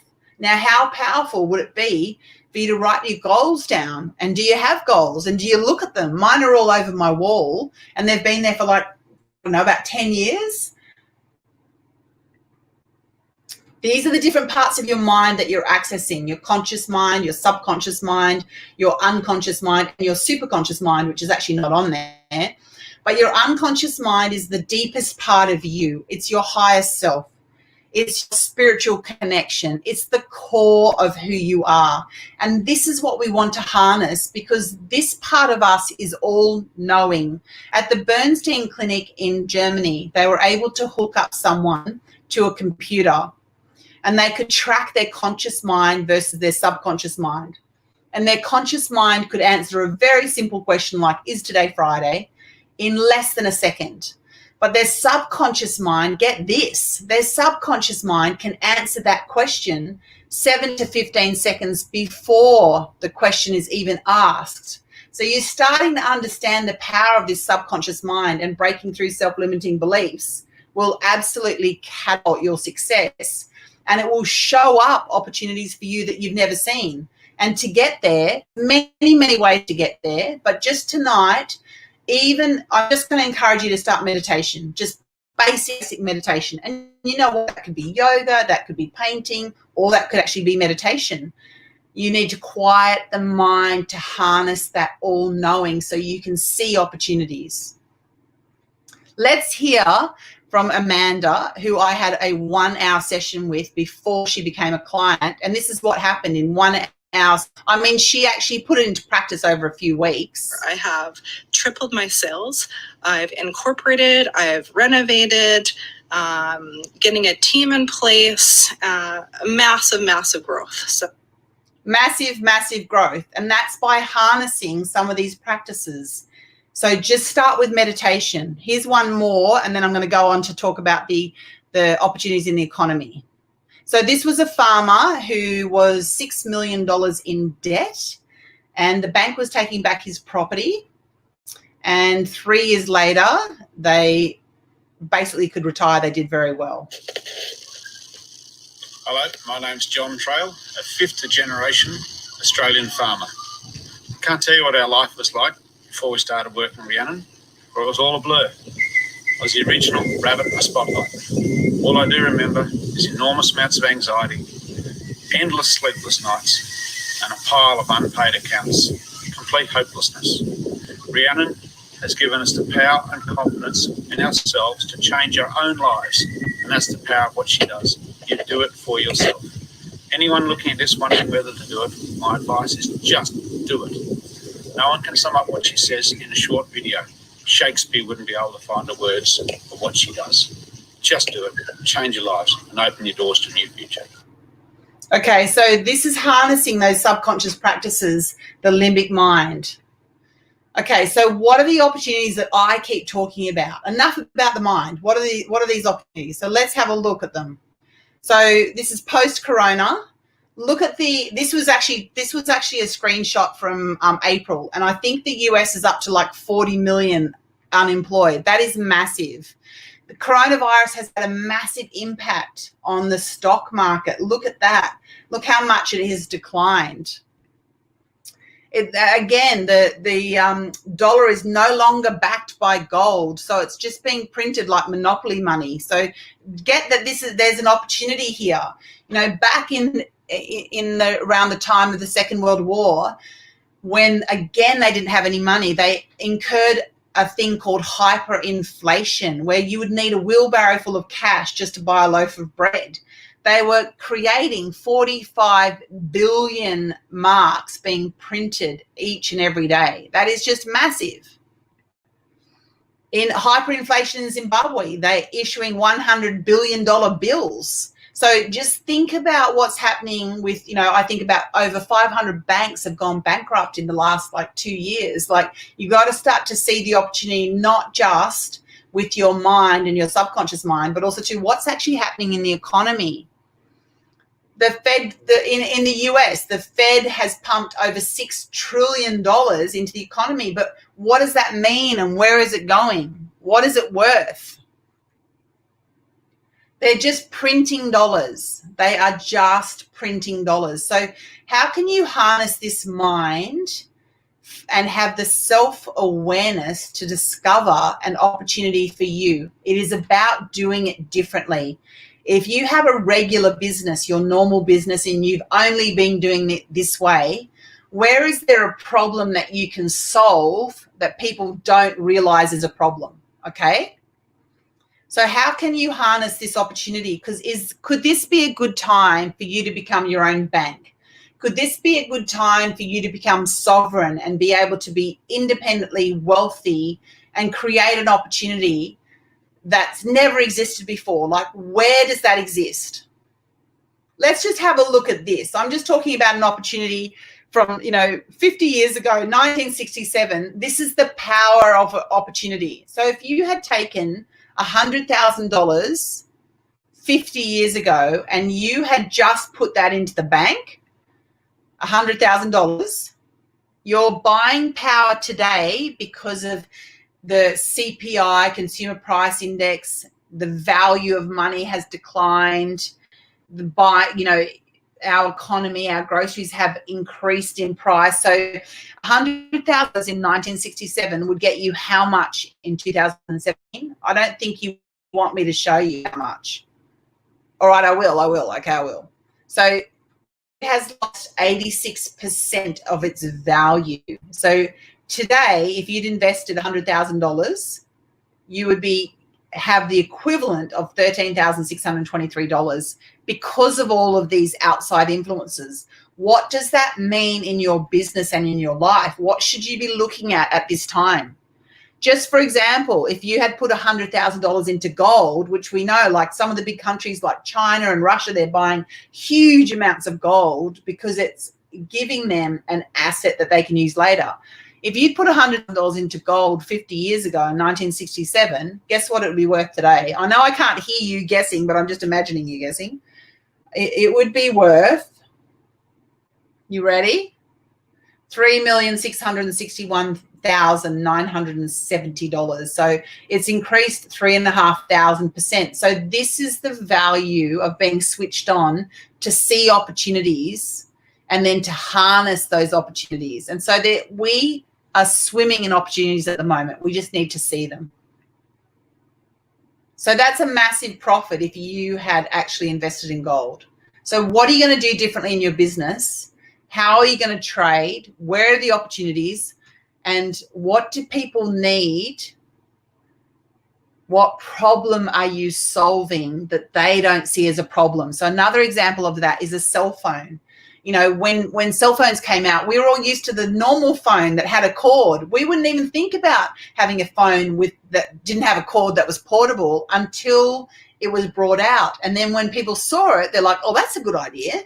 So where is the good idea for you? Where is the opportunity? Again, look at the prices of gold. You know, if the bank is going to give you like 1% or less. I mean, we're talking negative interest rates now, but gold, you know, if I look at 2005, gold increased 28.9%. This year it's increased 22%. So, I mean, massive, massive opportunity to do something different. The question is, what are you going to do that is different? And how are you going to find that different avenue? It's about being open. It's about trial and error. It's about listening into yourself. It's about listening into the economy, swimming in opportunity. You just need to open your eyes and look with a different set of eyes. So what about cryptocurrency? What about Bitcoin? What about things like that give you other avenues that tap into other markets? Then this is just one example. I'm not a financial planner. I'm just saying there's opportunities out there. So the opportunities exist because you need to look in a different direction. One of the examples I want to share too is when I was in the tent going to sleep at night, and my son we were living on food bank handouts. So, you know, there were many nights we just lived on beans and rice, and I used to cry myself to sleep at night. And I remember thinking one time, what is the most ridiculous amount of money I can make so my son can have swimming lessons, so that I can clothe him, so that we could perhaps go to Disneyland, so that I could do whatever I wanted to do. And I just decided, well, if I could make $40,000 in a month, I'd be set. Well, isn't it funny that my limbic brain, my subconscious mind somehow locked onto that? Because it's not like I built a plan because I was living in a tent and then I lived in housing commissions. So, you know, back then I didn't have the skill set that I have today.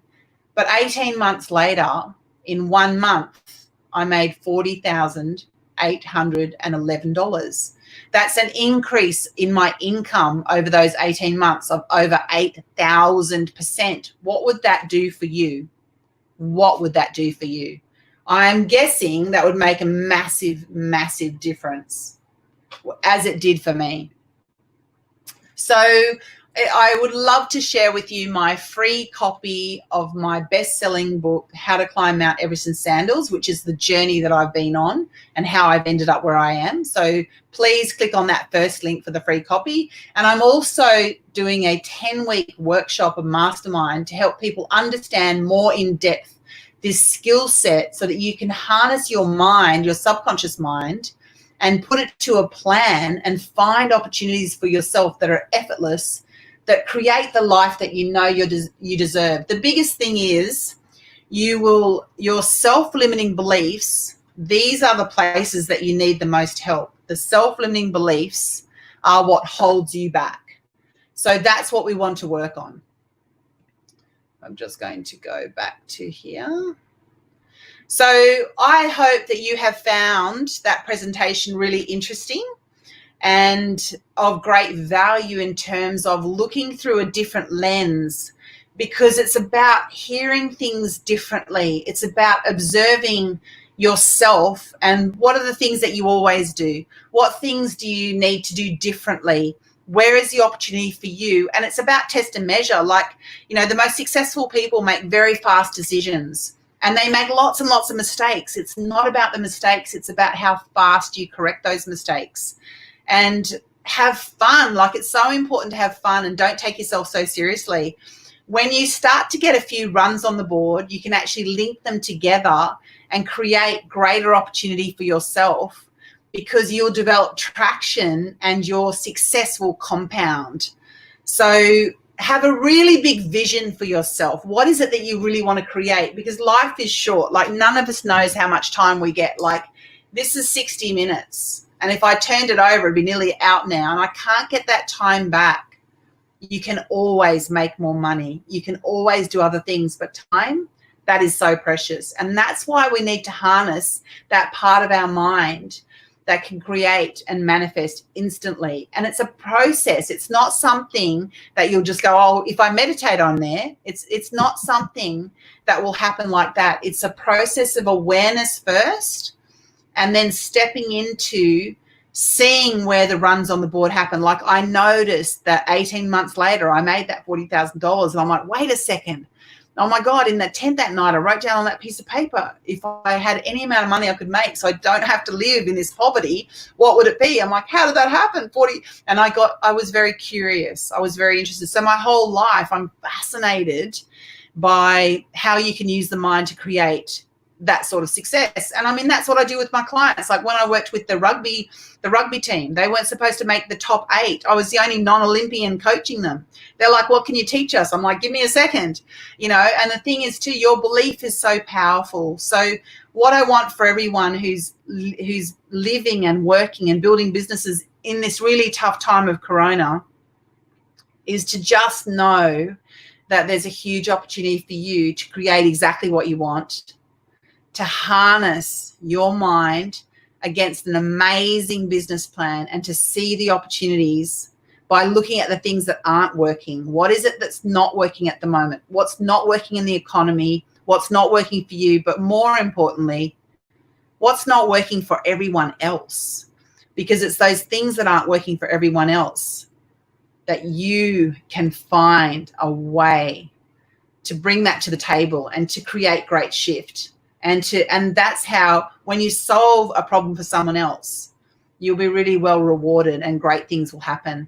So have some fun, practice the subconscious mind. How do I get into the subconscious mind?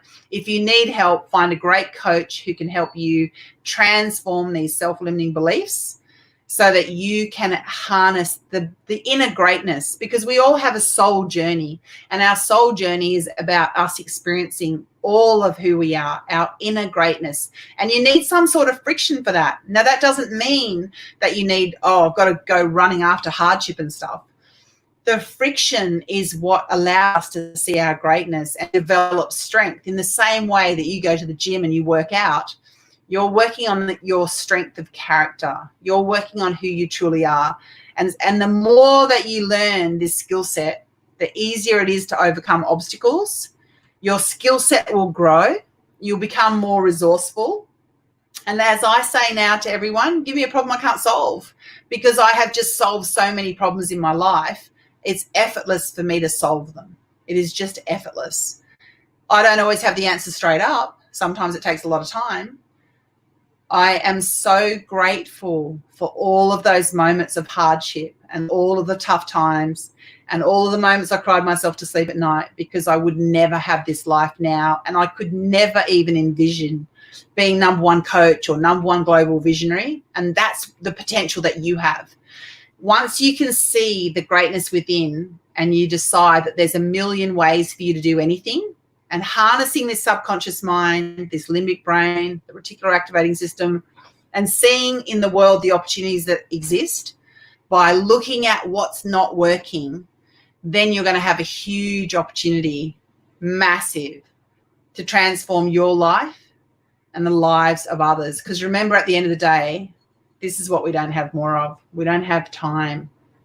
Time is ticking away, and you can't make more time. You can make more money, you can do everything else, but you can't make more time.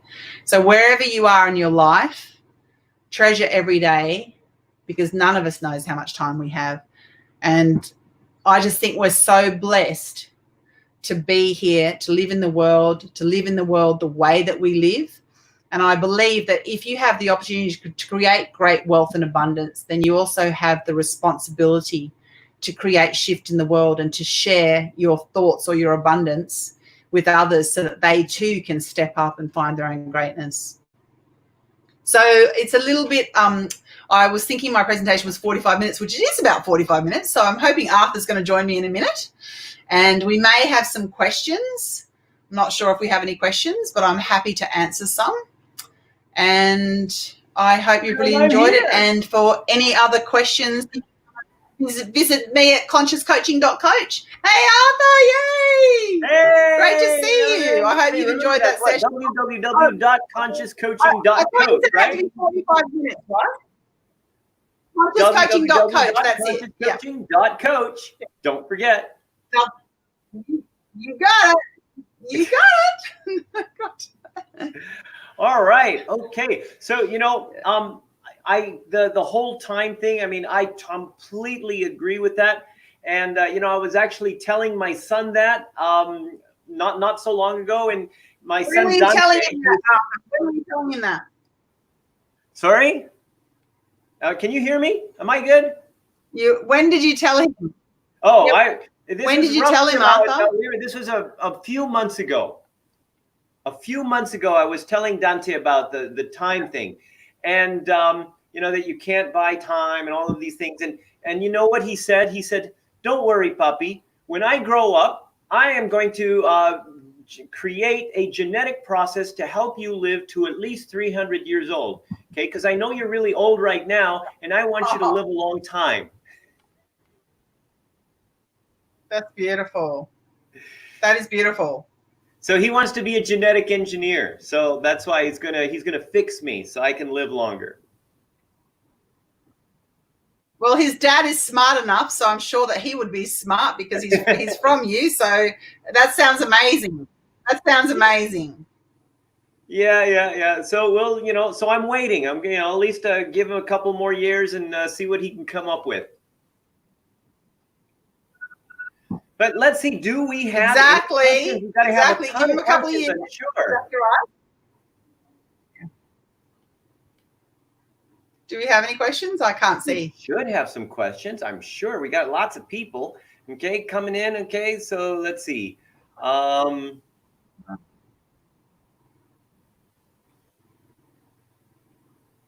Fantastic. Do we have? There's questions, but I think from the last session. Oh, what's the website again? Oh, the website. Someone's asking about the website. Yeah. Do you want to type it in there? Yeah, we can type that in. Okay, what is that? Okay, www. Conscious Coaching. Wait a minute. What is that? Coaching.coach. Conscious Coaching. Consciouscoaching.coach. On CS. Yeah.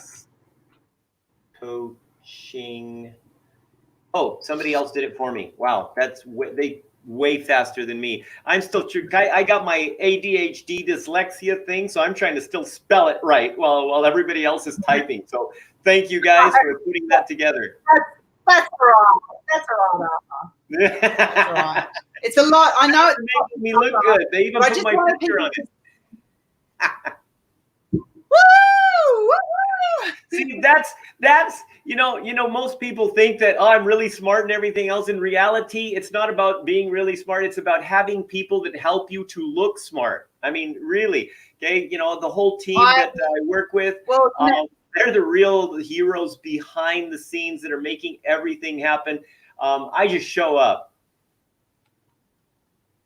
Well, without team, you have nothing. And so, you know, you're only as good as your team. So how lucky that you've got such an amazing team, Arthur. And, you know, they're fantastic. So it's great. Very fortunate indeed. Yes. Okay, so we, awesome. what is coming up? And let's see, what else do we have? We've got, we've got some. Michelle is talking about how amazing your session was, which is pretty good. Okay, and we've got after this, it's something that's very cool. You know what's going to happen? So we have over 540 directive communication licensed trainers and coaches in 19 different countries.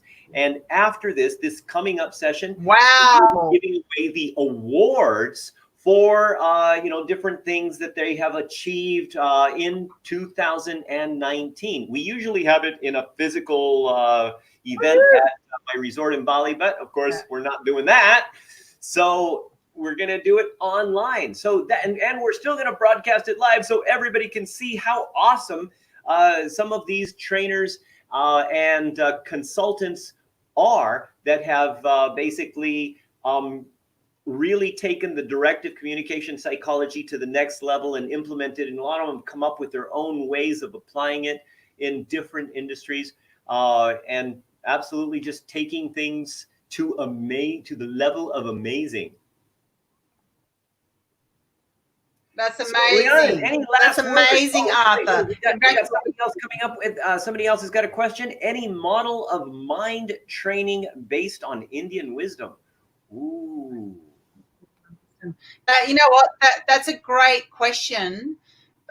Obviously, the Indians do it so well in terms of their capacity to understand how people tick. Like, I remember when I was in India and people would come up to me and they'd say, "Oh, madam, you're very stressed out today or very calm today." I'm like, "Oh my God, how can you know that?" Like, they haven't. Yeah, truly. And I think it's because they're so from the heart, their community is so from the heart that they have a knowing. And that's what we lack a little bit in the Western culture, is because we're so busy with other things that sometimes we forget that it all starts here. It starts here. So not a particular model, but of course there's a lot of Indian wisdom in there, if that makes sense. Yeah, absolutely. All right. Well, okay, it looks like no more questions at the moment. So, Rhiannon, I just want to thank you once again so much for, taking your precious time and, joining us and making things a little bit brighter for the people watching and the people who will be watching the recordings later. So thank you so much. I'll just fly through with my unicorn. There's the unicorn. It's the unicorn. I've enjoyed it. Thanks, Arthur. All right. Bye. Thanks so much for having me. I've absolutely enjoyed it. Bye. Thank you. Bye, everyone. Bye.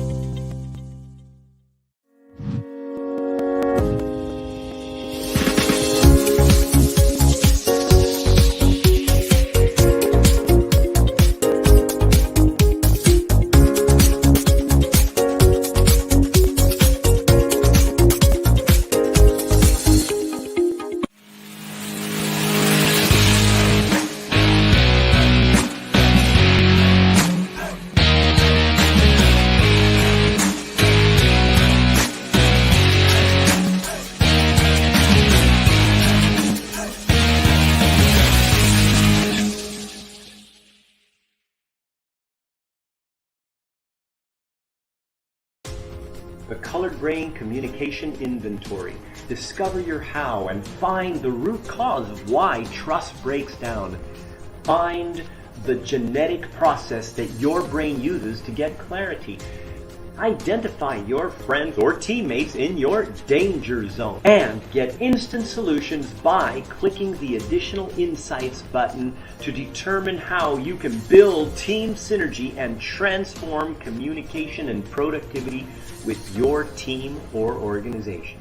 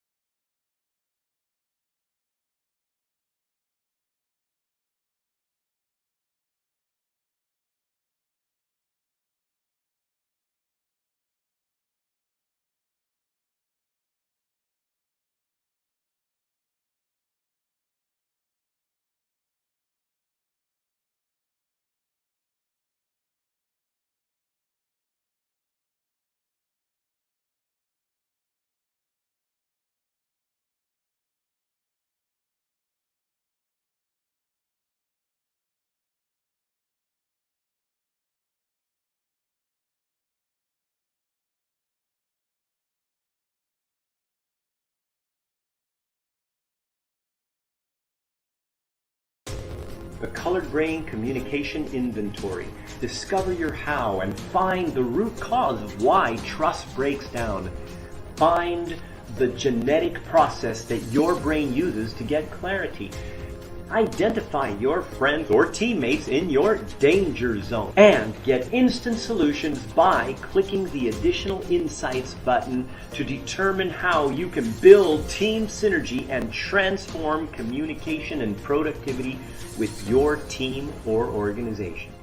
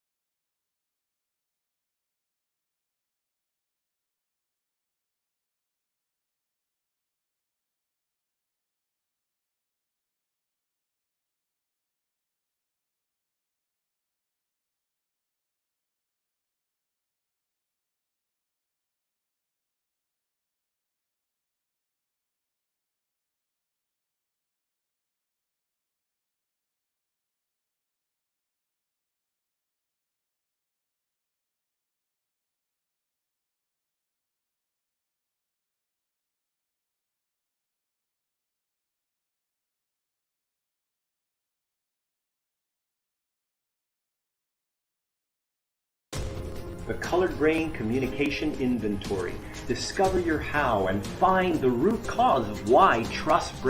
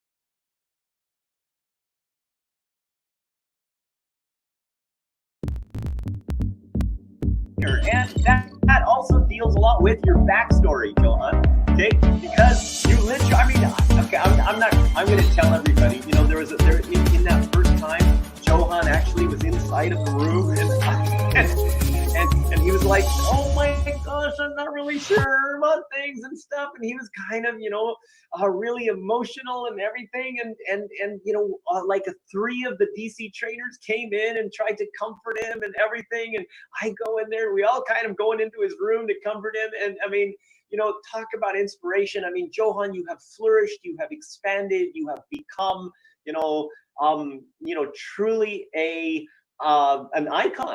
icon for people to basically follow. I mean, not only have you, I mean, transformed your business and, you know, and done some amazing things with the business and profitability for that matter, but just, you know, just the story that you have and where you started and how that has really built up from literally nothing to, you know, a very, you know, I think it's like you're making more than in 1 month than you used to make in your previous job in a year.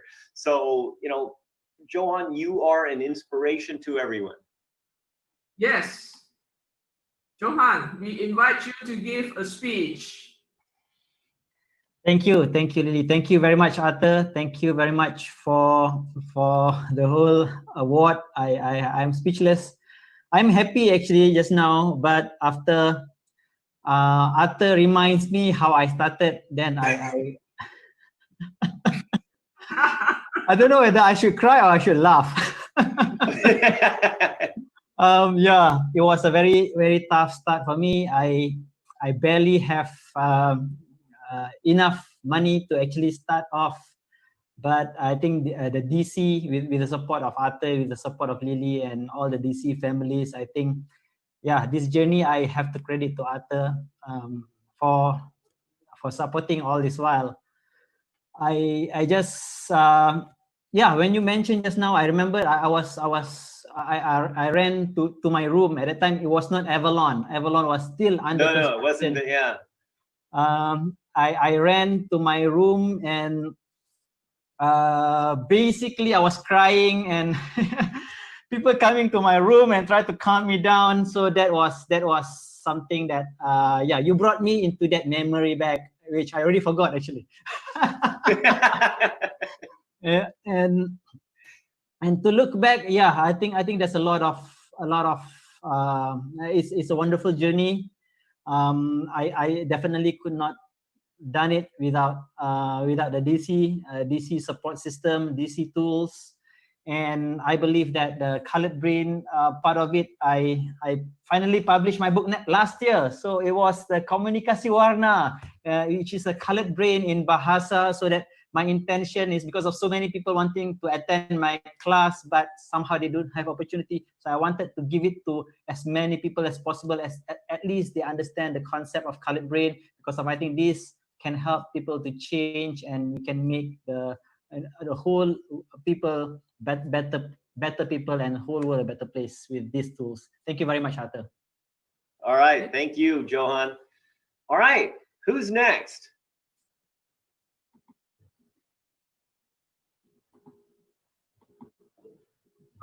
Okay, we have to apologize for the typo error. Oh, no, you misspelled his name. Oh, that's tragic. Yes, and when we realized it, is this too late and I can't change it? Sorry, Parag. Sorry, Parag. It's Parag with a G, but you know, it's okay. Now you got like a multiple kind of identity thing going on. We will change it before we send this to you, but we are absolutely, apologize for this, Parag. Are you there, Parag? Yeah, I'm there. Okay. All right, fantastic. Anyway, so this is the most growth-oriented trainer award, because Parag in India has been consistently, trying new programs and doing the Hero's Way and doing Colored Brain, and really asking the DC team for questions on how to do things and everything to apply into his program. So he wasn't very so he's been much more active now and or at least in 2019, he just really went up. So he has really made a big leap, or the biggest leap of all of the trainers so far in 2019, in his progress in achieving more DC programs across the board. So Parag, thank you very much. And do you want to say anything? Yes, Parag, let's have you. Where are you? Yeah, thanks.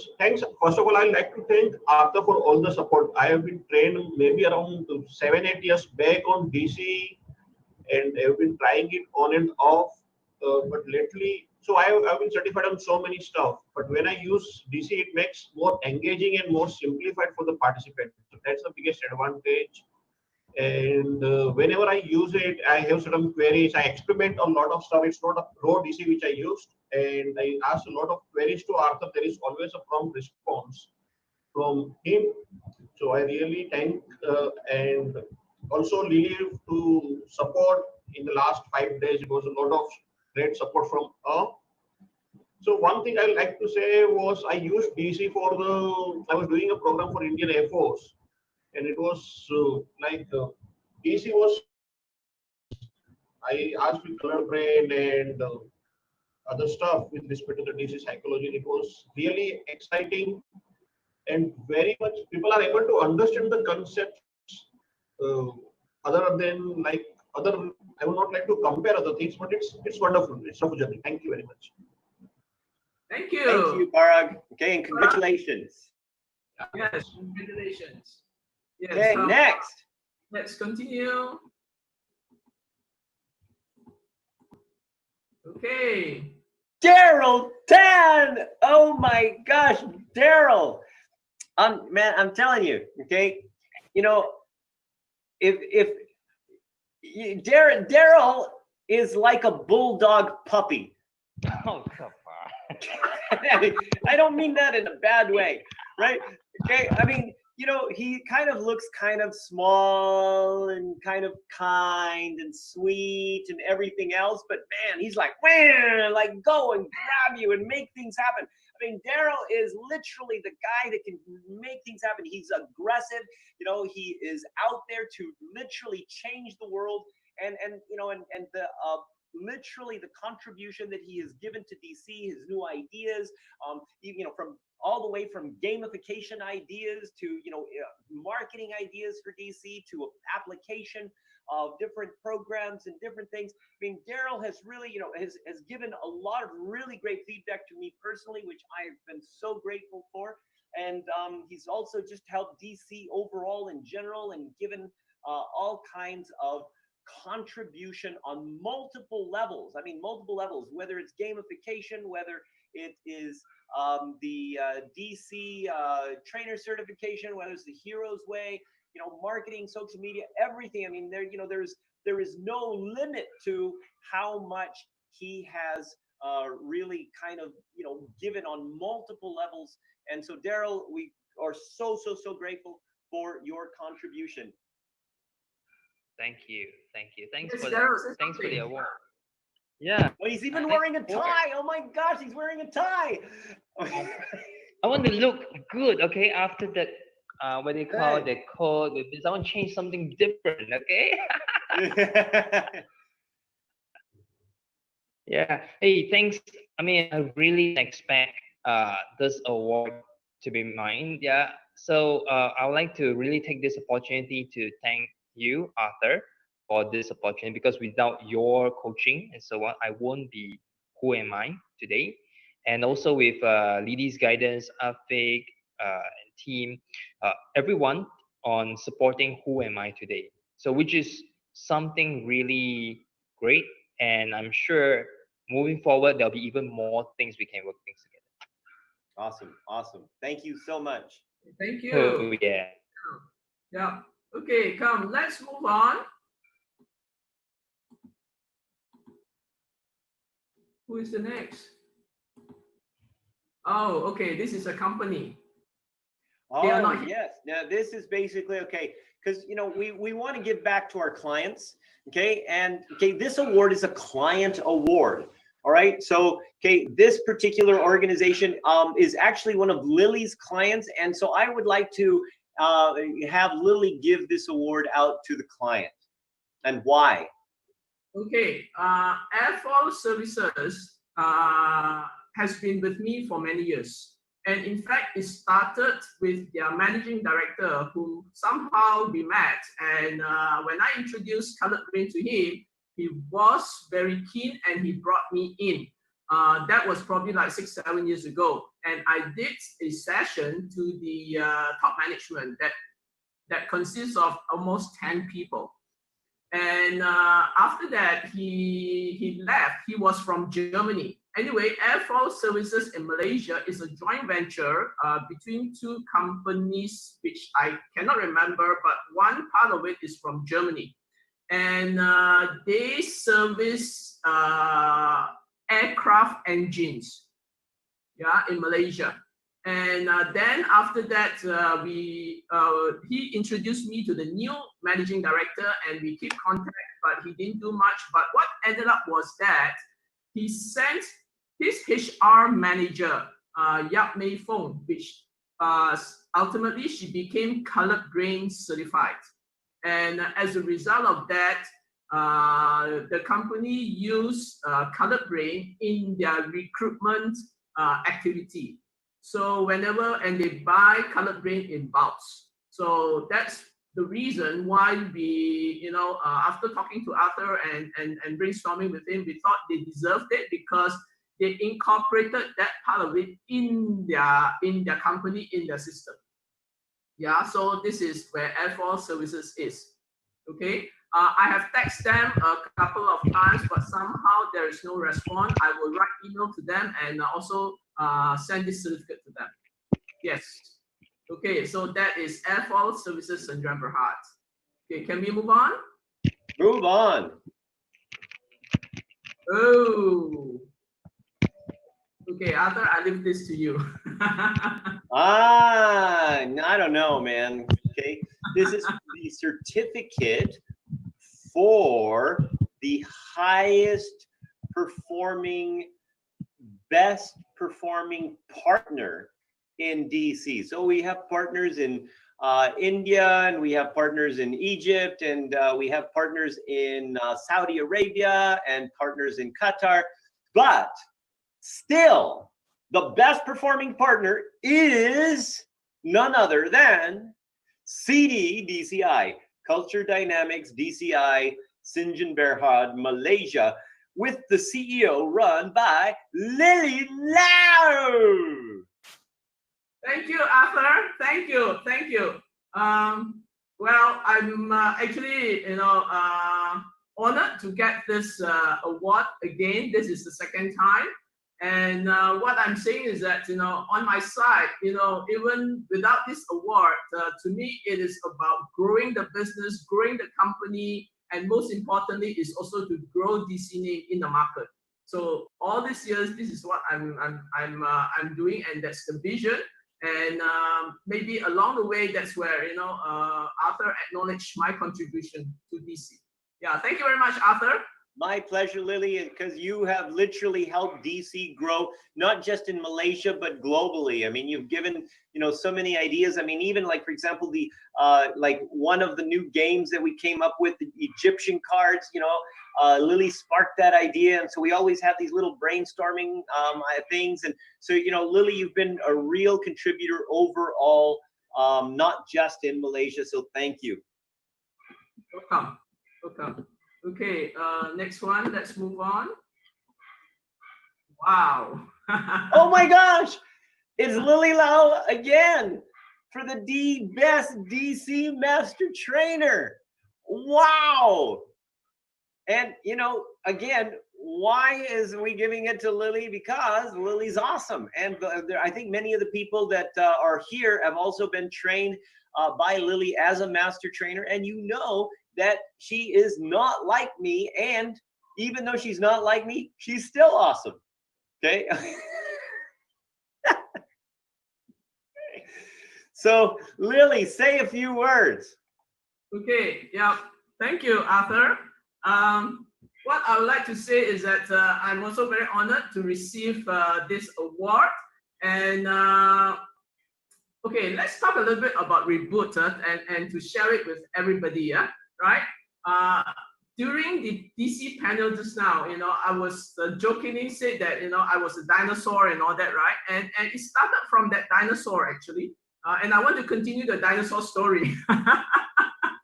Yeah, yeah. I mean, during the COVID, what happened? Like, it was the first 2-3 weeks was this confusion, total confusion in me, right? And I've been getting all this emails, WhatsApp, and people are running their programs online, right? And of course, I did sign up and attend quite a few. Then I was thinking, why am I attending other people's program, and why can't I do my own program? So that was how it started. Yeah, and after that, right, I saw there are people organizing huge conferences, and I said, wow, this is marvelous, this is amazing. Again, it came from that idea. Then I said, I want to do it too. So it came out to be that, and I proposed to Arthur. Well, it is a long story, right? When I told Arthur said, yeah, great, let's do it. But of course, along the line, there were a little bit of a difference in opinions, arguments, and all that, right? When I said, I want to do 3 days, others say, no, 5 days. Then I said, 3 days, don't say, no, 5 days, that kind of thing, Then I said, let's do it just for the DC. No, put in the global gurus. Well, anyway, he is always correct, yeah? Yeah. Then comes the biggest, I said Zoom, and then he said, no, StreamYard. Then I said Zoom, no, he said StreamYard, And well, for whatever reason, right, I saw, the difference between StreamYard and Zoom, right? And of course, I said, okay, we will try StreamYard. That was also another learning process because I learned Zoom already and I was comfortable with Zoom, right? And I wanted to use Zoom, but our friend insisted on StreamYard, which it not only stressed me out, but I think, most of the trainers, all the speakers, I think other than Danish, who knows how to use it, almost the rest of you guys have not know how to use it. So it was a process for everybody, and especially people like Ong, right? Ong, I congratulate you. You have also learned it well. Hey, thank you, man. Thank you, Lily. It was a long process, right? But it's a long process, and I have Dr. Sanjeev to thank. Actually, he was the one who actually gave me the tip, and you can actually convert it or convert all those things. No need to interact into slides. And I tell you, he did a good job, and I kind of basically followed him without realizing that it was actually a better job without the Zoom stuff. All right. Yeah. So let's move on. We got we're still coming live, and we got less than 15 minutes to go. Okay, so let's go for the next award. I think that's the end. Just let me. Oh, that was the end? Oh my gosh, that's all of the awards? Awesome. Yeah, that's the end. That's the end. Yeah. All right. Well, fantastic. Well, okay. Again, this is the first time we've done the awards like in virtual to the thing. So, hey, what do you think? Just in general, what is your feeling about the awards and this platform? Even though there not so many people showed up like the usual. Okay, but of course, coming to Bali is more fun. It has been awesome, Arthur. Fantastic. Well done, Lily. Well done, Arthur. And well done, the team. It's amazing week it has been. So congratulations to Team DCI and CDCC. Really appreciate it. Thanks. Awesome. Okay. All right. So now here's what we got to do. So in order to make sure that you win an award next year, okay, basically, the more visible you are, the more DC programs you do, the more you create some kind of contribution to the world through using DC, the more you get recognized. And of course, we want to reward you. And these awards, so the awards, I got to tell you, so they're between $500 to $1,000 worth of actual DC tools and or programs that we're giving away to these to the people who are winning these awards. So it's not small stuff, and we are so grateful for everybody to that is still working on all of these. Working on building up their DC business. And remember that we as DC are here to support you. Okay, like everybody said, the DC family is here to make sure that you succeed. Okay. We still have about like 5-10 minutes. We will have to stop at 7 because after 7 is the global group session that they will have to go to stream out again. We welcome anyone for any comments or anything. Yes, Dr. Sanjeev. Yeah, so I think it was a very, I will say, icing on the cake. Awards are like icing on the cake, and in a Arthur language, awards are like dopamine, which reinforces high-performing behaviors through pleasure-linked consequences. Because that is the human tendency, that we always seek pleasure, and that is where our behaviors are reinforced. So I think awards are the most positive way to reinforce high-performing positive behavior. And I think everybody here got inspired and aspired to do much better. Even if I think during this entire award ceremony, nobody remembered about COVID or coronavirus. Everybody was very, very charged up, and that's what award does to you or inspire you. And I think we all as a DC family and team will do very, very well. And I think we are a hope in this kind of a situation for all the organizations and all the companies to try all the tools and come out like a winner.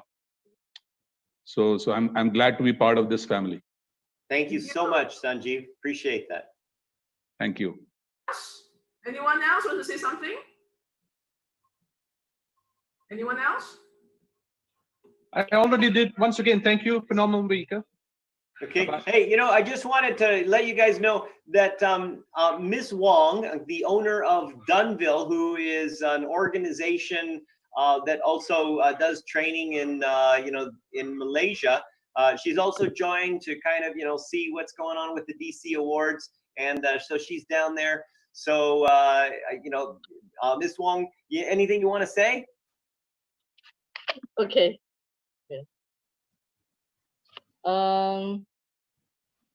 Just check. Oh wait. This is what you do. You just put somebody on the spot. They have no idea that you're going to ask them to say something, and now they have to think of something. And you are very good at doing that, Arthur. Putting on the spot. Don't put me on the spot. Okay, but anyway, anyway, I appreciate you coming over, checking us out, seeing what's going on, and again, hey, what do you guys? I'm just curious. In case you've been seeing the commercials we've been having on Reboot, what do you think of the commercials? Do you like the commercials? Your commercials were good. I think in terms of the feedback, we can have a very specific feedback on few of the commercials. But overall, I think the commercial was very informative and reinforcing the entire agenda. Awesome. Can I just, I mean, looking on the our participants here, we have people like Sarah, Lily Wong, Elizabeth and Dave, You've been very quiet. Can we hear something from you at least, I believe you have been watching our reboots and give us some feedback. Anyone who are not in the speakers group? Hi, Arthur, Lily, and everyone. Good evening. Yeah, Arthur, you keep calling Lily. I feel so sad because it's not me. It's Lily Lau, not Lily Wong. How can it be? You see? So that is why I'm quiet. No, just I think from the reboot, I actually also learned a lot. some of the topic kind of like a refreshment to me, but I definitely learned some new things. I think I would say that is a very great webinar session for that. Thank you. All right. Okay. Anyone else? Dave, you want to say something? Dave, are you there? Who else? Elizabeth? Daryl? Daryl have said it. Sarah. I think Ms. Wong has raised her hand. She might want to say a few words. Oh, okay. All right, Ms. Wong.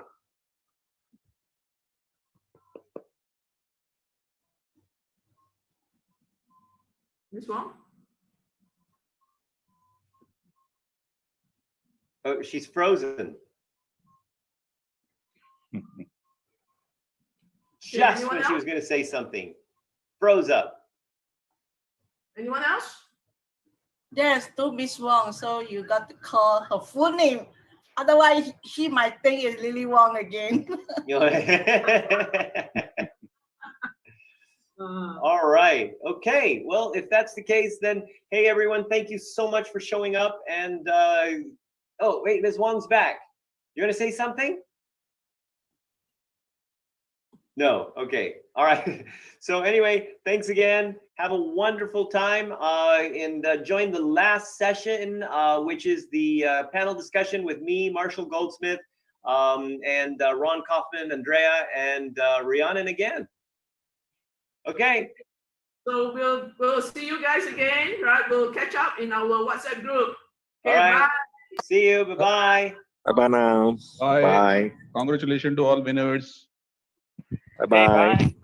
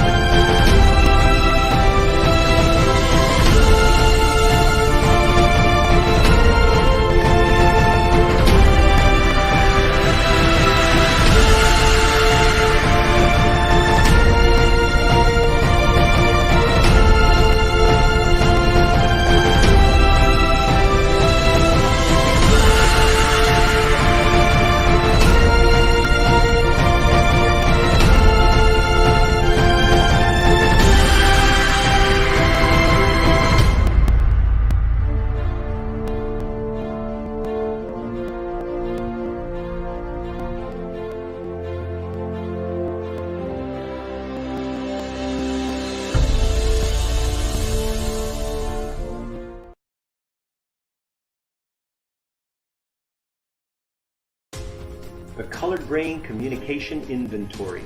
Discover your how and find the root cause of why trust breaks down. Find the genetic process that your brain uses to get clarity. Identify your friends or teammates in your danger zone and get instant solutions by clicking the Additional Insights button to determine how you can build team synergy and transform communication and productivity with your team or organization.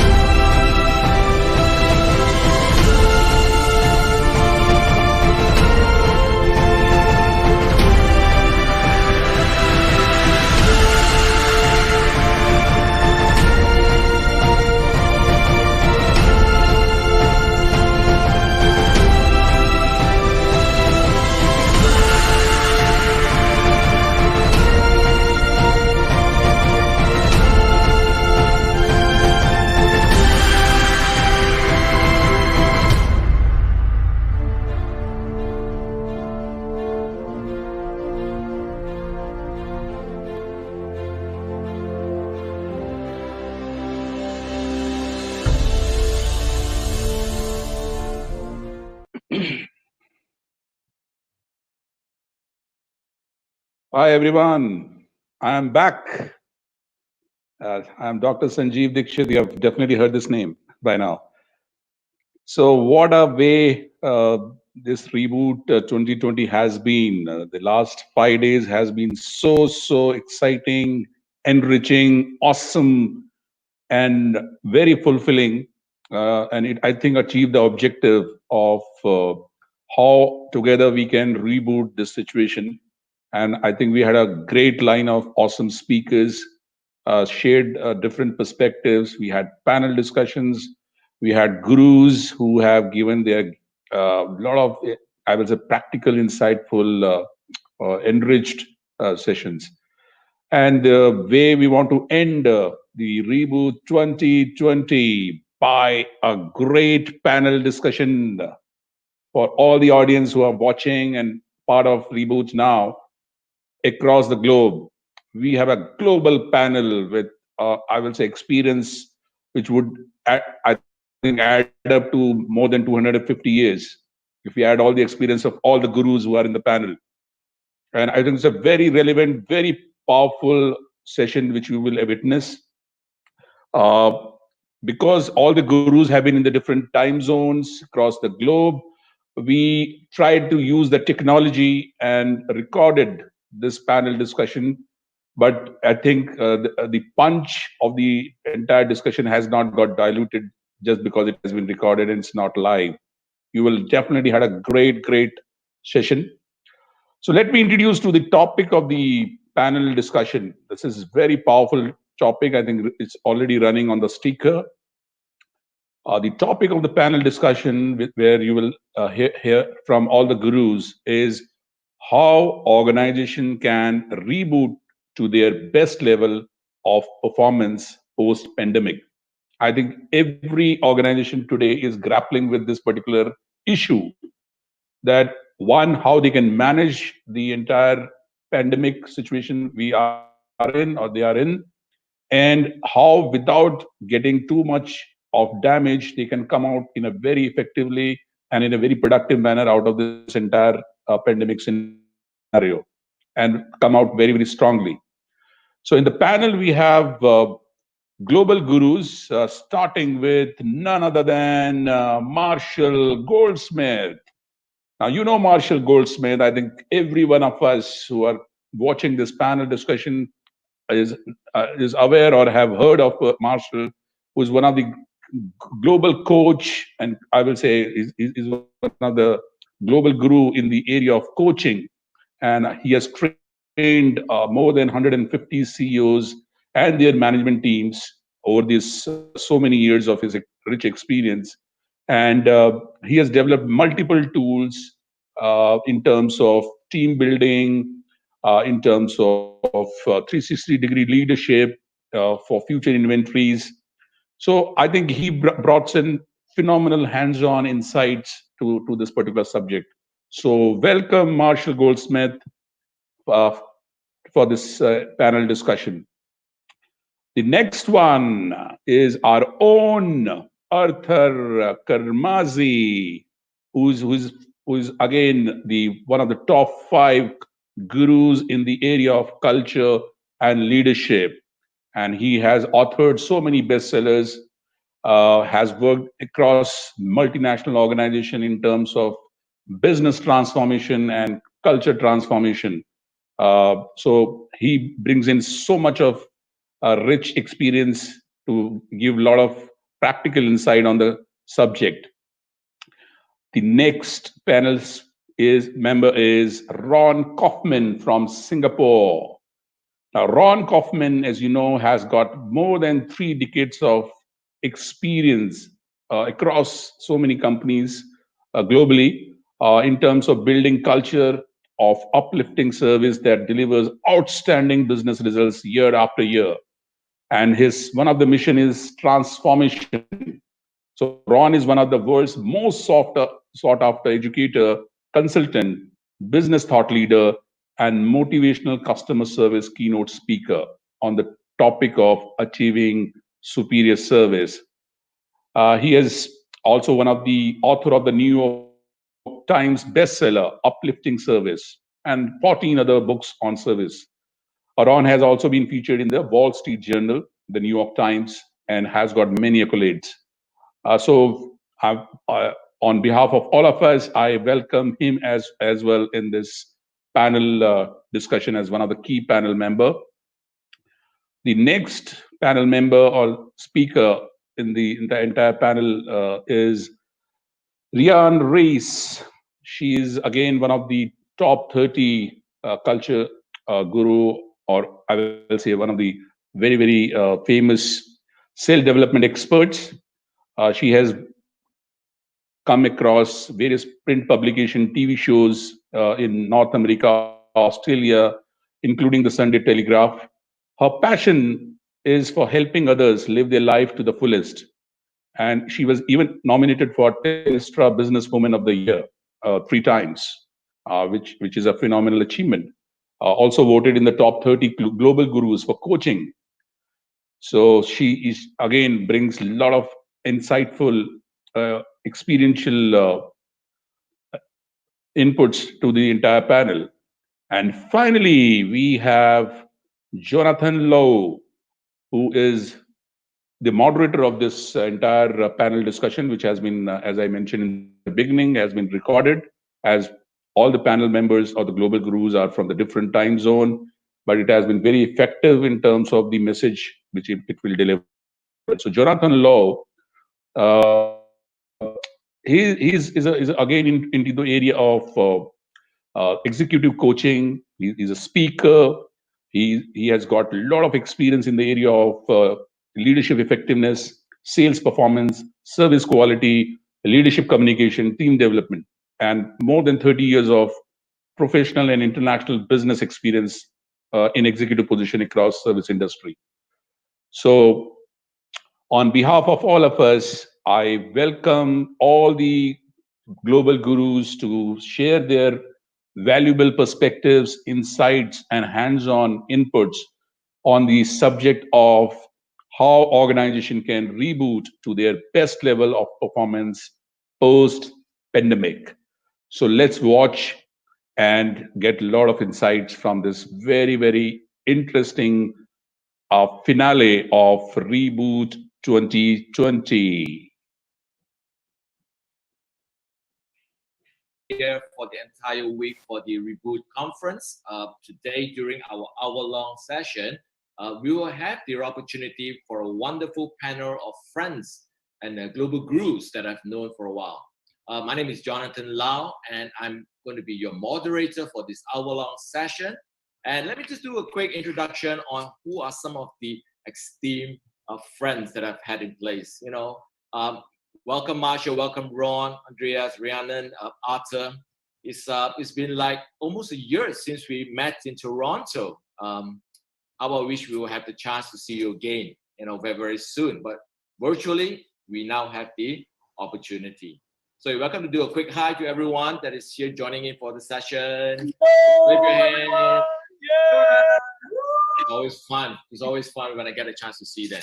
So let me do a quick take. So we have Marsha Goldsmith. He is one of the world's most influential leadership executive coach, world's top 10 business thinker, a global guru, #1 corp elite member. So it's a privilege to have you here, Dr. Marsha Goldsmith. Fantastic having you here. We also have Ron Kaufman, global guru #1 in customer service. And everyone knows Ron in the customer service space. He has been helping organizations to build a culture of uplifting service, right? So great to have you here, Ron. Wave to your fans. Delightful. Delighted to be here. Fantastic, fantastic. We also have Rhiannon. Rhiannon, she's based in Australia. So Rhiannon, she is one of the global guru top 10 in coaching, and she does a lot of work in global consciousness. I met her in Toronto last year. Fantastic lady. Rhiannon, say hi to all your fans out here. Fantastic, fantastic, great. We also have Arthur Kambazi, who is actually set this up, the Reboot conference, and it's great to have also Arthur here, a global guru top 10 in leadership and organizational culture. So thank you so much for having us in part of this panel. Arthur, let's wave to your fans right now. But hey, don't forget Jonathan Lowe, man. Yeah, I'm getting it. I'm getting it. I'm getting it. In hospitality. Yeah, thank you so much. Thank you so much. Thank you so much, Arthur. But last but not least, we also have Andrea, who is here. She's living in Dubai. She specializes in social communication. She's one of the presentation coach, social media presentation skills, public speaker, confidence coach. So let's welcome Andrea Zoya into the room too. Hey. Okay, fantastic, fantastic. So we're gonna have a little bit of fun, even as we share your thoughts, share your wisdom and insights onto some question. I've also received some question from audiences that we have reached out to for this session, so I'll be asking that. But let's get the course started right now. With everyone here. Reboot. Everyone is going through interesting times. So my first question to the panel right now would be, how is leadership, right, leading in a time of crisis? So what suggestion would you have for leaders and individuals, right? So leading in time of crisis, what suggestion would you have for leaders? So let me start with inviting Dr. Marshall. Would you like to have a take on that first? And then I'll facilitate and move around. Yes, my suggestion would be that during a time of crisis, people need more structure, not less. They need more communication, not less. And every leader needs to deal with 6 basic questions. Number 1, where are we going? Have a dialogue with each direct report, focus on where are we going, and then ask them, where should we go? Then where are you going? Talk to get their perspective, and where do you think you should be going? Doing well. Here's what I see doing well, and then ask them, what are you proud of? What do you think you're doing well? Ideas for the future, feed forward. And then ask them, what ideas might you have for you? Have a dialogue about that. The leader can ask, how can I help? And then what ideas do you have for me? 6 basic questions. And then in between time, the leader should say, let's say I'm managing Ron. I'd say, direct report, Ron, I'm going to cover these 6 basic topics with you on a regular basis. If you ever feel ambiguity, confusion, lost, lack of clarity, I want you to take responsibility to talk to me. If I do my job and you do your job, there's no reason we should have a lack of clarity during this period of change. And I would also say, Ron, things are going to change. We have a strategy now, but that may not be the strategy we have in 5 years, in fact, in 5 weeks. Things are changing very rapidly. Yet at any 1 second in time, I want both of us to be on the same page. And if we both do our job, there's no reason that cannot happen. So that would be my suggestion for leaders. People need to know, where are they now? For example, a golfer, you've got to hit the shot in front of you. Where are you now? And they need that sense of clarity, because if not, it's just so easy to get lost during periods of change like this. Great insights. Absolutely, knowing where you are now, getting greater clarity. Thank you so much, Marshall. What about you, Ron? What's your take on this? Great. Round of applause for Marshall's comment. Way to go, Marshall. What about you, Ron? What's your take on what are you seeing, experiencing, hearing in the marketplace right now? I think there's a fundamental unsettlement that's gone on for all of us, whether it's biological, medical, whether it's economic, whether we're looking at global, political, or diplomatic. People are really getting unsettled about what's going on in this world that we live in, not just what's going on with my job. And so when I look at the phenomenon of leadership at a very high level, like when Marshall says, where are we going? There's a need for navigational capability that isn't always there. Often people come to work, they know where they're going, they know what the KPIs are, they know how things work. The job is getting the job done. It's not often, in fact, in our lifetimes, this may be the first time for many of us, that the entire landscape itself is shifting. It's like, sailing in a certain direction and suddenly you've got the kind of storm you've never seen before. So then how do you take the crew on the ship, if you're the leader of the team, and give them a sense of confidence in working together? Then you need to go to a larger conversation about where are we navigating to? And that navigation isn't about knowing the right answer. It's about working well as a team on this ship. Marshall used the metaphor of golfing, hit the shot that's right in front of you. I'm saying you're almost in a metaphor of constantly adjusting the sails and letting them know, but we're on this ship together. So then what do you need? More frequency of communication. What do you need? More dialogue about, it's okay that we are unsettled. What do we have in common? We're with each other, and therefore we're looking over the horizon. What do you see? What are you capable of? What do you need? Et cetera, et cetera. That's not the kind of conversation that would normally happen under calm waters.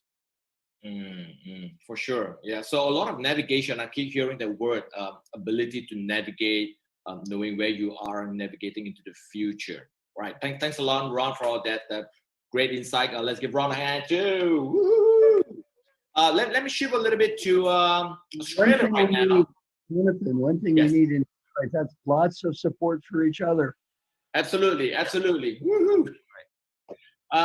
What about Rhiannon? What are you hearing in Australia right now in your global work? Are you hearing things? Especially, I understand you do a lot of work with women leaders. Are you seeing some interesting perspective? Well, you know, we're all down under here, so we see it differently because we're down under. So I think, you know, Ron touched on some key points. Marshall did as well.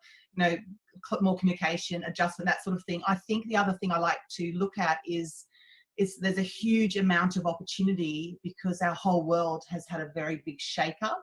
And if you look at, like, you know, the times of the Great Depression, the most amount of millionaires came out of the Great Depression because all they saw was opportunity, because they'd been in such dire straits that when the second an opportunity arose, they saw it. So what problems can we solve that people don't realize a problem? So if you think cell phones, like, who needed a cell phone back when you had a phone with a cord? But the second you saw the idea of a cell phone, you went, oh, that's handy. So what are the problems that we can solve? What are the opportunities that arise? And where can we take our society and our, you know, humanity on a journey? Because I see that many more people are having more time at home, less travel. So there's huge opportunity to actually create something more solid and really reinvent yourself. So what is it that you can't see because you're looking in the same direction you always looked at, because that's the same way you did everything? So that's sort of where I see people saying, wow, I've got this new opportunity. Just say the restaurants where they're not allowed to, you know, seat anyone, well, in Australia anyway, well, guess what? They're all doing deliveries. They're all, you know, turning to Uber and doing deliveries, and they're, you know, they're just reinventing themselves. That's what I see as a huge opportunity. Beautiful, beautiful, nice. Absolutely. Thank you so much, Rhiannon. Yeah, you're right about delivery. I just had my food delivered to me in my home just before the call. So yeah, a lot of reinvention that is happening. In the Chinese saying, right? There's in every crisis, there's always the word. If you break it down, there's always danger and opportunity. Yeah. And it's truly, how do you see yourself in managing this? Arthur, what about your take, right? What about your take? What are you hearing? You do a lot of work with organization. What are you seeing? What are you hearing from the market? You know what I see? I see the opportunity that Armenia saw in early Rome, actually late Rome. Okay, if you know a little bit of history, see, Arminius, he was actually a German, or from a German tribe, and what he did is he was then taken as hostage, so to speak, and raised as a Roman. But then he kind of got a little bit ambitious because, you know, he sees all these Romans, and so what he did is, at that time, all of the German tribes were fighting against each other, and, well, basically consider it like silos in an organization. And what happened was that he saw this as an opportunity in this crisis, and he united the German tribes against the Romans, because that was the only reason the Romans were able to kind of keep them under control. And he was able to literally get the Romans out. And see, the thing is that right now, you know, if you have a crisis and you have a purpose to kind of connect everybody, a greater purpose, something bigger. Okay, I mean, that's where the leader needs to go, is find that bigger thing. And, you know, one of the things that we found in our research is that if you give people the opportunity to kind of create the work culture or work environment, and you give the people the opportunity to do it, okay, then you get people to kind of dream and hope and see the different possibilities. And if you structure it correctly, like Marshall said, I mean, giving them clarity or helping them to get clarity amongst themselves and give them some structure to work with. And as Ron said also, okay, managing the sales to kind of, you know, make sure that they are working together to achieve something that basically everybody agrees on. Okay, you are literally creating an opportunity for the organization to be better after the crisis. Great insight. Thank you so much, Arthur, for sharing that. Let's give Arthur a hand too. Yay! Yeah. So I hear from you, Arthur. The common word that comes out is really about communication, isn't it? Right. Leaders really need to communicate and be effective in spreading the message, spreading the words to really build the culture and workforce. So,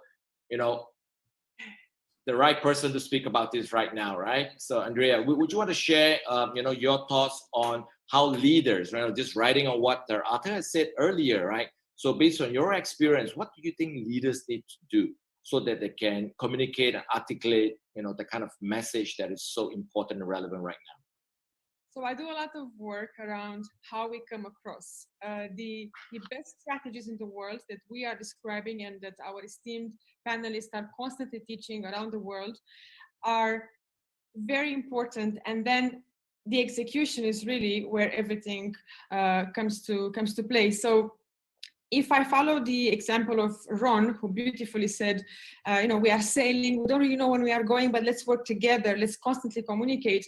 When I'm thinking of a CEO or an executive or an SME, I'm thinking, how are you communicating that? Because sometimes you can have the best intentions, sometimes you can work really hard, but if your words land in the wrong way, if you are not really aware that sometimes, you're not that enthusiastic, or you're not that happy, or you're not really a good listener, you really have to now sit down and assess and ask your team how you're coming across. So one piece of just one advice that I have for everyone is to pay attention how you're coming across. A happy voice, in an enthusiastic tone, will really pull everyone's spirits together. We are first connecting on an emotional level, not on a logical level. So the way you are using your words, the energy that you exude will simply hypnotize your team into coming along with you.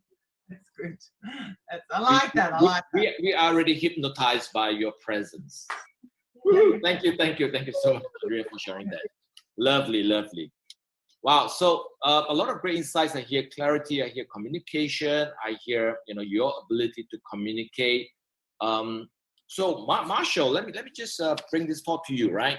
So how would you suggest leaders develop and build teams during these challenging times? Right? How do you suggest that?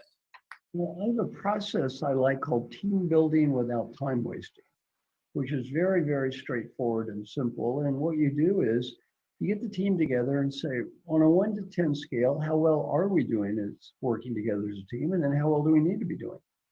Now, I've done this with over 1,000 teams around the world. The average scores we are at 5.8. We wish we're an 8.7. So let's assume your team says we are 5.8. We wish we're an 8.7. Don't feel bad. Most of us do not feel our teams are working together as well as they should. So this is hardly unusual. This is the norm. Then I would say, all right, how do we close the gap? Ask each team member to write down 1 or 2 key behaviors that if we all got better at this, we would close that gap between 5.8 and 8.7. Then I prioritize, have everyone announce the behaviors. You don't discuss people, only behaviors. Then prioritize and pick one behavior for the team. For example, we all need to listen better. Then I have every team member talk with every other team member, and you can do this virtually as well as in person. It's just fine. And you say, for example, team member Ron, we are 5.8. We want to get to an 8.7. Everyone's working on listening. Other than listening, give me a couple things for me in the future that might help the team. I give Ron a couple things. We take notes. This takes about 10 minutes. Now everybody has a list. You tell each person pick one. Now let's assume I pick recognition. Then we'd have a 3-minute follow-up process involving about 3 questions. Say, Rhiannon, in terms of team building, we're all working on listening once a month. This question, give me ideas for the future, not feedback about the past. Ideas to help me be a better listener. Number 2, give me ideas. I'm working on recognition. Help me do a great job of recognition. And number 3, give me ideas to help me be a great team player. And then you follow up, measurement, follow up, measurement. And I've published research from thousands of people on this stuff. It works. And for leaders, Marcia, just to go on with that, for leaders to happen, what are some of the qualities leaders need to have? Because sometimes it's quite, with this feed forwarding process, there are certain attributes that leaders should have, isn't it? Three things. Three things to make what I teach work. A leader, number one, they have to have courage. It takes a lot of courage to look in the mirror every day. I mean, I do something called a daily question process. The average person can't do it for 2 weeks. It's just too painful to look in the mirror. So it takes a lot of courage. It takes humility, because I've learned as a coach, I really cannot help anyone improve. It's already perfect. So if they're perfect, they don't need me. And then it takes discipline, the discipline to do the work. And the discipline is typically where the breakdown occurs. When my book, What Got You Here Won't Get You There, was the #1 best-selling business book in America, the #1 best-selling diet book in America sold 10 times as many copies. Americans get fatter and fatter and fatter while purchasing more and more diet books. Well, you don't lose weight by purchasing diet books. You got to go on a diet. So hard part of everything I teach is not understanding it. It's all very easy to understand. It's just hard to do. Yeah. Good point. Cool. Thanks, Marshall. Wonderful. Anyone want to offer some insights on team development? Marshall have shared some great steps, a process which is called feed forwarding, and the leaders really need the courage, the humility, and also the discipline to make things happen.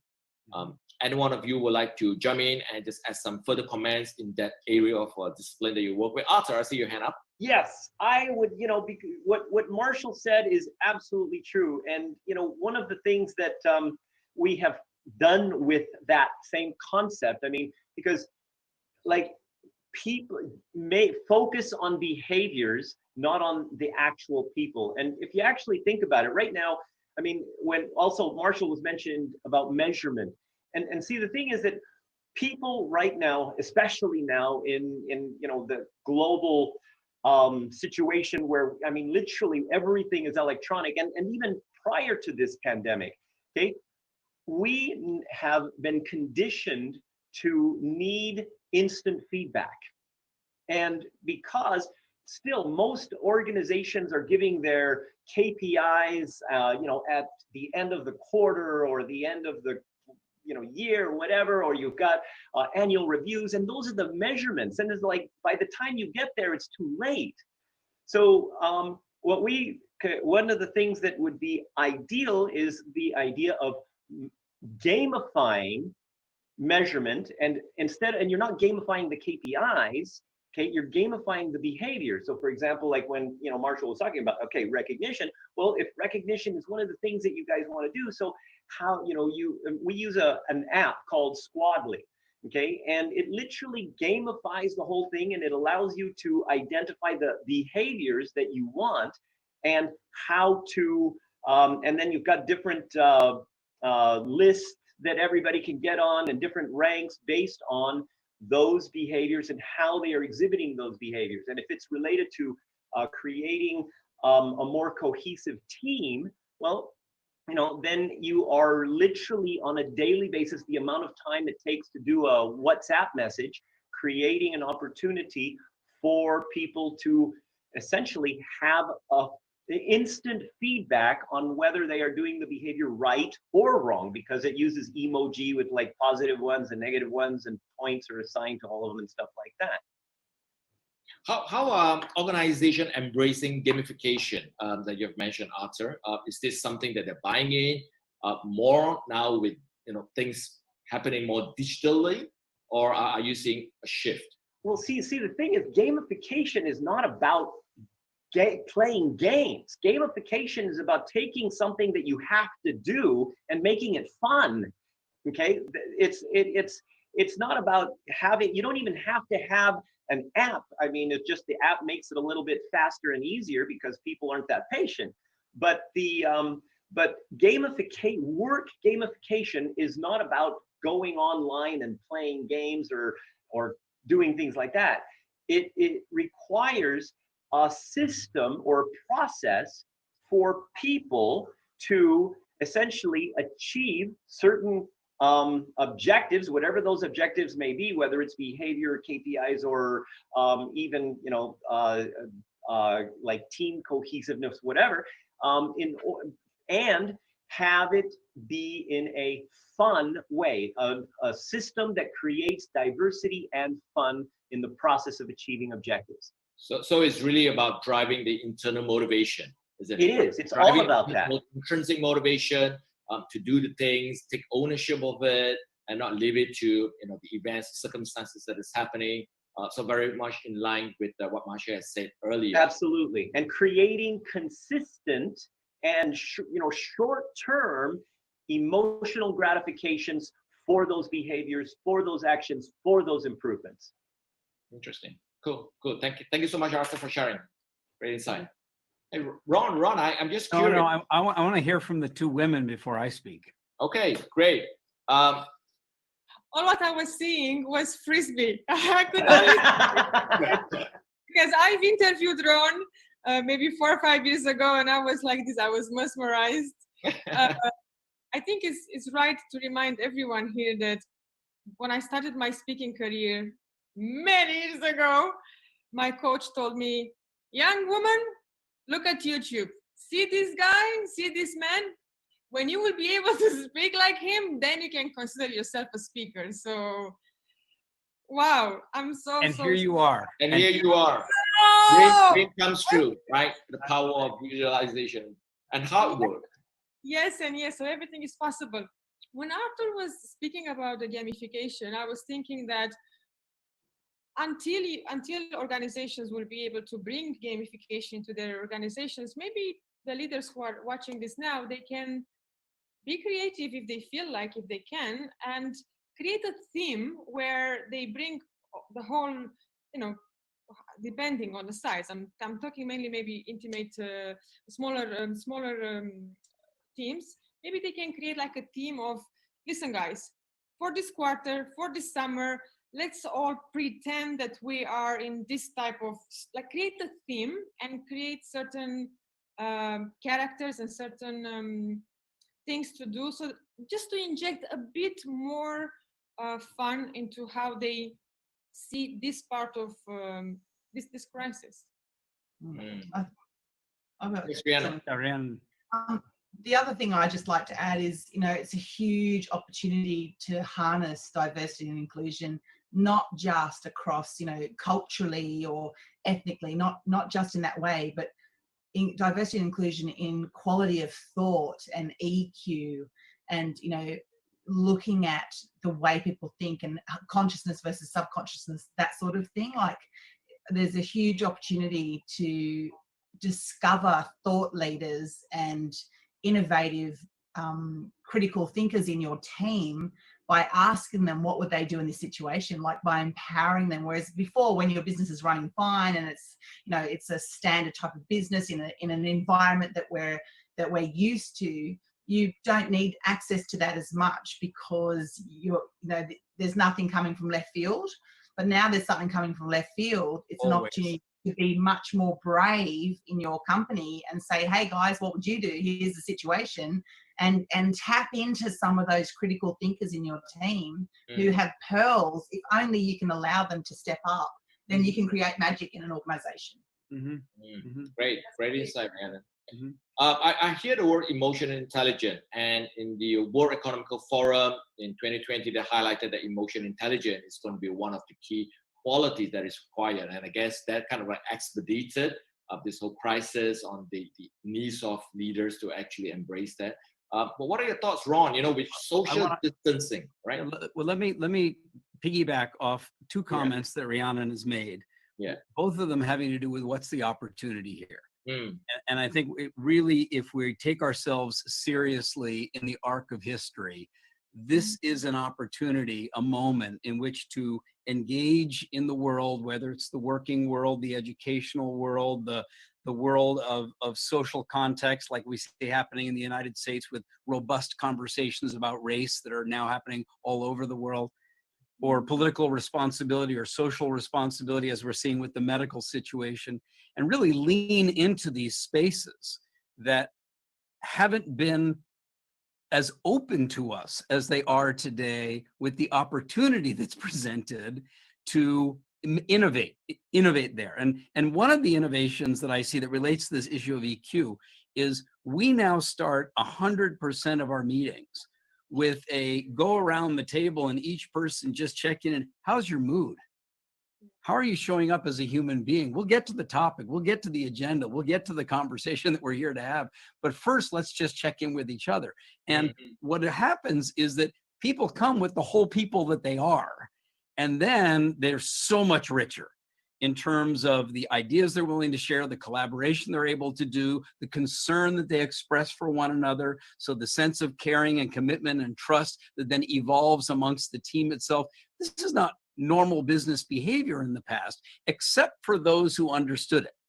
Right. And so from Marshall, when I started learning about, what is this whole coaching phenomenon? How important is it? And then I came across that book, $1 Trillion Coach, written about Bill Campbell, who was the coach to so many leaders in the Silicon Valley. And he said, it always starts with and comes back to the people. So every time a leader comes to him with an issue, he says, I never start by talking about the issue. Talk to me about what's going on with the people. And that's not typical business behavior. And yet now is the opportunity to shift that so that even if and when we find ourselves in calmer waters, that practice is a more humane practice.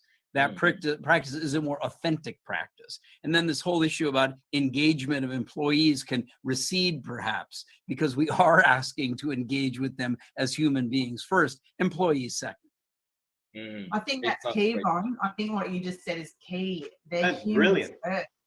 I love it. I love it. So, we have always heard of this term, social distancing. I came up with a term that is called, we should actually embrace social connection. Yeah. Safe it's physical distancing. Yeah, with safe distancing, right? Social intimacy. Yeah. I think we should encourage and embrace a new term. Ron, just writing on what you're experiencing, since you do a lot of work in the customer service space, do you see that term having an impact with how people are interacting? I'll give you the brief on it. For 30 years, I've been teaching service under this definition that I wrote, which is service is taking action to create value for someone else. Duh. I mean, it makes sense. And, across industries, people have gotten in, built a whole business and reputation based on it. And 2 years ago, I realized, I got it wrong. It should be real service is taking action to create value for someone you care about. Oh, I like the correction. Which raises the question then, which is the question that's showing up today and wasn't there before. What do we mean by care? What is authentic care? And I've been working in that one for years, and now I can see care is concern for future well-being. Care is not just a good feeling. Care is not just, an undertaking to make you like me. No, it's concern for your future well-being. Now, if service is care in action, then really authentic service is not just to sell you something or close the deal or solve your problem right now. I'm also thinking about what comes next for you as my customer. And that kind of shift is where winning companies are really going to move their entire team to understand it's not just service in a transactional moment. It's caring for another person on into their future. Wow, great insight. Thank you so much to all the panelists for the wonderful insights. Let's give everyone a hand. Well done. Recently, I've also learned of a survey that was done by Gallup. Right. So Gallup actually asked the question, what do employees need from leaders now? And there were 4 things that came out really big. The first one was trust. They need more trust from leaders. They need more compassion from leaders. They want leaders to provide stability, and also they want leaders to provide hope. What are your thoughts with these 4 areas of what people are looking for? Marshall. Anyone? Yeah. Marshall. What is the third one? You said the third one is stability. They want stability because they're hearing a lot of things. We could be laid off. There's a lot of things happening. The 4th one is hope. Yeah, trust, compassion, stability, hope. Yeah. And to me, I think there's a term I would use called pragmatic optimism. People want hope, but they don't want happy talk. You know, they don't want, gee, everything's going to be fine. You know, I mean, there's a book called The Secret. I don't know if you know this book. It's one of the most ridiculous books ever written. It sold 7 million copies. And the idea of the book is, if I envision it, it will happen, you know, which is insane. Basically, and every story in the book is true. You know, Jimmy had cancer and he envisioned it go away, and it did. It was true. And Johnny won the basketball championship. He envisioned it, he did, and that was also true. And Mary wanted to be a movie star, and she envisioned it happened. That was also, it was all the stories are true. There's one minor problem with that book. They didn't interview the dead people.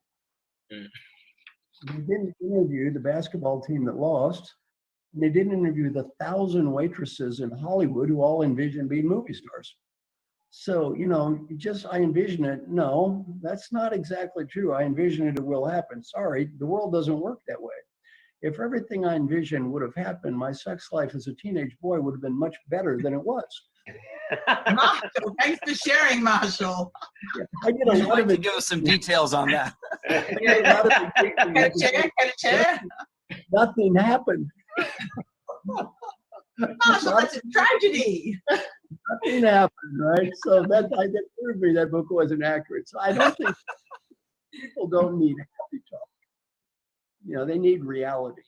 You can't sit there and BS people in today's world. I mean, this is hard. My good friend is David Chang. David owns restaurants, and 3 of his top restaurants are going broke right now. Well, he can't envision that away. Yeah.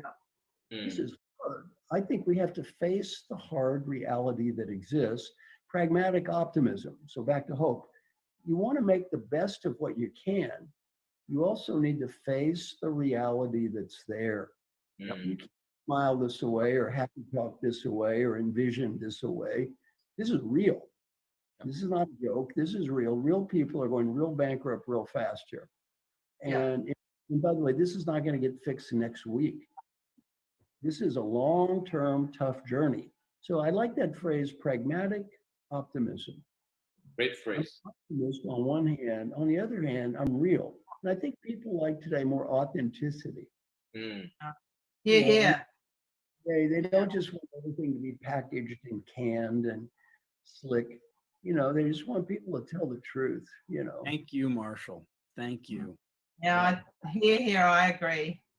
There's a lot of credibility and authenticity when that happens. So yeah, great insight. Andrea? Yeah, no one else.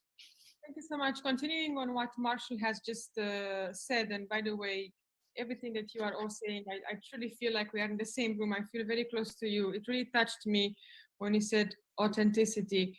I do work with some leaders I used to work with some leaders who didn't have time to prepare their speeches, but now they are calling and I'm working with them because they've realized that today they can't just throw a certain order to their PR team or marketing team to write something for him to go and read and just, you know, do some lip service. Today they have to do the internal work, work on their emotions, have that clarity, and then show up in front of this camera, in front of a webinar, and be real. But that takes a bit of training and awareness to show up, not just be in the title and in the position. It makes a huge difference. Do you see leaders who are in person and, you know, doing a lot of remote virtual presentation, having challenges managing this new way of leading teams right now, remotely and also in person? The technicalities of technology, no, but they have issues with the internal alignment because they've been so busy doing operations and just thinking of the future, thinking of managing the teams, but being able to speak their truth, speak their emotions, and hold their words, it's something that they need a little bit of practice because they didn't have to do it as much. Does the region differs? You know, since you're talking about this, I know you're living in Dubai in the Middle East. Do the different culture, you know, is there different challenges or is there an opportunity in different culture, Asia, North America? Where do all of you see this? I'm curious, Andrea, since you were speaking, can you answer that and give us some insight into the Arabic world And there's a very large expat community there, but I know you also have Arabic clients, and you're in an environment. We don't have anybody of that culture in this group, but give us an insight into the window. Sure. So we are, more than 200 nationalities. You've been doing a lot of work here in the Emirates, but recently it's been very difficult to walk in Dubai and to see the city so empty. This city who has been a magnet for tourists, for luxury and for shopping, is looking and feeling a little bit like a ghost city.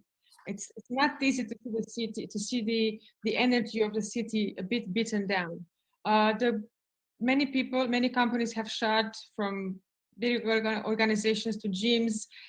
Just a few days ago, more than 7,000 employees have been made redundant by airlines. So I can almost feel that in the air. I have been in touch a lot on social media with a lot of people. I think I'm living on social media and on Zoom. And I have received letters from people saying, I'm thinking to take my life, or, very, very dark thoughts. And I reached out to them, I spoke with them. So there is quite of a strong sense of the spirit being beaten down. But that's why, as leaders, we have to show up even more, speak even more, and be there for people and tell them, we are in this together, let's help each other. And it's exactly what the survey say, right? Compassion. Leaders needs to demonstrate compassion to the people. The only good news about Emirates, there are a few silver linings. Of course, we are paying attention to everything. On the 7th of July, many of the flights will be resumed, and Dubai has made a big announcement that they are open for business. So we are welcoming all the tourists to come back to enjoy our Turkish coffee, to do some new shopping, and to just feel the energy of Dubai again. And that gives us all hope to have more interactions and to see more. Andrea, I have a question, and I don't know the answer, but what % of Dubai's economy is tourism? I'm not so sure. I'm not able to give the answer right now. I'm not so certain. Probably a pretty big number. I don't know. Yeah. Predominant. Yeah, big. Yeah. Lots of nodding heads right now. Well, I just want to give, what you were actually just saying about what leaders should do is actually what Ron was talking about for, what customer service. It's literally, how do you care about somebody's future? And I think that correlation is essential. Absolutely. And how do you see trust being manifested in all the things that people are doing now? Is trust a big issue, or are you seeing people able to develop more trust these days? Anyone would like to make that? Rihanna, you want to give it a go first? Sure. I think trust starts at the top in terms of, being an example of trust going through the whole organization. So you need to be trustworthy, and then you need to be brave enough to trust people with their jobs, with their thoughts. You need to give them a go. Like I've seen some of the best examples I've seen where companies allow people to try new things, and if it works, great. If it doesn't work, it's a great lesson. What can you do from that point? Because it's the only way you can grow is to actually allow people to try something which maybe you don't agree with, and maybe you can't see it through, because otherwise those doors just don't open. And it's about that honest, heart-centered, on purpose soul entrepreneur who's actually, for everyone, not just for themselves. And I really believe that's where we're shifting. And a lot of comments tonight have been on compassion and communication and inclusion.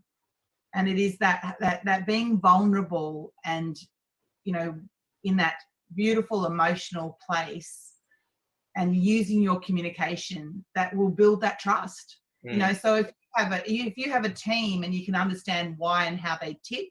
So one person might, want to spend time with their family. The next person wants a pay rise. The next person wants something else. And you can actually give them what they want rather than what, the company says you should give them. And you actually can personalize it more.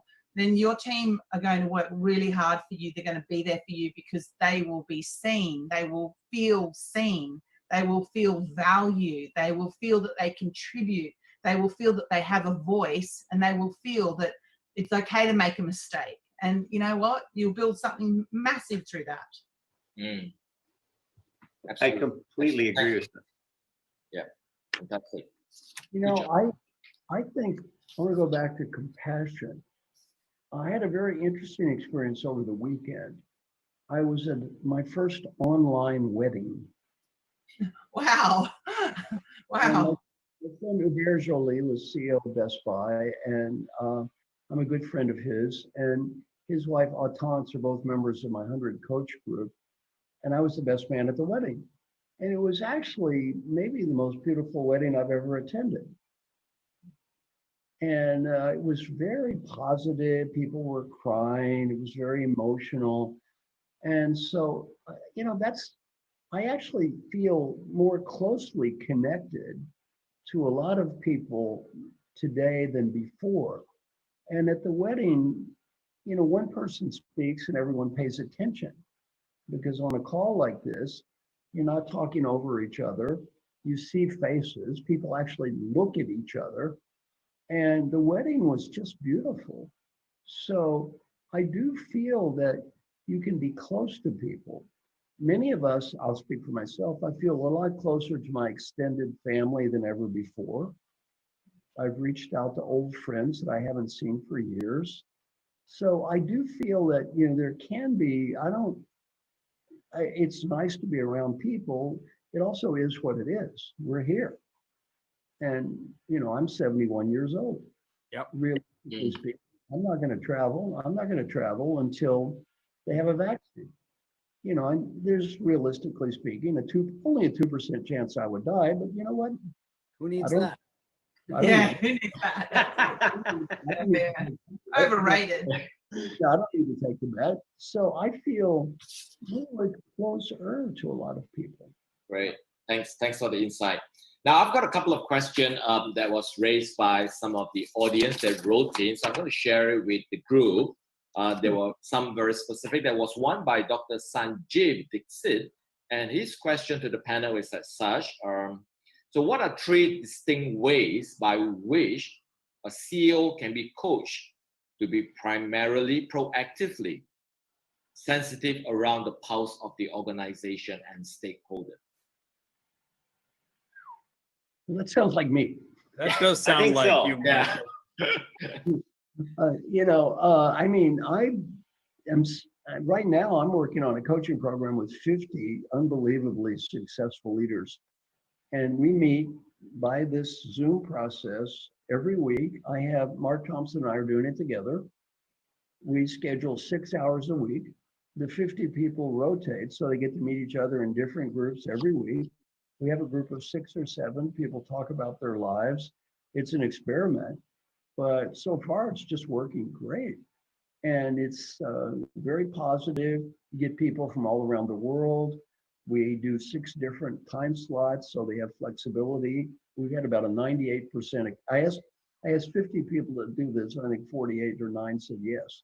So I think there's a need for it. I also think people are lonelier than ever.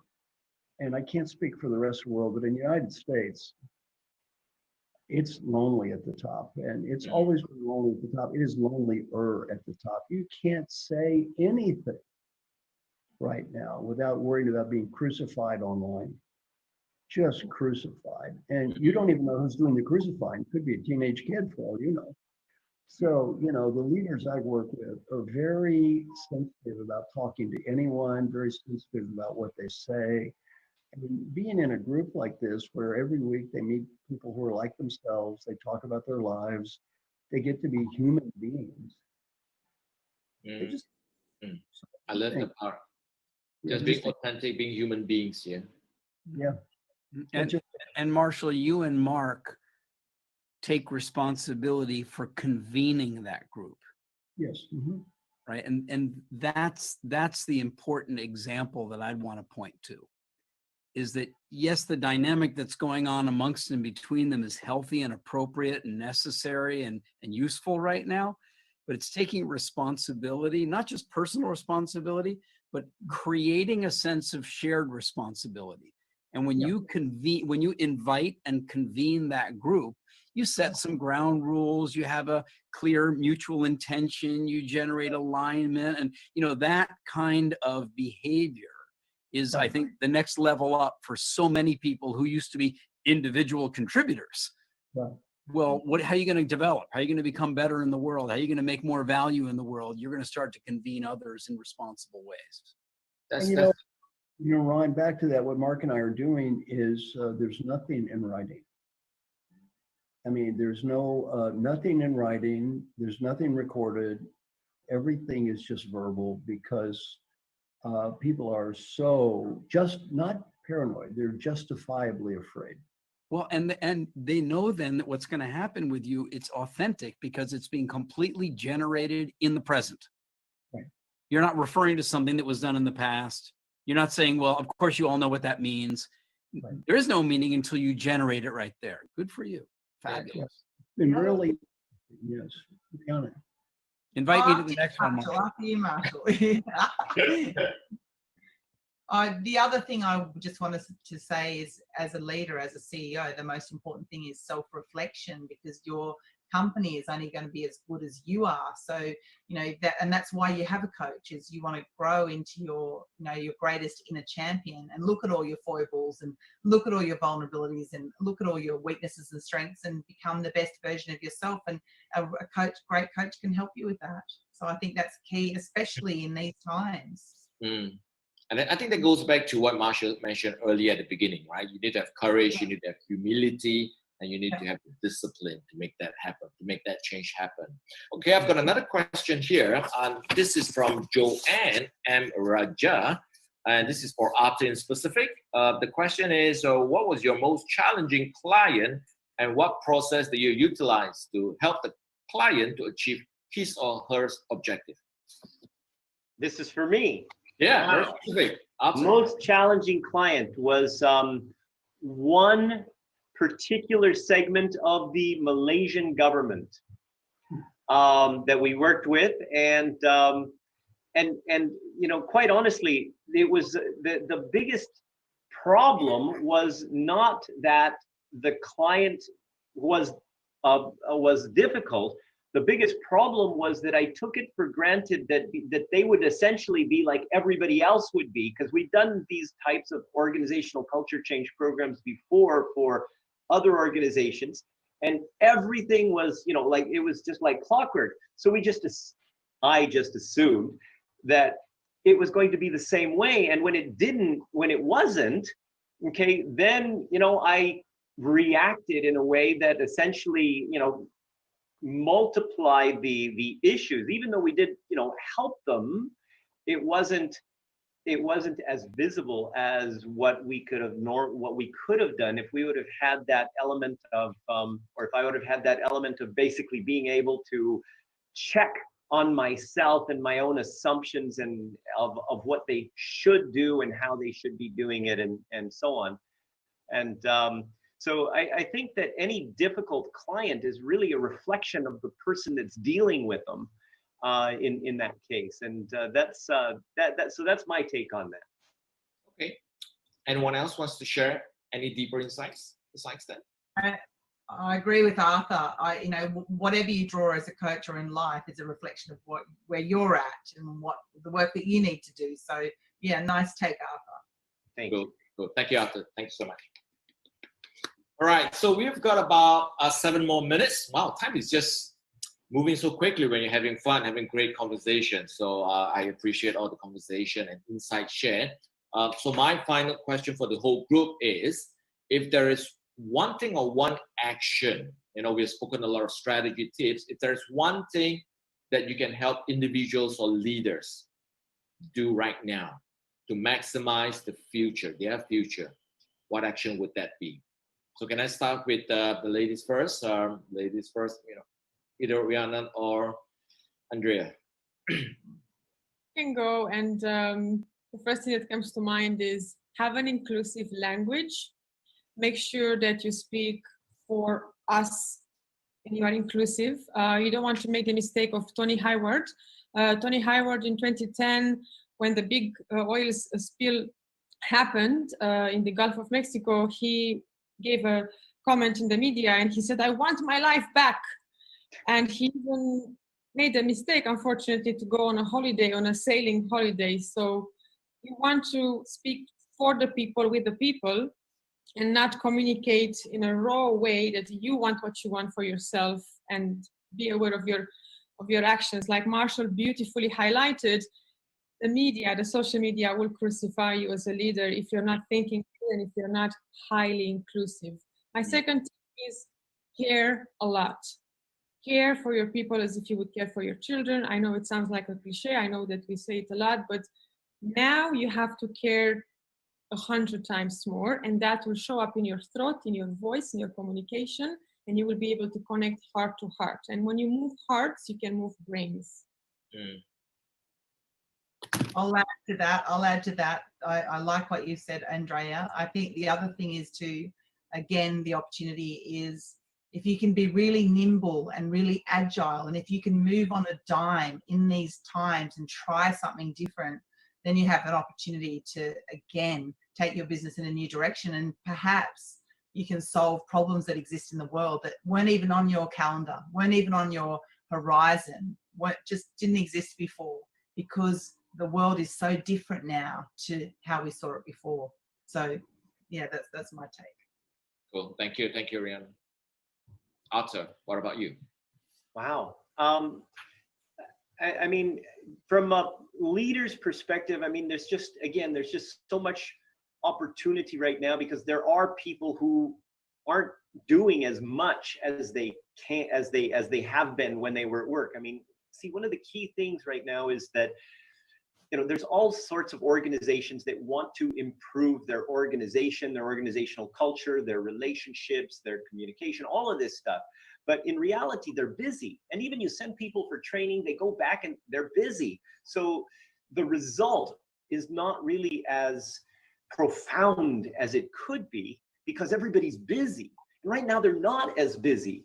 So by taking this time to literally get the people to connect and create the culture that they want to, is going to be the ultimate benefit for the organization. And even if you're taking a pay cut right now as an employee, and somebody gives you an opportunity to say, hey, what kind of a culture would you like to be in, and would you like to be a part of making it? I mean, I think that people would be, well, wow, yeah. Great. Thank you, Arthur. Ron, over to you, Ron. I'm going to piggyback off of some things that have already been said, which is, this is a time to be authentic. And in my case, for example, in the whole racism conversation around the world, that includes being really vulnerable and humble, and not being the loud, proud leader that everybody can inspire. But, you know, sometimes the inspiration comes from someone's vulnerability. And then you expose a humanity that lets other people allow theirs to come forward as well. But the last piece is this issue of being responsible. That yes, we're responsible personally. I think anyone listening to this broadcast is going to be down with that, or you wouldn't be here listening to this kind of a show. But we can also take responsibility for the shared space, like Marshall's example and what he and Mark did with their group of CEOs who come together. And I want to end with the idea of being historically responsible. None of us are going to be alive forever. We all get a short visit here on Earth. And in this kind of an unsettled time, people can influence the evolution of a family. People can engage with another human being that helps them see themselves in a larger possibility, a larger context than they may have considered before. Someone can participate within a community that always has done things a certain way and be the one that says, I think it's time that we relook at that and shift the future history of that organization, or that gang that comes together, that club, that. So I'd say take ourselves really seriously, lightly, but seriously, because we are historical creatures, and we can participate in a way that helps to shape future history. Great. Thank you, Ron. Thank you, Ron. Thank you. Marsha, your wisdom. Take us home, Marshall. Well, a good Buddhist philosophy is every time I take a deep breath, it's a new me.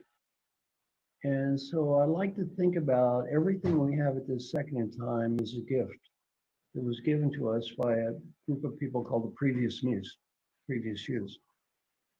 Take a deep breath. Think about all the gifts those people have given you. Think about how hard they tried. Think of all they did to help other people. If any people did that many nice things, what should you say to those nice people? Thank you. Thank you. Thank you. Now, did all of us make a few mistakes? First person we all need to forgive is who? Forgive this person. And take a deep breath. It's a new world. It's a new me. What happened in the past happened. Forgive ourselves for being who we are. Forgive ourselves for the previous mistakes we've made, and all those other people, forgive them for what they've done. Just take a deep breath. Say, where do we go from here? How can I make the best of what's now? How can I make the best of what's now? Thank you, Marsha. Thank you. Thank you to every one of you. There's one word that comes to my mind. It would have to be gratitude. It would have to be gratitude. So I'm extremely grateful for the opportunity to facilitate, to moderate the session. I've learned so much personally besides just having great conversation. So thank you, Marsha. Thank you, Ron, Andrea, Rhiannon, and Arthur, for bringing this Reboot conference and just making a difference, a positive difference as we become better, pragmatic optimism, filled with optimism. And I like Ron's work, historically responsible, just continue to show a lot of care, and Rhiannon just being agile, nimble to navigate this time. Like Marsha always says, life is good. Life is good. Life is good. So the time is, we are on spot for 1 hour. Thank you so much to all my dear panelists. Thank you, Jonathan. Thank you, Jonathan. Thank you, Jonathan. Thank you Well so done. much, Jonathan. Great energy. And thank you so much to all of you for watching, for being here.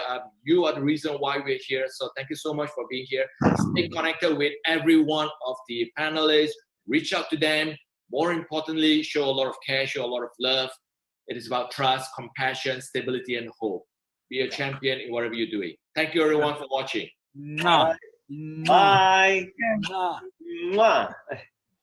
Bye.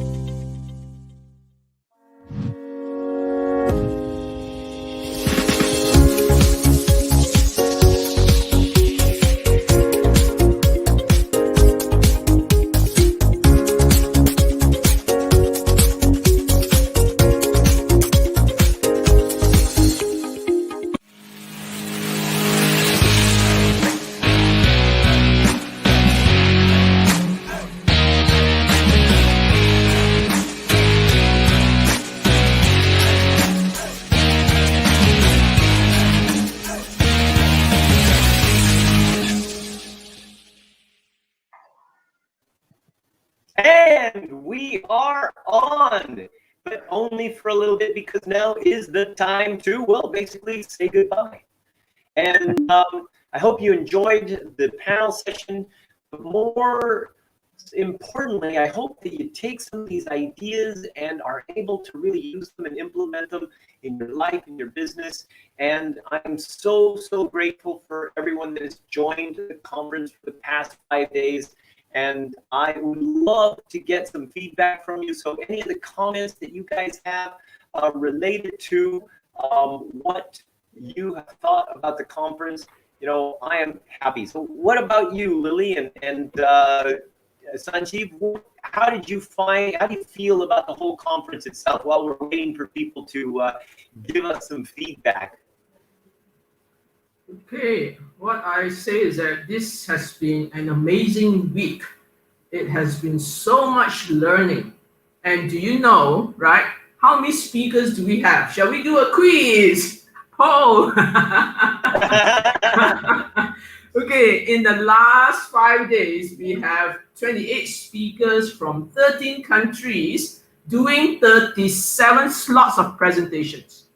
Yeah, and to me, that is a record. Plus, we have 5 global gurus, right? So it has been a record, you know, that we are doing.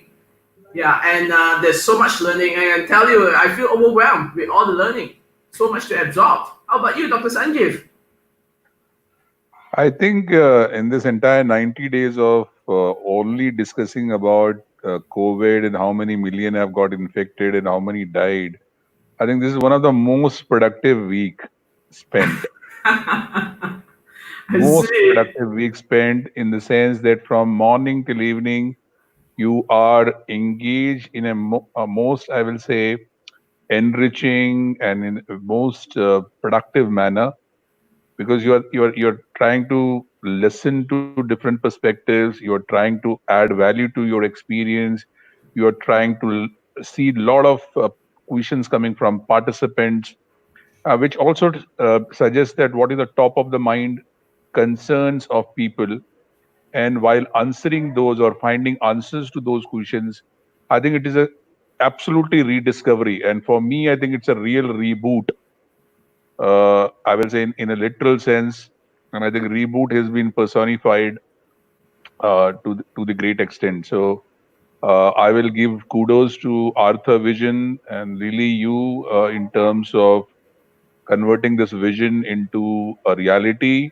And I think congratulations to all the great speakers who have given their own soul and their own, I will say, some part of their life to make the reboot a success.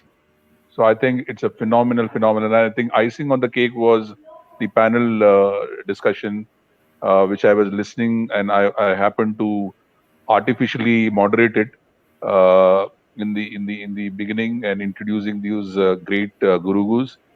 And I think some of the key takes, and I was punching all the learnings while on the backdrop. And I think the insights like pragmatic optimism rather than having happy talk in terms of hope from Marshall. I think so real and so practical.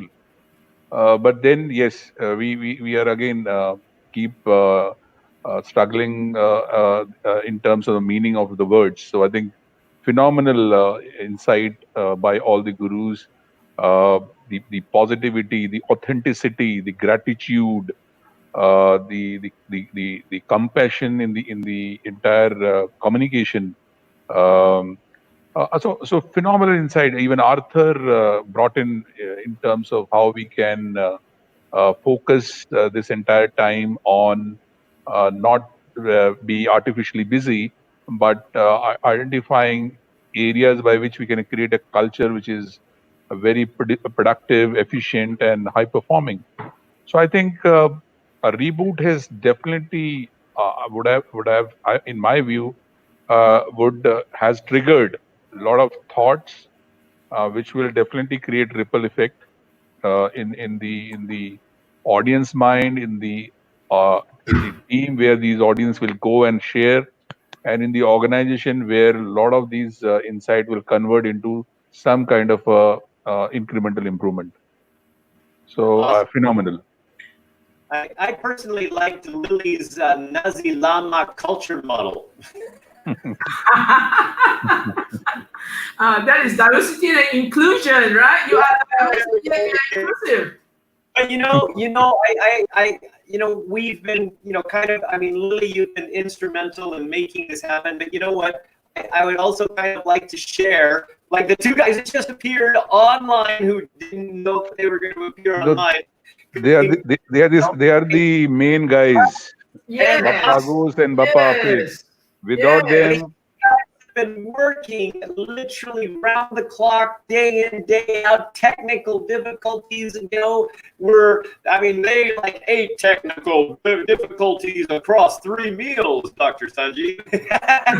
no, phenomenal. I think I was about to say that because as a customary, I was trying to appease all the gurus first, but then I was about to talk about the backstage Agus and Afik, the kind of effort they have put in and ensuring that everything goes without any hiccup smoothly. I think they deserve 21 gun salute. Absolutely. Our pleasure to assist everybody. Yeah. Yeah. All right. So with that, we welcome your comments. Agus, if you guys would, put up the email address where they can reach you. Anybody that wants to join the DC family, anybody that wants to, be a culture consultant, get culture consultant certification, work with any of the DC trainers who have expressed their views and ideas. Just go ahead and send your ideas, your comments, your whatever to the email that Agus is putting up right now. Okay, so thank you so much, everyone. Okay, so Joe, we forget. Thanks to the backstage super duper person. Without them, the error will be happening. Yes, thank you very much. And here it is. Email us at support@Directive Communication. So whatever it is that you have an interest in, you want to talk to us about any of the speakers, you want to talk to us about implementing any of these ideas, you want to talk to us about joining our family, anything, just let us know at support@directivecommunication.com. And with that, this is it. Okay, just one more word of thank you to all the speakers, right? We have 28 speakers, and truly without their participation, this show cannot go, right? So we would like to thank you, all the speakers who have contributed, who have spent the time with us, and and so patiently, and even helped and supported to do some of this moderating work and all that, and especially Dr. Sanjeev, right? You have been there, you came in at the right time. Not only once, a few times, right? To serendipity with Dr. Sanjeev. He just shows up. It's kind of like the superhero that, the moment that he just shows up, it's like, oh my gosh, how did you know? It's the universe is telling me you needed me. Absolutely. No, I think I very strongly believe in providence, and everything happens for a particular purpose. And that is what is happening. And I'm just instrumental being part of this very, very great, awesome family. And I think it has been a very growing time for me since I've joined the DC family. So it's only my gratitude, which is coming in the form of my participation and my support. Awesome. All right, Dr. Sanjeev, and coming from you, that really means a lot. So, thank you. You are an extraordinary person who has achieved extraordinary results in his life, and that means a lot coming from you. So I appreciate that. Thank you so much, Arthur. Thank you, Lily. Thank you. Thank you, Agus. Thank you, Afik. Thank you to all of our audience, to everyone.